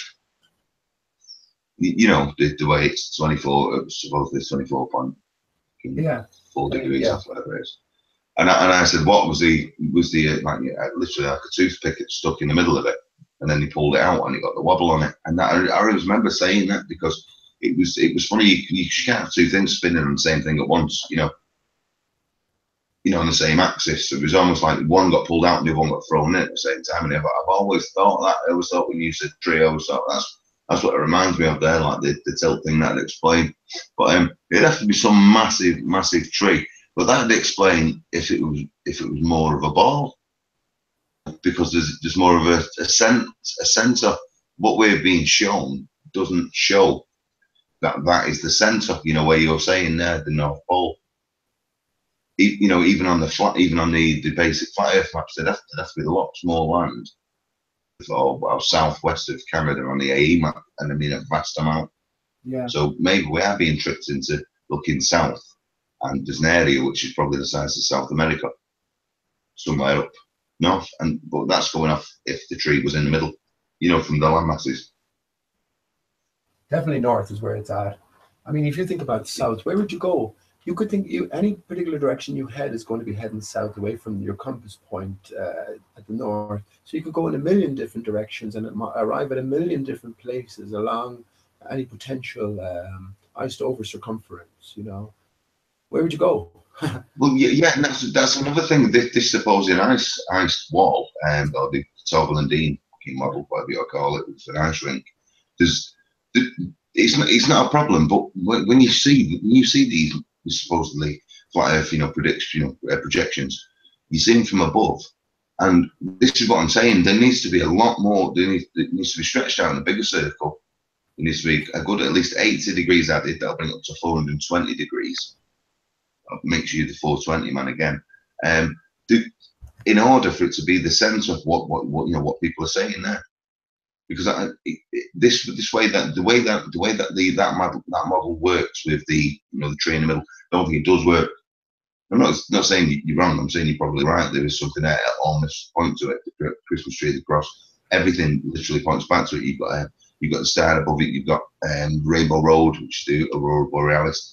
Also, you've got electromagnetism, which is explaining the freezing things. But nevertheless, it still needs to be an awful lot of land. Sure. I really do believe that. We have no idea what's going on north of Iceland, even, you know. If you remember, Greenland should be green. It's called Greenland. There's a reason behind it. And the capital is Nuuk, N-U-U-K, or New UK, potentially, you know. I mean, there's so many blanks as well as you travel around it on Google Earth. That, yeah. And a cup of coffee costs a fucking $1,000. Right. Yeah. So that's as a deterrent, obviously. With Pete, with Poncho Pete. Yeah, remember Yes. Yeah. I remember that. That was a funny day. That we pretty much was the Greenland brochure day. We was just going through all the prices, wasn't it? Yeah. So again, that's a deterrent. Anyone who's thinking about that will likely move on, and then you can be assured that they have different plans in place for people who want to take it further than that. And there's surely a place to go, but again, beyond that, we know nothing. You know, that's where we have to go into myth and legend, I guess, to garner more truth, and that leads you again into realms of great speculation. So unless it's like you say, a myth and legend is only 420 years old, in which case it's only 9 generations, in which case it can be trusted. Well, that's the way I see it, man. That's definitely the way I see it. Definitely, Marmy, definitely. I'm just going to mute for a second and make a joke. It's amazing thought. It just really is. Like, it just blows your mind to think that. And now that's not to say that there wasn't a reality in existence for God knows how long. If time had a completely different meaning, if it had a meaning at all, then we can't equate it to our current circumstances, which is a broken system. We live under a broken system. That's the way I see it. And again, that's what we're all trying to do, isn't it? There's so many different models, so many different takes you can go in. For me, definitely, when you start involving extra dimensions, you can't go there. You can never be proven right, or observations can never help you along the path to coming to terms with what an extra dimension means outside of the 3 dimensions that we're used to. We can't even imagine time as a dimension, and of course it's not to mind time, space. These are all mental exercises which have no basis in reality, and even if they had a basis in reality, we wouldn't be able to relate to it, because time space is just a mix of 2 dimensions anyway. It's a mix of 2 knowns, if you will. Or, well, what is time? That's another question, all deeper questions. But that's what I'm saying. If we can get back fundamentally on pretty much every matter, no matter how silly or stupid the question might sound, it takes on a completely different meaning now. So that's what I would say. Get back to a fundamental questioning.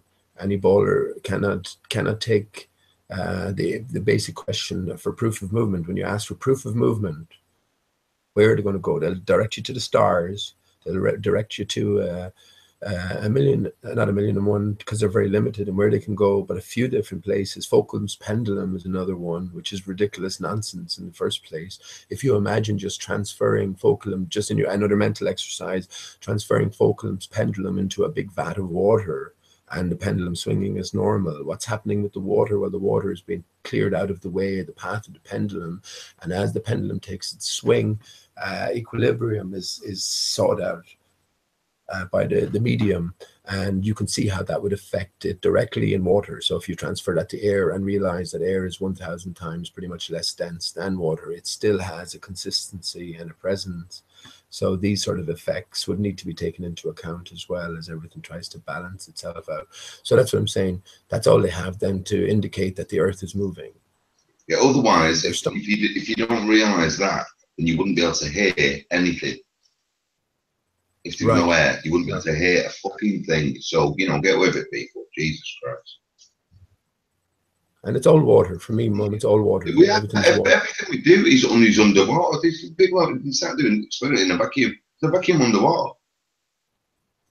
All these experiments, and nothing. They try and tell you they're doing an experiment which duplicates space. All right, fair enough, go on then. But no, never do. There's never an explanation to water. You just said that it's like a liquid. Jimbo said it's like a liquid. And when they show you images of Mars, it's a Devon Island. So anyone who's actually got any who agrees with anything to do with NASA, seriously, you need to sort of have a reality check. You can't say, well, maybe just in case, because no, it's impossible to prove any of the experiments that they need to do in order to get there anyway, and the same experiments have already been done. Yeah, well, of course, there are many different people at many different stages of their realization. We're long gone regarding NASA and the whole fabricated nature to everything that they do. But we don't even know I think they're in self-destruct mode since Interstellar. In Interstellar, even actually since the missions themselves, they released the movie Capricorn 5. They didn't need to do that. So again, I think there's some sort of Capricorn 1. Capricorn 1 was it, not Capricorn 5? When did we get that? Capricorn 1, and there was it had to be a 1, Pete. It was either a Capricorn 1 or a Capricorn 9, and that's the obvious. Okay, where did I get Capricorn? It was Capricorn 1. It was the movie. I know it was. Featuring O.J. Simpson. Not only O.J. Simpson, like there was the whole freaking crux of that movie, man, in the end, and it even went into slow motion at the end. They're running towards who were they running towards? They were running towards the media, because the media was going was to at the funeral it all, and the politicians were sitting there cringing, and after all the spooks in the helicopters trying to shoot them in the desert and everything else, they still at the end, the hope was there as they ran in slow motion. Who was the other guy, man? Not O.J. Simpson, because he ended up being OJ'd out in the desert, when you remember, because there's only 2 of them survived of that mission. It was James Brolin. James Brolin, who went on to a hotel. He ran a hotel in a television series. I remember it. Yeah. And I've just turned my camera on, man. I forgot my camera was off there. But he ran a hotel, James Brolin. But the point of it was that they said, the evil people were in control. And they literally dropped all these astronauts in it after they did all their training and everything. And then they're finally told, what was the excuse? Oh, we have a problem with the rocket launchers or something, the booster. So we can't let down our public. You'd be dead in a month. We can't let the people down, and we won't get our budget for next year. So what are we going to do? We're going to fake it.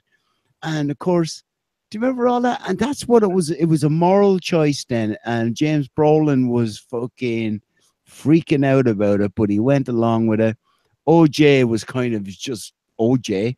Yeah, cheers, Denny. But that movie is so much more than just, we're showing you that we faked the moon landings, because that little bit is just bluff. you know what I mean? They could have been making a movie about anything. it's perfect because it gives you that little bit of air. Well, they're going to fake it. They would have made a mistake, or someone would have said something. Gives you the steam valve. It's just a steam valve. Well, it worked, didn't it? Because it's emblazoned on our brains. It's one of the films where we've got imagine that happened. There's many different layers encoded into things, of course, and then even if you suspected that the moon landings might have been fake, you didn't suspect that space itself might have been fake. And it's only when you sort of go through the different layers that you see all of these different possibilities. And of course, that's where we are now. I mean, ask any flat earther what his idea of space is, and the answer you'll probably get back 9 times out of 10 is there is no space. That T-shirt for you, mate. Just to let you know, 88 miles, no higher. I love it, man. I love it. Sorry, go on. There's a major connection between Back to the Future as well, 9/11, of course, isn't there? And that's all been detailed elsewhere. So everything is connecting, and there's definitely a significance. Heil Hitler, HH88, again, Hitler 420, one ball, 420, a time of celebration, getting back from the bye-ball into the one ball again, a time of rebuilding, all a possibility, isn't it? I mean, again, these stories, all of these stories, sure, reality is going down, but everything that's presented to us is encoded, and there's meaning to everything. And I think generally, every time when you look at swastika, you can see the North Center and the Great Bear revolving around it. So again, everything goes back to the main point, which is the nature and the structure of the place we find ourselves in, especially in contrast to how it was at one previous, not maybe so long ago time, and maybe where we're going into the future as well. Well, I mean, we have these stories foisted upon us, like people saying, "Oh, well, they've increased lifespans." It's like, no, the Industrial Revolution literally fucking smashed people by the time they were 35. Yeah, but I walk past a little graveyard every day where people either made it to 3. No differentiating. It's like you either died at 3 or you got through to 103, and no middle ground. People, it's like, no, what you're being told is not the truth. I'm not even getting into the realms of like homeopathy and looking after yourself in these debates. I'm just talking about the basic things that people should. Danny, I hate to say, man, you've got the evolution myth. You're breaking as a myth. There's no evidence behind any evolution. All right, mate. Yeah, knock off the camera, man. That's what it is. You're grand. Yeah, sorry about that. No, all I was going to say now is the myths that people are getting behind, there's no evidence behind them. No.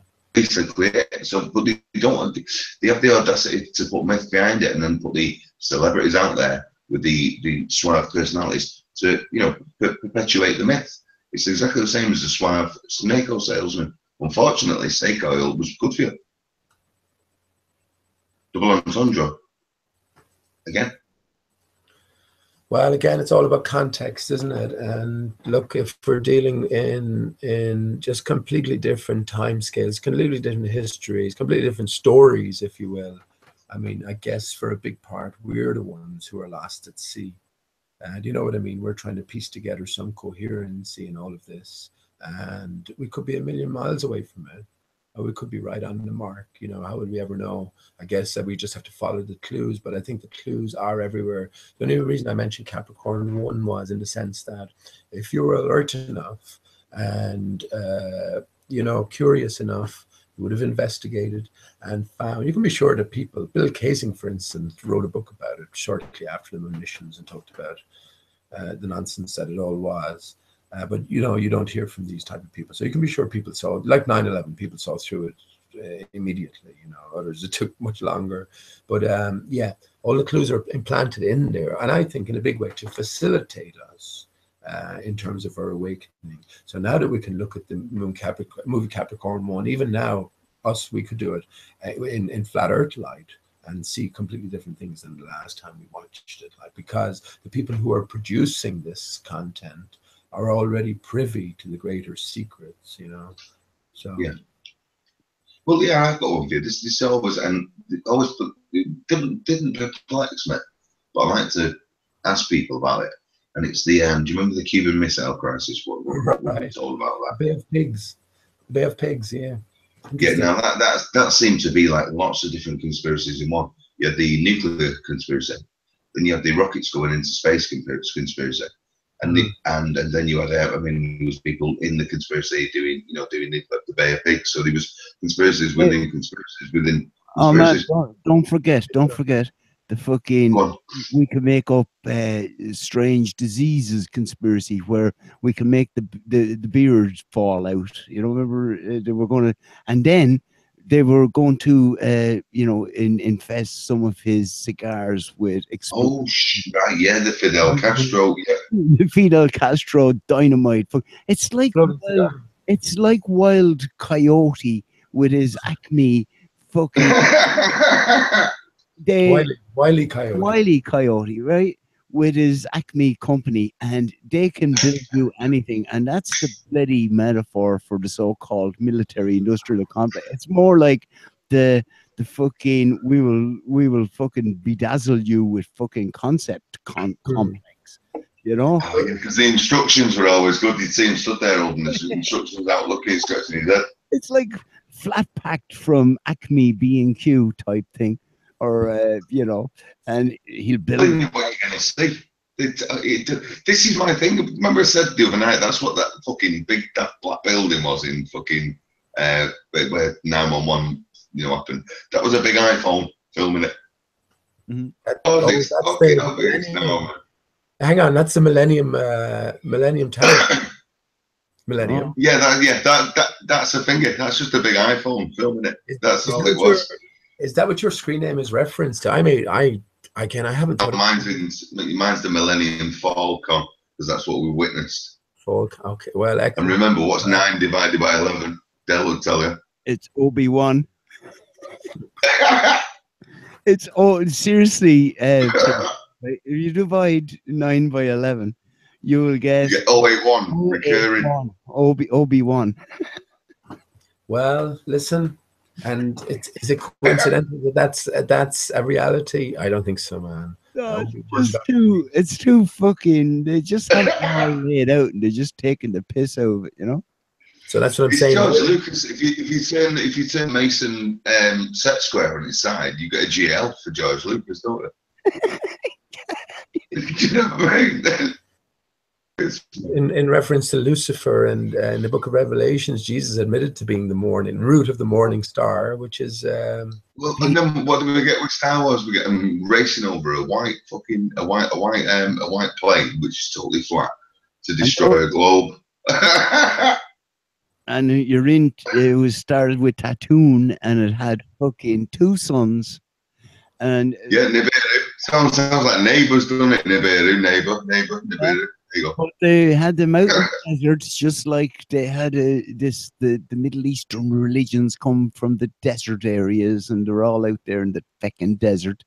Yeah. And then you've got massacres, and then in the it's like Disney, even though George Lucas and all that, but it laps over with the Disney. Luke lost his mother. And then, and forget about the Mandela bullshit and all that. But in the end, he finds out that the bad guy that he was fighting is his father. Well, that goes back to spaghetti western stuff, Pete. That goes back to 1964. And I actually went out and fucking got this video. I found it by accident, right? I discovered this whole concept by accident. I just happened to be visiting relations, right? And they had the telly on in the background, but it was fucking, the volume was low. But the fucking thing was subtitled because it was some sort of a spaghetti western, right? But it wasn't. Right. And what happens in it, right? This guy turns around and he goes, "I am your father." And it turned out like these guys were going through the desert trying to capture this guy and bring him back to America, because they were in Mexico, and but it was set in the cowboy days. And finally comes down to the big freak out, you know, and he didn't kill him and all that. And he was, you know, he was wondering why he didn't kill him. And he turns around and he goes, I am your father, you know, whatever his name was. And it was done, it was just like fucking Star Wars, except this was done in 1964, man. So we know one followed from the other, Dal. Yeah. Yeah, and it's not, that's not even like saying Lucas copied. It's like, no, the story was already there. And it's like, oh, they just changed the stuff. They just changed it, elaborated it. Yeah. It's the never-ending story. That's right. Really what it was. So it was Spanish-Italian. So obviously it was, you know, controlled by the mafia there. So there you go. 10 years prior again. And ultimately, it's all the same stories being told in just different ways that you mightn't see the connection immediately. Definitely. But I was thinking that's prime material for future Mandela effect. That like we all come to accept the reality that he said, "Luke, I am your mother," and then anyone questioning that idea is just ridiculous. It's caught up in a false insanity, a false reality. Shows your hands there.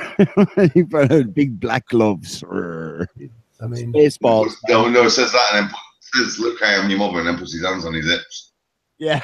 Listen, I'm not that I'm scared, but Theresa May, you know, I think that we need to be screaming about this sort of stuff, and everyone on the contrary is taking the exact opposite. As long as you can't mention it, you know. I don't think they make any decisions, though, Pete.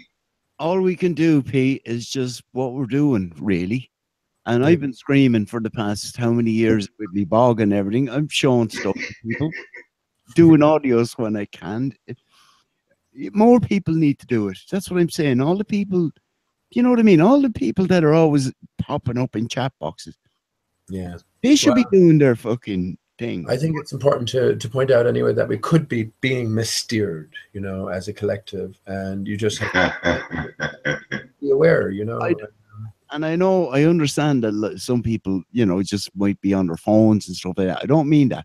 But what I mean is that, you know, everyone can be doing their own little piece. And I think that's what's happening anyway, you know. And I know sometimes we feel like we're in a fucking swimming pool full of fucking shills and things like that, you know. But I think the ordinary people trying to work it through, trying to fucking figure out what's going on. I reckon there's loads of ordinary people out there. Yeah, but I think there is truth to that statement of seek and you will find. If you know what I mean, to a certain extent, you know, that's what we're doing anyway. We are seeking and we are finding. Yeah, and that's why, Del, when I call out actors, I mean, I gave, not for me to give anything, but I gave Charlotte and Yvette a wrench. Yeah, what's going on there? Well, I'll tell you why. First of all, again, I've already called them out as actors. So, I mean, there's going to be an interaction because, again, we can learn stuff. If people are privy to sort of a greater secret, then this is the purpose of them playing their roles, you know, so we can learn from that. But yeah, I'm taking it that no one will use the wrenches too much anyway, but I didn't intend to give out any wrenches. But I wouldn't mind that, because I'll tell you why. My interactions with these people personally, which have been few, which have been slim on the ground, I must say, but when I have interacted, it hasn't been bad at all. And I do understand the nature of the arena we're in, you know. So what else? What are you supposed to do, you know? Yeah. Well, while we're talking about wrenches, man, will you give the Spanish chicken? You see him? He's actually Drain Man, right? Is it? Maybe it was Drain Man. Give him a wrench. He's all right, right? He's Drain Man. I didn't. Yeah, maybe it was Drain Man. I knew someone said that they had the character. Spanish chicken. And Spanish. I would definitely do that. I did give Drain Man. And the other thing as well is this sounds fucking ridiculous, but it's my fucking sock. I've got two socks. One is Outside Radio, right? A View from the Bog that everybody knows anyway. It has 0 subs, but you know what I mean? It's my radio, Outside Radio. And the other one is Wrench. I did that as a joke, but I'll tell you what, it's stuck on my phone. And when I'm on my phone, I can only be Wrench. I don't know how to figure it out. This is. See, I'm going against everything. I always know wrenches on. I know. I give out wrenches to everyone now. So again, I don't really use them, but I guess that's everyone I do give a wrench to. I'm comfortable giving them a wrench to. Well, as long as the wrenches don't just ban people because they don't like what they say, but the wrenches are really there to ban the cum teeth, fucking 6 row, Quintana, etc. You know. Yeah. You're right, and as I said about even Captain Bullshit, if he keeps it at least a little bit respectful, or even Jeremy, I would say, that's fine. But the minute you step over the line, because we know what they are, and they're there to cause dissent. And Jamie Brown is up there as well while we're talking. You might as well. I gave Jamie. I think I gave Jamie a wrench today. I did, yeah. Yeah. But again, I guess it just I don't like dealing with the wrenches. And I definitely keep them at a. There you go, man. I just typed in feckin' chills. No, that's me. Okay.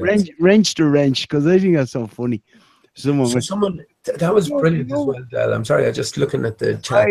I was having fun the other day in Jamie's chat, and I was on my phone, and I was out and about, and I was sitting in the car park, right? And I was on. And I just, he was saying, anyone who wants a wrench, just, shout out wrench. And I had this brainwave. I said, I'll make up a character and call him Wrench. And I put in, are you talking to me? Who wants me? Everyone wants wrench. And it was well in Alice in Wonderland, all the puns. Yeah, but I thought it was so cool. It was cool of Jamie as well. He actually went and no survivor or no subscribers, sock account, and I literally typed in after it, it's me,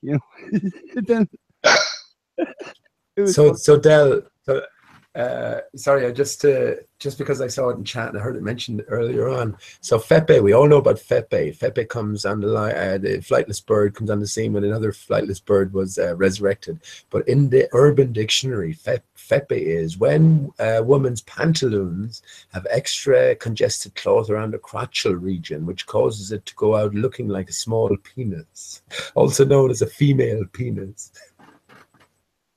I know. I saw that joke. It's all a joke, man. Jonathan Doherty was saying that, wasn't it?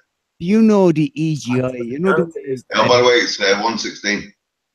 Oh, there we go. We're an upside down. It's 117 here. My computer must be. Oh, no, it just changed. Oh, you missed it. Back to the future. Bam, bam.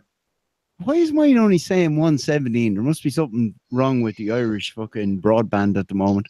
If you pick up your phone now and press 1, 2, 3, you'll hear Antonio doing the DM. He'll say, the time sponsored by Antonio Superapps is, and they'll give you the soundtrack in real time. What is the difference between 117 and 119? Feck off. You get a little dance tune as well. Good. It was the night of the wrenches, and everybody got a wrench except fucking Wrench. I think it's a mistake giving me a wrench, I really do. But it's all right when I'm in there because I can't read anything anyway. Wrench. Yeah, but it is a different wrench, bro. Fucking wrong, isn't it? It really is wrong. That's why it's I just bad people. I didn't realize how late it was, man. You gave us a time check there. I thought it was fucking a lot earlier. How was the time flying there? The night just flew. Well, I was gonna kind of call it a night anyway, very shortly, but we can stay on for a few minutes if you want, or whatever you. Oh, we don't want to keep you up.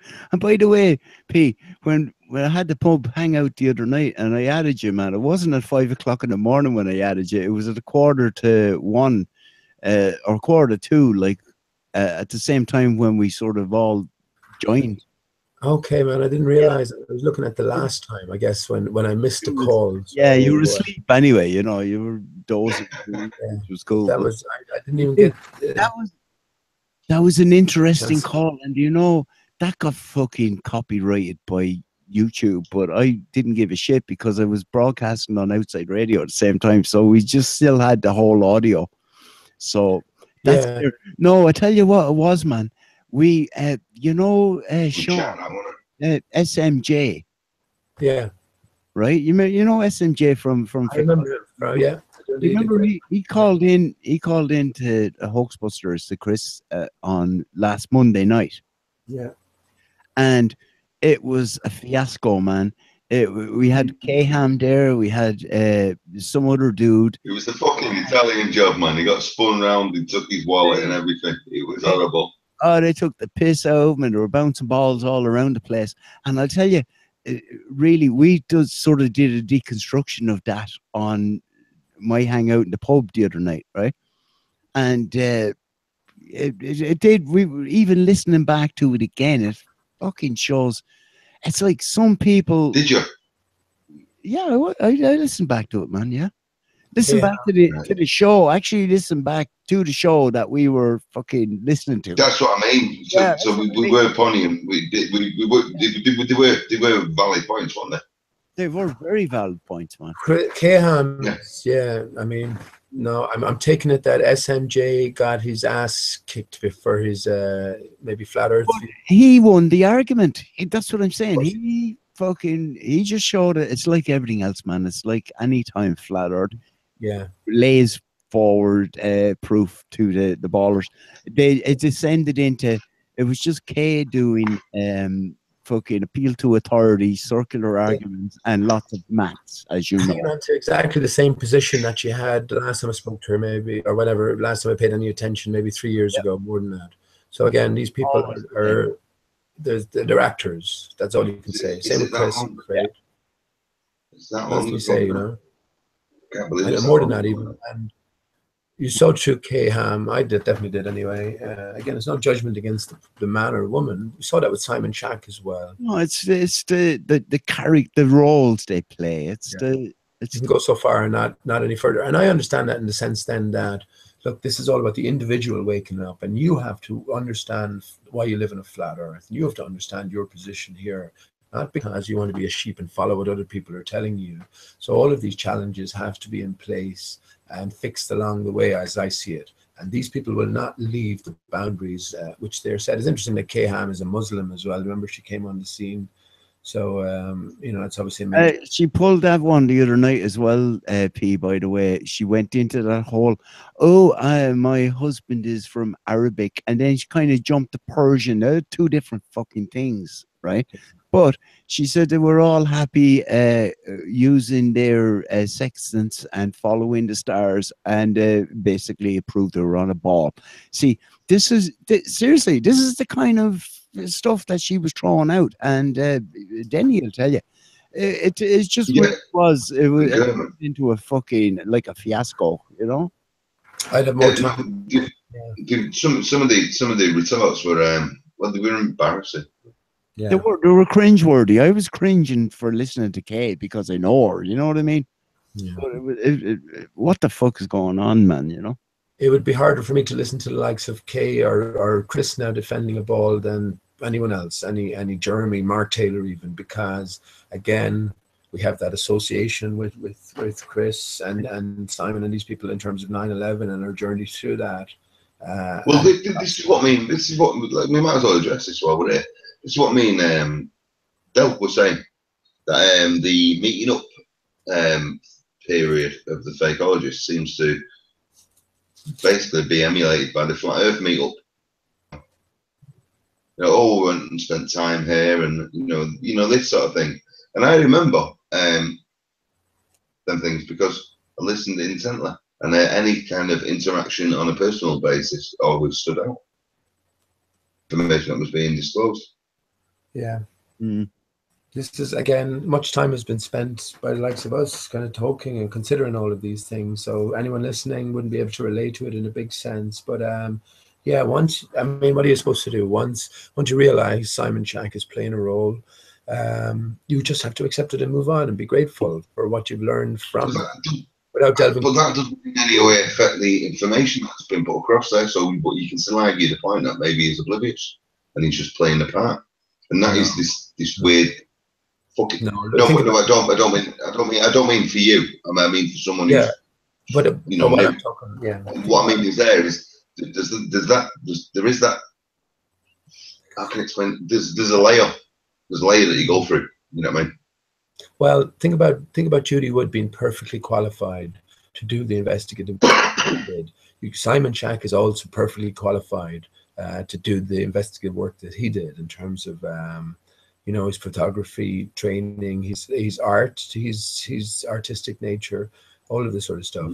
And again, he's left us loads of clues. His brothers, his history, associations with both Isa and also technology that would allow. I'm just going from memory as well. That would allow you to introduce. And these are things that are widely available to hear on the internet, and that's been admitted to. You're not in conjecture or anything. It's all.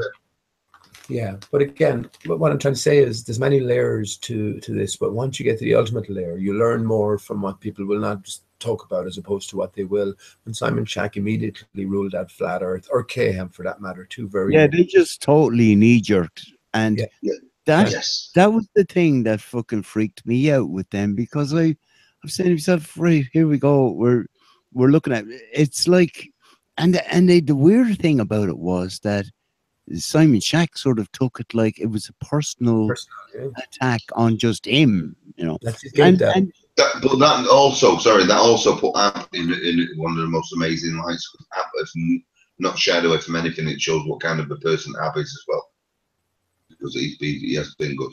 Yeah. But you see, Simon was also, beavering away in the background, working on his own idea of a solar system.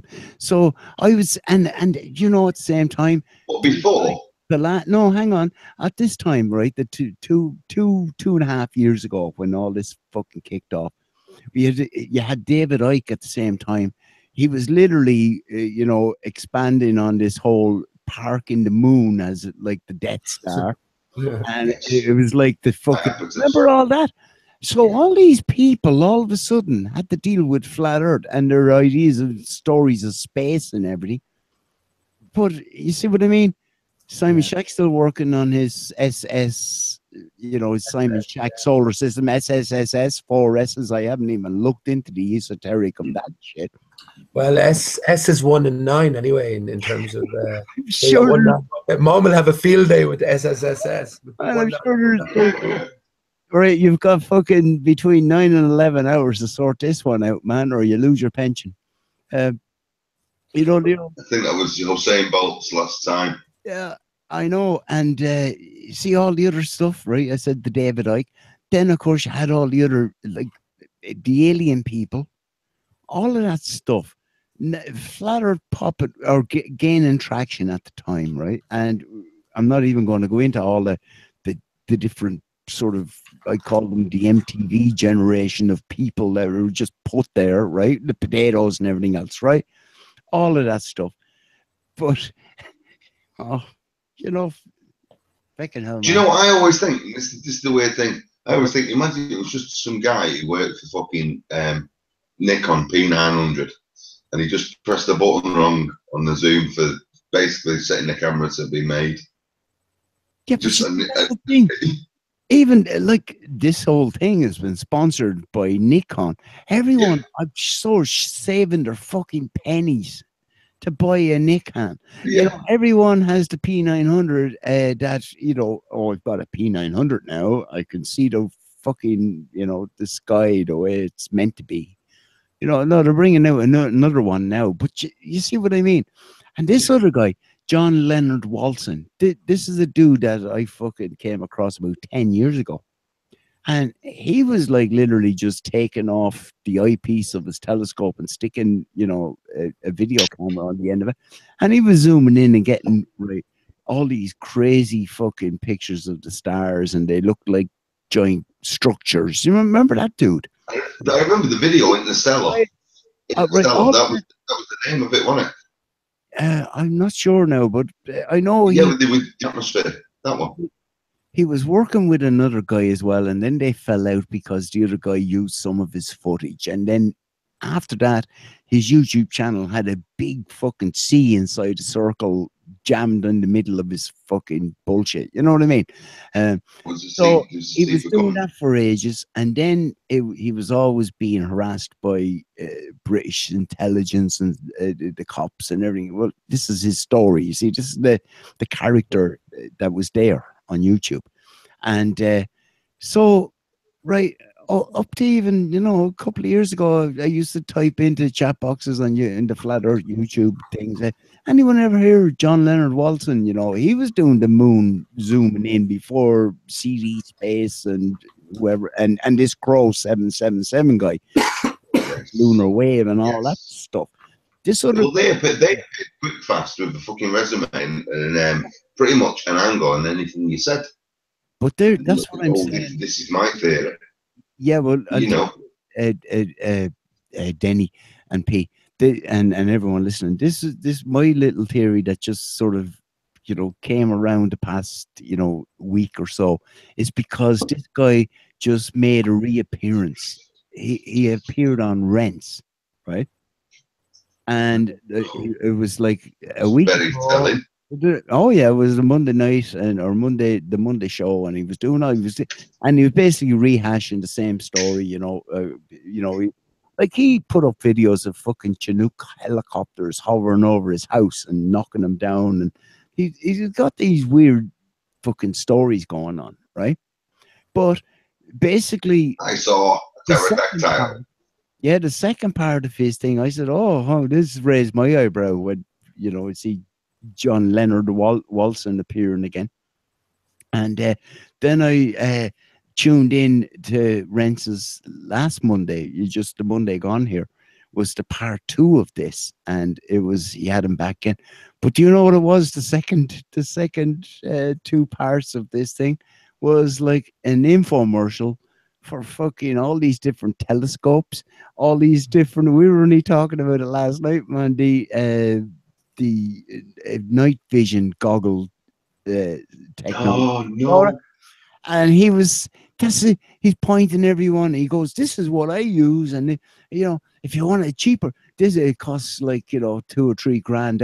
But if you want a cheaper version, and I hope, you know, the other people that I'm shilling for won't mind me saying this, but if you pay $500 for this one and say that Walton sent you, you know, this kind of nonsense. It turned into an infomercial for. But you know what? You still go back now, don't you?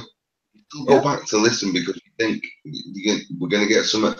Yeah, and I think it's literally the pushing space, NASA, and everything else. You know what I mean? Sorry, man, for talking over you, but no. I was going to finish on rude notes. It wasn't. Yeah, he's still working. He's basically working towards pushing everybody that there's space and there's aliens out there. Look at all these giant spaceship constructions that I can zoom in and show you. Now, this is another thing. The one other thing now before I'll shut up then. And I have to go to the job. No, but you're right. People who were so-called logical thinkers. Yep. On his YouTube channel, right? And I left a message there. I fucking left a comment. I rarely ever leave comments or interact, you know, so just sometimes. But the thing about this one was he was like a lot of people out there, they're, you know, looking for fucking donations because of a particular reason, and his reason was he needed to get a new van on the road so he could bring his telescope out to the dark fucking outskirts of the light pollution city that he's in, right? So, but here's the thing. That old chestnut. He had a Patreon account. He had a Patreon sort of thing link in his YouTube channel description. So I didn't even click. I just hovered over it. And you know the way you only see a little bit of the link, but when you hover over it, it shows you a bit more. Yes. And if it didn't fucking say, you know, John Leonard Watson Patreon / do you know what the first 3 letters in the next bit? That 333. No, CGI. And I went, I literally left a comment in it. I said, man, you've got a fucking link to a Patreon and it's CGI, capital CGI. And we don't say any more, man, about it, you know. Fuck's sake. And you see, but these, you see, I've never even got into them, but I sort of knew that.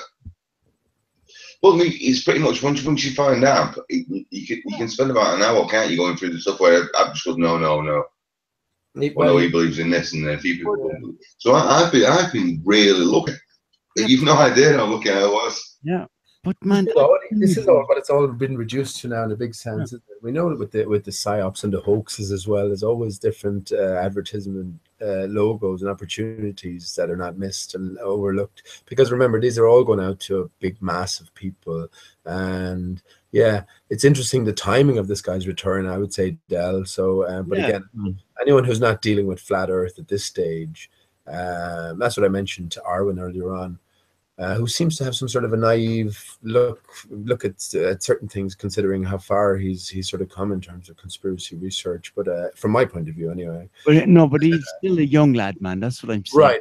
And I did say that. So nothing. I'm not saying against. And I don't mean that in a condescending way either. No, I mean either. But that's the point I was trying to make is think about all the kind of conspiracy gurus that we've come across over our time here. You will find that all of them are very, very quiet on flat Earth, and that's not a coincidence, So this tells us alone. This gives us a big clue into understanding their role here as gatekeepers, And they can never. Well, maybe they were just fed a fucking, a lie anyway. That maybe they, were convinced space travel was real. No, man, come on. And that got whipped out of the way. Give them credit for. There's no better way of convincing people than thinking that they're actually doing something. We're not saying real. No, Mum, they're saying something tangible. They're just more of the millions who already know about flat and stationary Earth. So they're role playing. They're gatekeepers. Yeah, no. What I mean is initially, so 25 years ago. Oh no, I don't. I think it's a long time. Yeah, this is just one of the open secrets that's passed down, I think, amongst many people. Yeah. And so again, once you get to that certain stage, you learn more from what people will not talk about over what they will, because I think David Icke did perfect. Yeah, David Icke. Yeah. They don't get to where they are, likes of Simon Shack, for instance, they don't get to where they are without having an inquiring mind, an open mind to all possibilities. And again, when it comes to flat Earth inquiry, there are so many excellent reasons for continuing on your search that for someone of Simon Shack's prowess to write it off immediately has been ridiculous and have nothing else to do with it. Same position K-Ham takes. No, we're being told here that these people are playing a role, and I guess it's about ourselves moving on, understanding that they're an actor in a sense, being appreciative for the information you've learned, and even any personal feelings or attachments behind. I think that's the best way. I agree with it. So without making any judgments again, because we don't know. I think all of us here, if we were told the secrets behind everything, and maybe itinerary as well, sort of when things are going to happen or unfold, it's just a possible scenario. Well, would you play a role in terms of facilitating the awakening of the masses? I'm sure we all would say yes. Whether that was a good role or a bad role or whatever, we might all do that. We could see where we might be tempted to play that role. So that's why I say, just have to call out. Well, that's life in general, isn't it? Yeah. What you're saying there, that's not just what you're being offered. That's pretty much life in general. Yeah, but it depends. When I say actors here, we're all acting our part in a big way, But people have got a choice to step out here. What you're saying, Pete? You know that, and I know that. People, they can remain silent. They can do. I disagree. They can remain silent, but they choose not to. A lot of the people. So it's not a role. That is a choice. I think that's the ultimate lesson that we have to learn is follow no leaders. Think for yourself and don't get involved in personality so much, as this is a bigger search that's going on for you as the individual to make sense of your existence and where you find yourself planted. So I think that's the ultimate thing. And again, but it still leads to all that big deception, and a big deception can only be carried out. Small deceptions along the way. Well, it's so very nice being formal and cordial to. It's the mother of all deceptions. No. That's what's the true reality? I mean, the true reality could be absolutely horrendous, and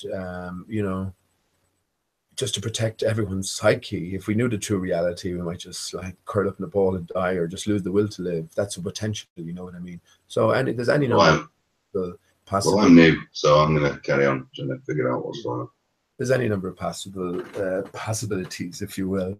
But yeah, I think, again, to be more positive, there's a greater picture here, there's a greater game at play, and we're coming back to a time of remembering.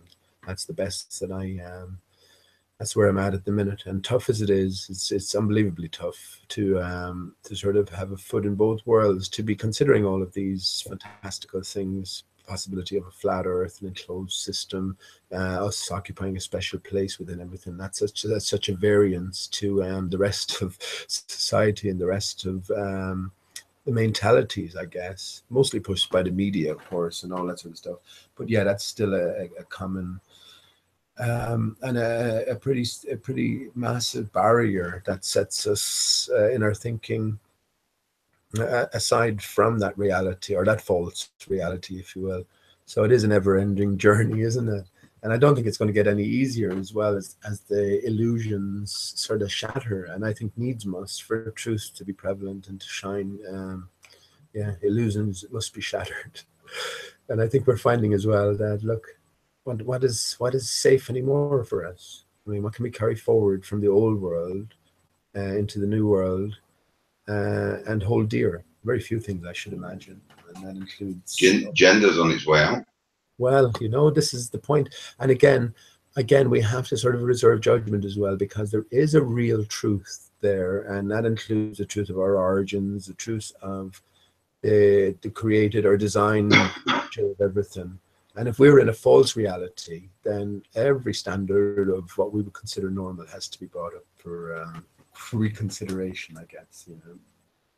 That's the way I see this transgender thing as well. And again, I genuinely do reference that back to Genesis 1, and it might not be a bad thing at all, but again, it's all about the deception. You know, if you were a female, whatever, Tom or Del, if I asked you the question, I would expect an honest answer. And if I thought that you mightn't be honest for good reasons, then that would obviously affect a relationship, wouldn't it? You know, just in general. So I think that while there is no judgment, if there is a deception going on, that has to be brought out into the open. This is what Flat Earth is about, doing away with deception. So I think it's all been, again, I watched a little bit of Mark Sargent's The Secret Show, and they're sort of making little jokes about transgenderism without sort of dealing with it. So again, like Fepe there, and that was chosen particularly for those reasons. It's all a joke, and not to take it too seriously. Well, I think we both know how they integrate homosexuality into the modern day thinking. It was through comedy sketches and through comical actors and stuff. And I'm not saying enjoying homosexuality at all. I'm just saying the way it was introduced, it was shoehorned in. And even a lot of homosexuals will say this, you know, the image that was portrayed of us is totally wrong. So you see how they shoehorn these what's the word? These sections of people in a way that helps the control mechanism, and that's all it is. And then they'll disregard people as and when they choose, which is what they do, and they always will, you know. Again, it's very easy to get very gloomy, and I just mean the narrative. That's all. You know, but I mean the narrative. Well, Mom, I know that we all must feel the same. That don't forget, we are discussing the narrative there. Sorry, Pete. I was talking. Yeah. You know, these aren't supposed to. You know, I'm literally I'm like Danny Kaye or I'm Dan Smith. I can sing it, but no, nevertheless, you know, this is the narrative that even if you can disregard it and, you know, look beyond it in the papers, that's what Jeff did. Yeah. Who would really want to be Mr. Pink anyway? Oh God. Well, did you know that? Sorry, I couldn't help that. Well, did you know that in times gone by, as a complete opposite as it is now, girls are pink, young boys are blue. It used to be the complete opposite. Like, and boys used to wear dresses. Boys used to wear dresses back then as well. I mean, again, we have no idea what normal is, and that becomes the pressing question now. What is real, and how do I, as an individual, define what is that song, Pete? Didn't feckin' he used to sing a song, When You're a Boy? boys You do. can wear a uniform. When you're a boy. You see that? Or the boys will check you out. When you're a boy, or then you're a boy. Girl. And Yeah. boys keep playing, boys try to work it out. That's fucking, what's his name? He was David Bowie. interviewed. Yeah, he was interviewed about his own death on Sky News the next day. Jack Stevens, yeah. Yeah. Stevens, connection there to Robert Louis Stevenson. And again, There you go. Yeah. Yeah, it's a bigger game. Davy Jones Locker. Davy Jones Locker is another reference. So of course, yeah. So they don't even quit with one novelist. What they do is they wait 30 years and then start bringing out novels again. Just getting and then what they do is every now and again they go, oh, here we go, we've got so many fits in there. Again, I think a greater unfolding story, the greatest story that is told, but is sort of never told openly. You know, it's always encoded. So again, Mum, it's very easy again to be very negative about. You think I'm negative? I'm not negative. I'm just abrupt. Not you, man. Not you. But in general, if we take everything on board about what's happening and just the whole fabricated nature and the whole control system as we perceive it, you could sort of go down our Ali's territory quite easy, you know. Oh yeah, no, I do see it comical. Don't get me wrong. I mean, you know, if I was to leave this place somewhere, one could, and who knows? That might be the way we're certainly going. But there is an alternative option that I think merits casting some thought that way. Anyway, again, there is a greater picture here, and we're not privy to all of the different pieces, I think, but some are, and. Yeah, so I'm gonna, if it's okay, if you have anything else to say, I was gonna hit the hay now. Maybe picking off, Pete. Conversation. Yeah. Well, man, listen. All I want to say to you is, we'll get together for even 10 minutes sometime at your leisure, so you can share your screen and we can have a look at that video that was blocked by YouTube. Yeah, if there's any way. Sometimes I can understand why sometimes they fucking don't do it. They'll say, oh, you can't take a song out because it's at the end, or it's too close to the end, or too close to the beginning. Have you seen any of those messages up? No, it was just the one message that YouTube can't play this because it contains copyright material from Fox or whatever. Yeah, well, and it's only because of that particular the Ice Age bit. Ice Age. I know, yeah, I know. Well, you should be able to take that out, but just we just whenever you have a chance, man. All right. We've been kind of missing each other. No, that's true, and the video's there anyway, so that'll be a quick fix, I'm sure. Yeah. Thanks for the songs, pal. Yeah, I hope the Desolation Row came through okay tonight. Everything came through perfect. It was cracking. It really was. It was lovely. Oh, nice. I like singing that anyway. And again, great meaning behind all of these things. And you could spend ages going through each individual line. I think like Alice in Wonderland as well. But if you sort of, I think maybe step back, we're too late in the game not to get too involved or too engrossed in any detail. And the story. 420 years, Pete. No. I think we are early in the game. I really do. I'm looking at it totally different way now. Okay, man. It's a legend that fucking foisted upon us. What I think is we've seen through it. Yeah. Well, what I think is that the story has been told to us from all sides. You know, in a more subtle manner. Oh God, yeah.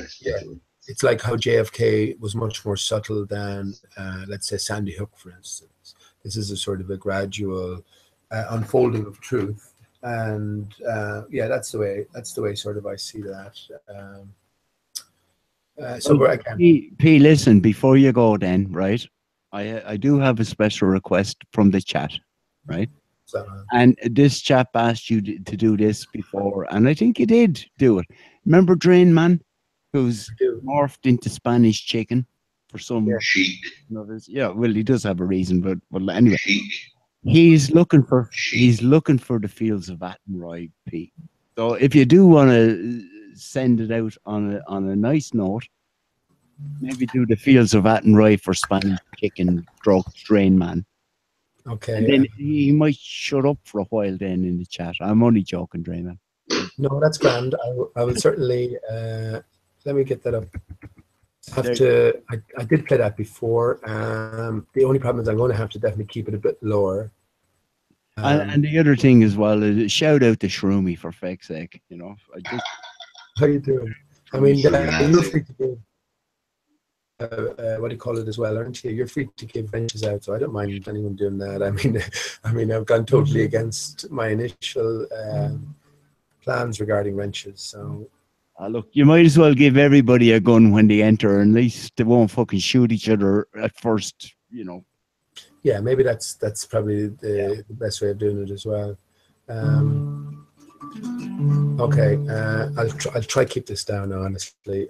So I suppose I'll say good night now, and actually I know what I'll do. I'll go to chat and just say thank you, and I'll leave it on that note. How does that sound? That's right. Well, I want to hear this properly, so I'm going to come out. Pete, take care, my mate, and I'll see you soon. Right, Denny, if you want to continue to chat and whatever, we can meet in room 11 or something. You got it, my mate. I'll head over there. I want to make sure that I listen to Pete in crystal clarity. Oh yeah. Okay. All right. Thanks, Pete, man. Okay, thanks a lot, Joe, as usual, and yeah, I'll sing this for Drain Man, and yeah, thanks for joining. It's a great conversation, and we'll leave it on Fields of Athenry. Sang a bit low, and again, the Irish football team have taken this on board, and they sing it really upbeat and fast, whereas in actual fact it's a pretty sad song. So let's see how it goes.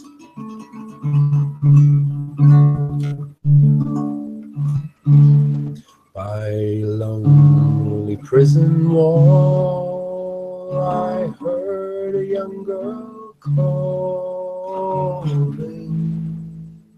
Michael, they have taken you away, for you stole Trevelyan's corn, so the young might see the morn, and the prison ship lies waiting in the bay. Low lie the fields of Athenry, where once we watched small free birds fly. Free birds fly. Our love was on the wing. We had dreams and songs to sing, and so lonely round the fields of Athenry. By lonely prison wall, I heard a young man calling. Nothing matters, Mary, when you're free. Against the fire and the ground, I thought they cut me down. Now you must raise our child with dignity. Low lie the fields of Athenry, where once we watched the small free birds fly. Our love was on the wing, we had dreams and songs to sing. It's so lonely around the fields of Athenry. That's first. By lonely harbor wall, she watched the last star fall, as the prison ship sailed out against the sky. For she lived to hope and pray for her love in Bodley Bay, and it's so lonely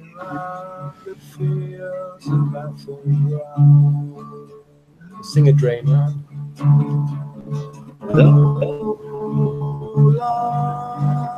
The fields have been dry, where once we watched the small free birds fly.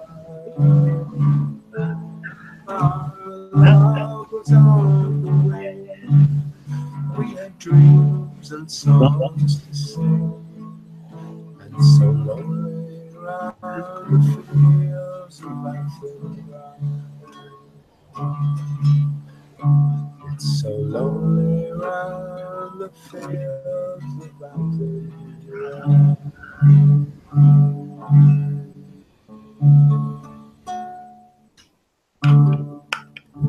Bravo, bravo, bravo, Pete, man. Lovely.